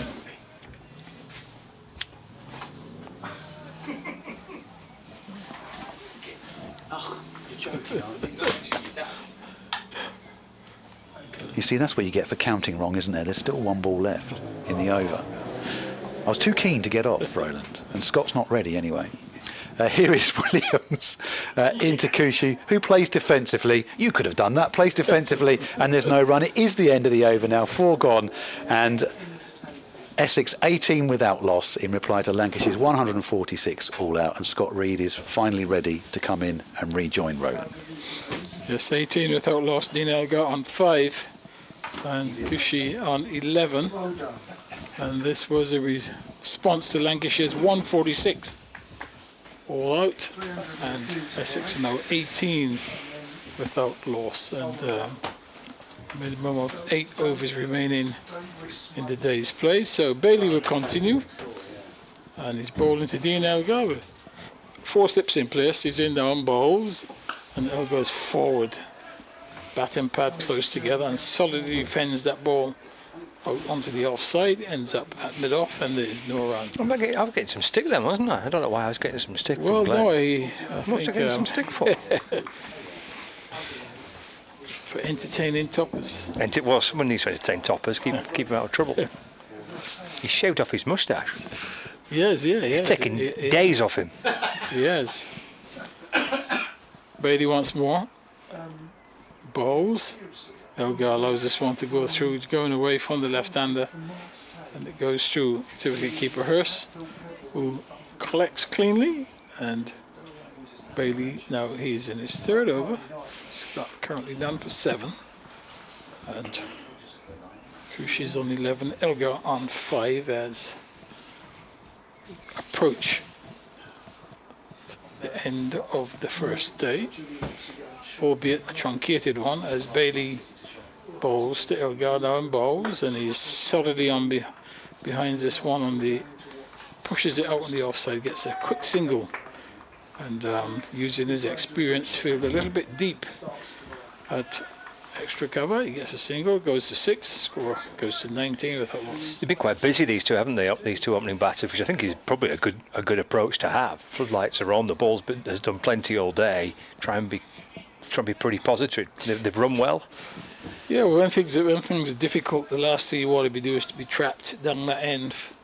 Often, it's best to get off, strike as much as possible. But this time, Bailey gets the ball to the right-handed batter as he's in now and ball to Cushy, and he's again working this one from off to leg with his wrist, just getting it out to mid-on, and there's no run. Played one very good shot the last over from Bailey, where he just used his wrist to clip the ball through mid-wicket all along the ground.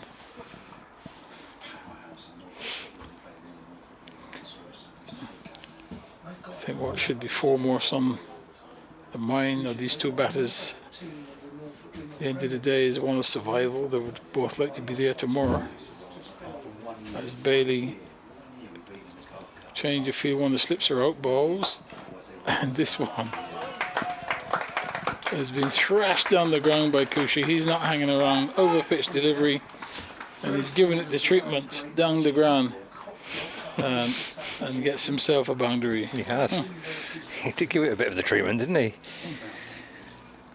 I think it's not a bad approach, is it, by the two opening batters? I think you try and sit there and try and just see it through and defend. Well, it's a good approach if it works. I mean, if you get out, then let's see how Bailey responds. No, he does, and this one is quirked up to bit on. He's going to get an easy single. Quite firmly played there by Cushy, up to mid-on, gets a single, and score goes to 24, and his personal score goes to 16. I stood at the back of the box thinking it's getting a little bit gloomy outside, but then I realised that the windows are tinted, aren't they? It actually doesn't look that bad when we've got one of the windows open. It looks actually quite bright, even though the floodlights are on. And in actual fact, that was the final delivery of that over, so it's 24 without loss. 7 left tonight. Be a pretty good day for Essex if they can get to the close of play without losing any wickets here. They've had a very good day so far in bowling. Lancashire out for 100 and whatever it was, 40 odd? 46. There's Williams in and bowls. Forward goes Cushy and defends up to mid-off. So if these two can get to the close of play tonight, Elgar and Cushy there for tomorrow morning, having knocked Lancashire out for less than 150. It's a very good day for the home side. Need a wicket or two here, Lancashire, just to try and wrestle a bit of momentum back, just to try and get themselves back into this first day. Try and get Essex 1 or 2 down tonight, then might feel a little bit more of an even opening day. Williams bowls again, that's clipped away through mid-wicket.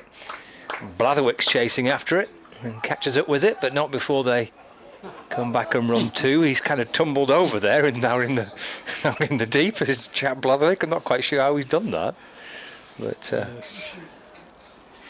let's see back. The replay doesn't follow him, but there it is. He picks himself up, and I don't know what happens to Jack Blatherwick really in the middle of all that, but anyway, it's 2 for Cushy. He moves on to 18, 26 without loss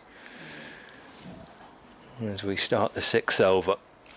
Matty Hurst, the wicketkeeper, standing right up behind the stumps, and 3 slips are in place. Blatherwick working as hard as he could to try and catch it with the ball there, and I think losing his footing. Handsome looking drive for 4 runs.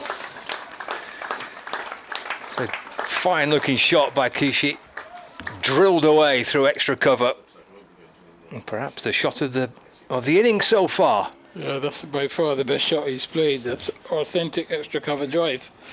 So ball wasn't a full half volley, he had to play it on the up, but he struck it quite nicely, and timing and placement was perfect. It was, wasn't it? Great timing, great placement, and great power. It's hit firmly away. That's the response from Williams. Bowls again. And Blatherwick's in the game. Oh, this time it's got underneath his fingertips. And Cushy does get through for a single. He moves on to 23. The score moves on to 31 without loss. Yeah, Blather had picked this ball up. There was definitely a run-out chance on because Cushy had advanced down the pitch. He was halfway down.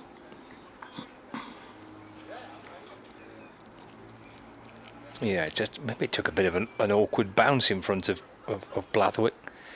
A couple of those used pitches that were used this morning for the warm-ups. It's had a bit of a tough few minutes in the field there, hasn't it, Jack? Be pleased to be on the other side of the square now with Dean Elgar on strike. 3 slips and a gully, point mid-off. There's a mid-on, square leg, fine leg. Here's Williams from around the wicket, balls to Elgar. And that's defended off the back foot. Find Nathan Lyon, who's at mid-on. And there is no run.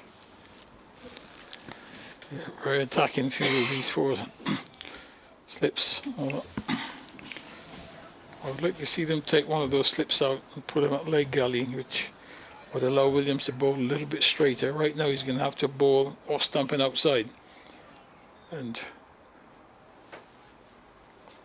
into Elgar. And that's defended again to Lyon. End of the over, 6 gone. And 7 coming off the over. It's at 31 without loss. Elgar on 6 and Cushy on 23. Sorry, Butch, you were saying? yes, I was saying probably a leg slip would have been quite a good option there, because it would allow Williams to bowl straighter. I think on this pitch, I think you can bowl straight because it's doing something. By having the 4 slips, just 2 fielders on the leg side, it's forcing the bowler to bowl. And Elgar's, the last thing he wants to do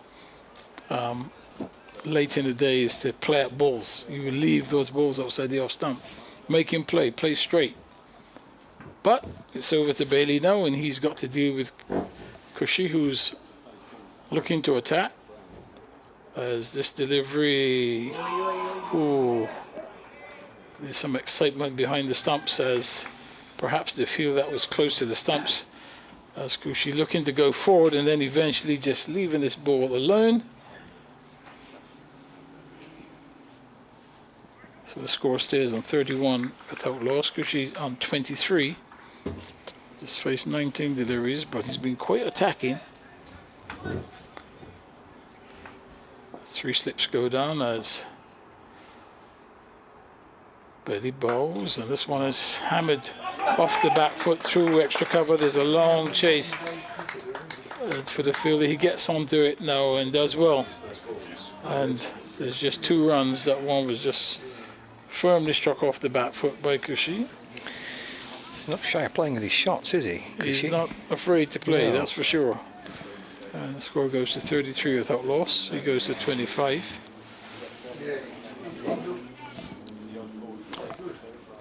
No adjustment to the field. There's a short mid-wicket as well, as Bailey is in bows.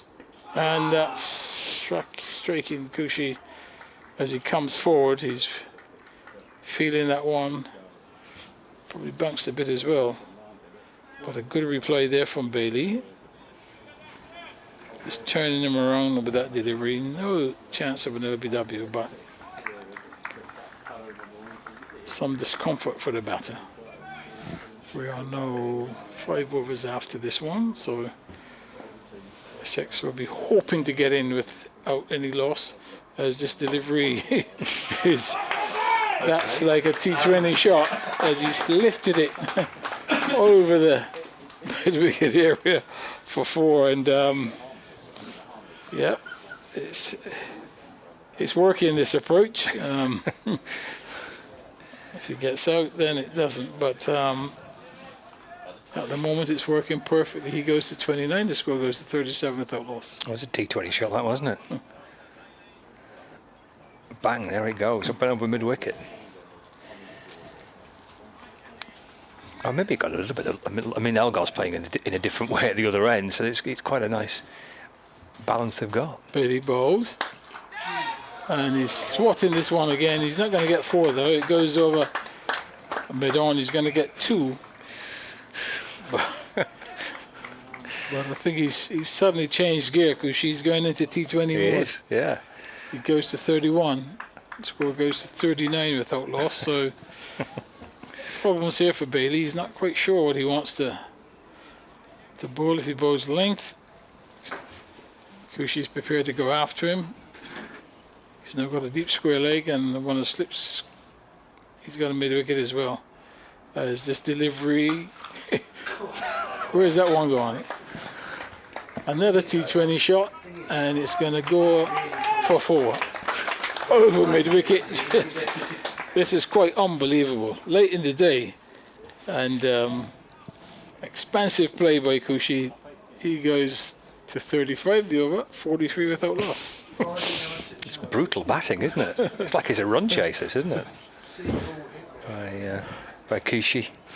Yeah, but I like the approach. I mean, Dean Elgar's kind of playing the slightly calmer, more considered role at the other end, and he's just come out and give it a bit of a bash here, hasn't he? I mean, is that they're quietly milking the attack. Bailey's gone for 25 in his 4, and Williams is gone for 16 in his 3. So they've had a very good start.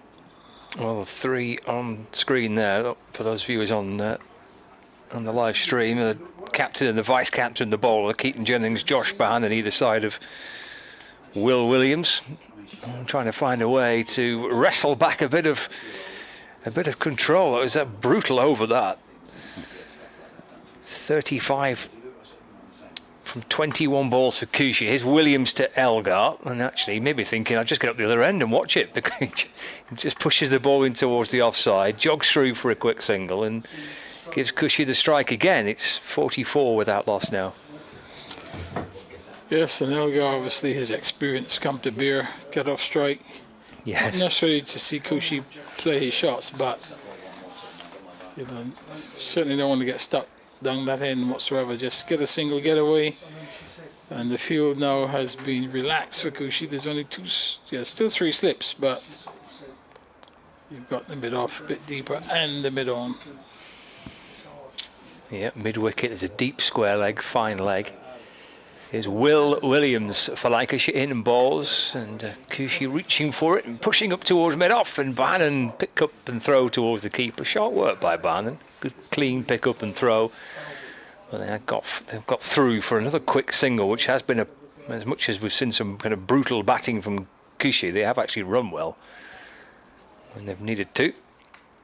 Score moves on to 45 without loss, bringing Elgar back on strike.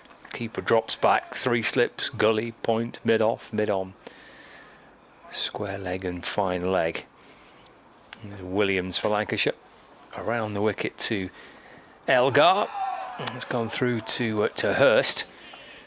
And the Lancashire keeper in the slips a little interested there. Good looking ball from Williams. And just nipped away from Elgar. Yeah, excellent delivery. Just squaring Elgar up, sparring outside the off stump. Yeah, it's a good looking ball, that, isn't it, from Williams. This will be a good view from behind the batter. Yeah, that's a good piece of bowling. We saw that quite a few times from Cook from that far end a little earlier on today. Williams bowls again. That's off the back foot by Elgar. Nudged away to mid-on. Nathan Lyon fields, no run. The floodlights are on. We've got little patchy pockets of blue sky. We've seen some late afternoon sunshine. It's been a first day which has been quite badly affected by the weather. We had a delay this morning, and then we lost a couple of hours of play after lunch. Williams to Elgar, and just pushing forward, having a little nibble at that. Again, the ball slides past through to Hurst, the keeper. There's no run. Yeah, nice delivery again, just teasing Elgar. The ball just going off the seam. Yeah, Williams bowling right arm round the wicket. Just getting that ball to angle into Elgar, and then just to hold its line, he had just had a little nibble at that, did Dean Elgar. Final ball of the over. Williams to Elgar, goes back this time and defends. And there is no run. That's the end of the over. So 8 gone in this kind of session that Essex have had to come out and face. 12 over session, and they've got through 8 of them with a few fireworks in the mix there. Cushy's 36 in particular, slightly more cautious approach by Elgar. He's unbeaten on 7. 4 overs remaining tonight, 45 without loss, Essex, and kind of that bit of momentum that Lancashire built up with that half-century partnership between Tom Bailey, between Jack Blatherwick and Will Williams has kind of been wiped away by this this start with the bat for Essex. It has, and it's been mostly by Cushy. He's the one who has been really pushing the accelerator. He's moved quickly onto 36. We're going to have a bowling change now, and looks like Blatherwick's going to come into the attack. So he's got a chance to try and pick a wicket up late in the day. So 45 without loss, a 6. So they'll be quite happy the way things are going. Long leg has been moved to fine leg now. And Blatherwick will bowl from the Ulster Cook in. He's also got a deep square leg. He's got 2 slips. And he's got a gully as well, or the catches. He starts his run in away from us now and bowls. And Coochie's a long way forward and defends the ball back to the bowler. He seemed to get forward much earlier before the ball has been delivered. Then the ball comes and hits the bat and goes back to the bowler. So he stays on 36. Score 45. After this over, we've got 3 overs remaining as Blatherwick is in now. To Cushy and bowls, and he's running this one down to third man and it's racing up towards the boundary. There's a dive, but I don't think he can stop that one there. That one was guided away behind point, and a valiant effort with the fielder down on the boundary there.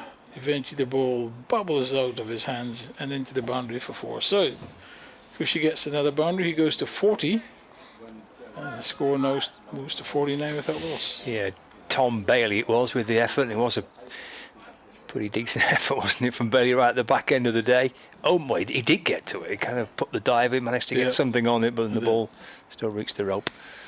Blatherwick again now bowls, and this one is whipped away down to fine leg for 4.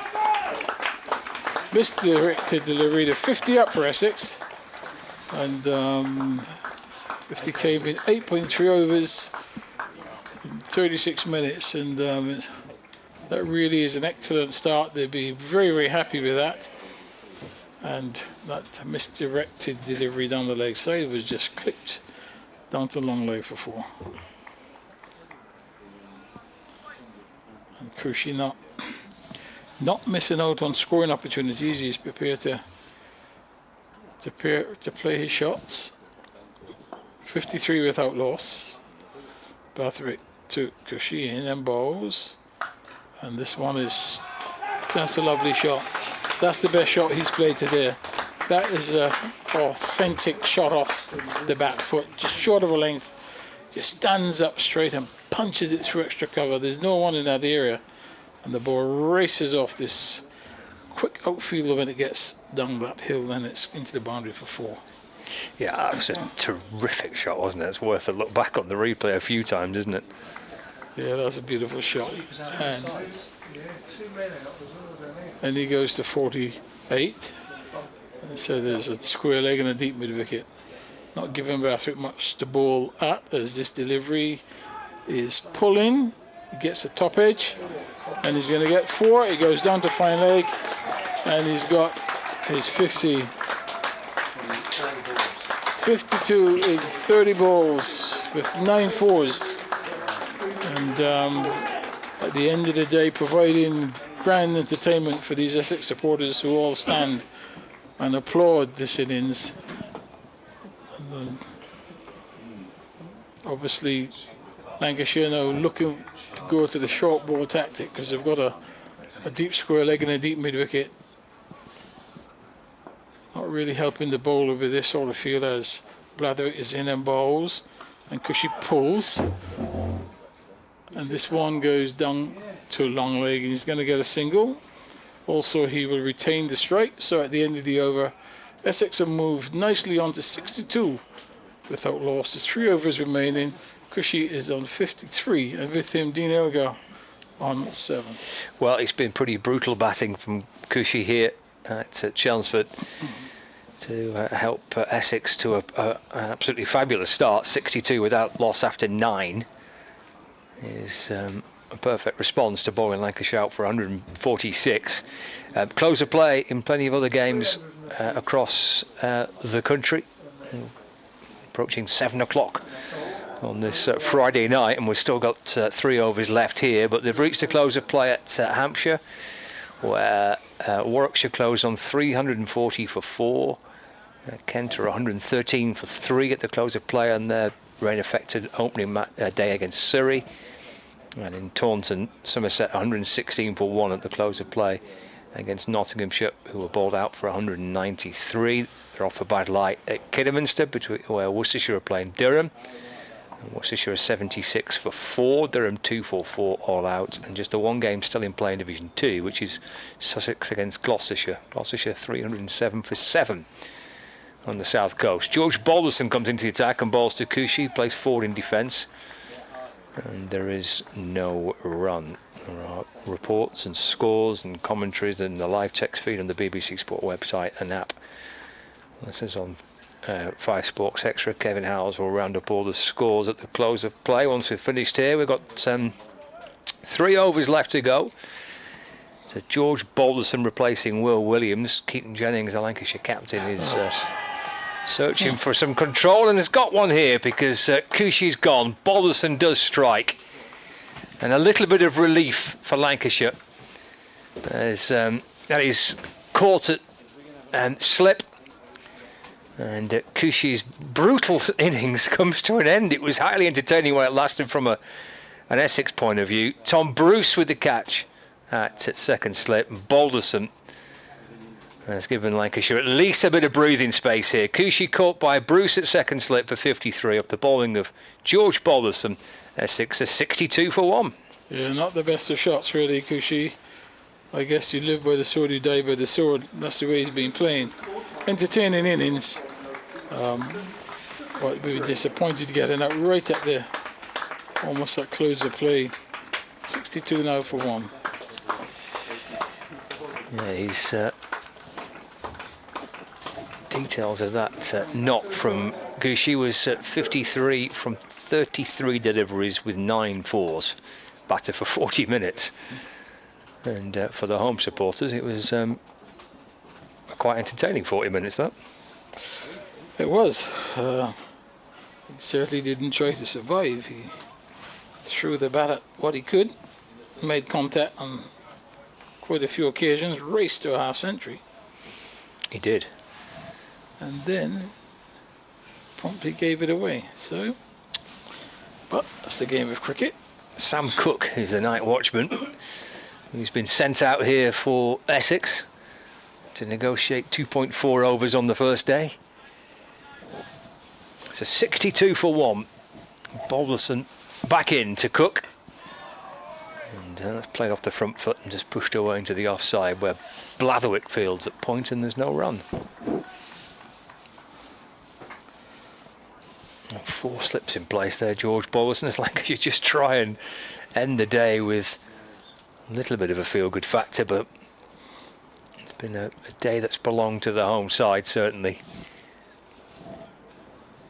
Balderson sets off again, bowls, and Cook defends. He's dropping it in towards the offside. Josh Bannon comes up from mid-off to field, and there's no run. So tight start this by Balderson. The previous over from Jack Blatherwick went for 17. The first 4 overs from Tom Bailey going for 25. Will Williams 4 overs for 18. Captain Keaton Jennings searching for a bit of control from somewhere. It's run away through backward point by Sam Cook. It's a good stop by Jack Blatherwick, and there's no run. Or maybe Keaton Jennings has found some kind of semblance of control through George Balderson, who's been good so far. Yeah, he's just bowled just slightly short of a length. And got the wicket, of course, he's trying to force. In comes Balderson. Oh, that sneaks past Sam Cook's bat. Good take by Hurst, the keeper, who then flicks off the bails in a moment. Cook's back foot was safely back in its ground, but it's a good over that by George Balderson. It's a wicket maiden. It's been one of relief, I'm sure, for Lancashire. Balderson with a wicket maiden, bringing an end to Cushie's entertaining innings. Essex are 62 for 1 with 2 overs left.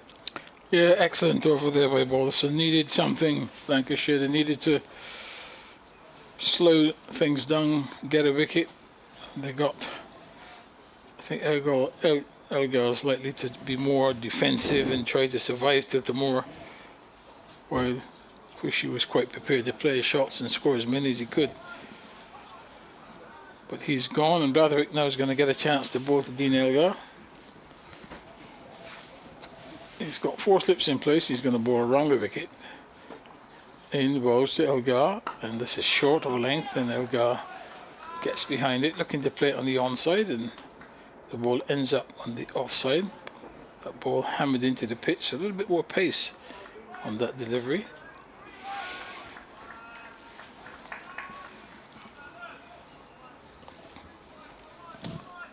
.62 for 1, and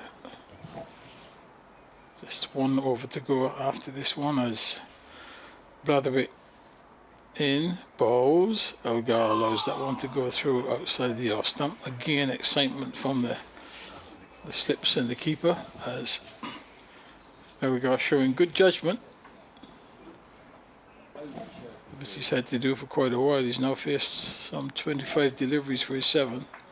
That won't bother him. He's a very experienced test opener who's used to batting for long periods and is prepared to do so.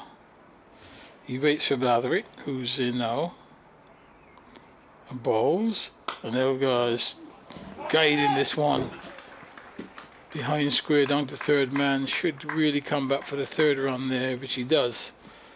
As the return now, it's on its way to wicketkeeper Hurst, so he gets 3. Elgar goes into double figures. He goes to 10. 65 for 1.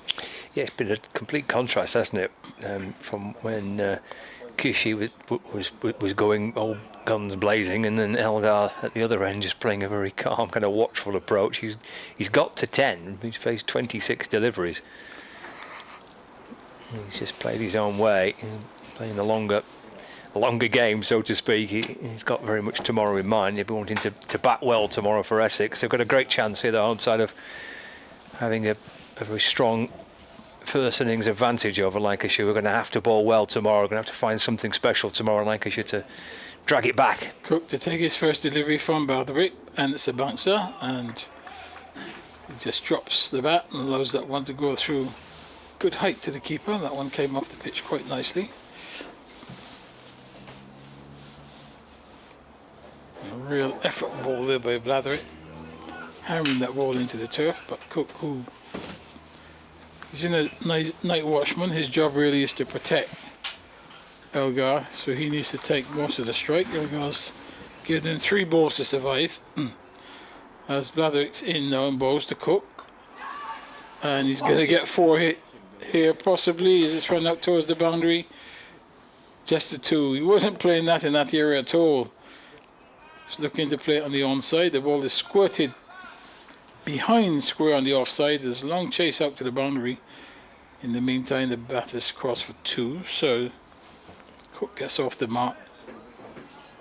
Score now moves to 67 for 1. Yeah, leading edge, wasn't it? So he turned him around. He's trying to work it to mid-wicket. And ball comes off that leading edge. It loops through the vacant backward point region.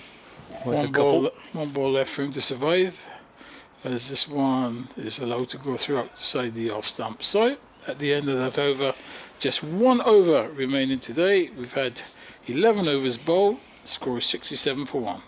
Story of the day is Essex winning the winning the toss at 11:45 this morning and electing to bowl first. 12:15 start. We lost 12 overs from the morning session. A 45-minute morning session from 12:15 to 1 o'clock, and Lancashire made a relatively solid start. Got to 25. Keaton Jennings and Luke Wells, albeit Cook in particular with Porter, and then Snater started nicely with the new ball, but wickets tumbled through the course of the day for Lancashire. Luke Wells following Keaton Jennings, Wells for 23, Jennings out for 5, both off the bowling of Shane Snater. And we start the final over of the day. Here's Bolton from around the wicket, balls to Elgar. That ball squirts past third slip down towards the deep third boundary for a single to Elgar. He moves on to 11. 68 for 1. Josh Bohannon was out for naught. I must make the point that Keaton Jennings was on the end of a fantastic catch by Matt Critchley at Gully off the bowling of Snater for 5. Bohannon fell for naught. Equally impressive catch by Dean Elgar at first slip, low down to his left. Balderson for 10. Tom Bruce hung around making 26. George Bell making 4. He survived up till tea before becoming an LBW victim to Snater. Hurst made 3. Bailey and Blatherwick and Williams added some runs late on for Lancashire. A 53-run partnership between Blatherwick and Williams, helping Lancashire to 146. Balderson's into Cook, who plays a forward defensive. There's no run. The whole thing was wrapped up when Nathan Lyon cut one to Snater at point and was out for naught. Lancashire 146 all out.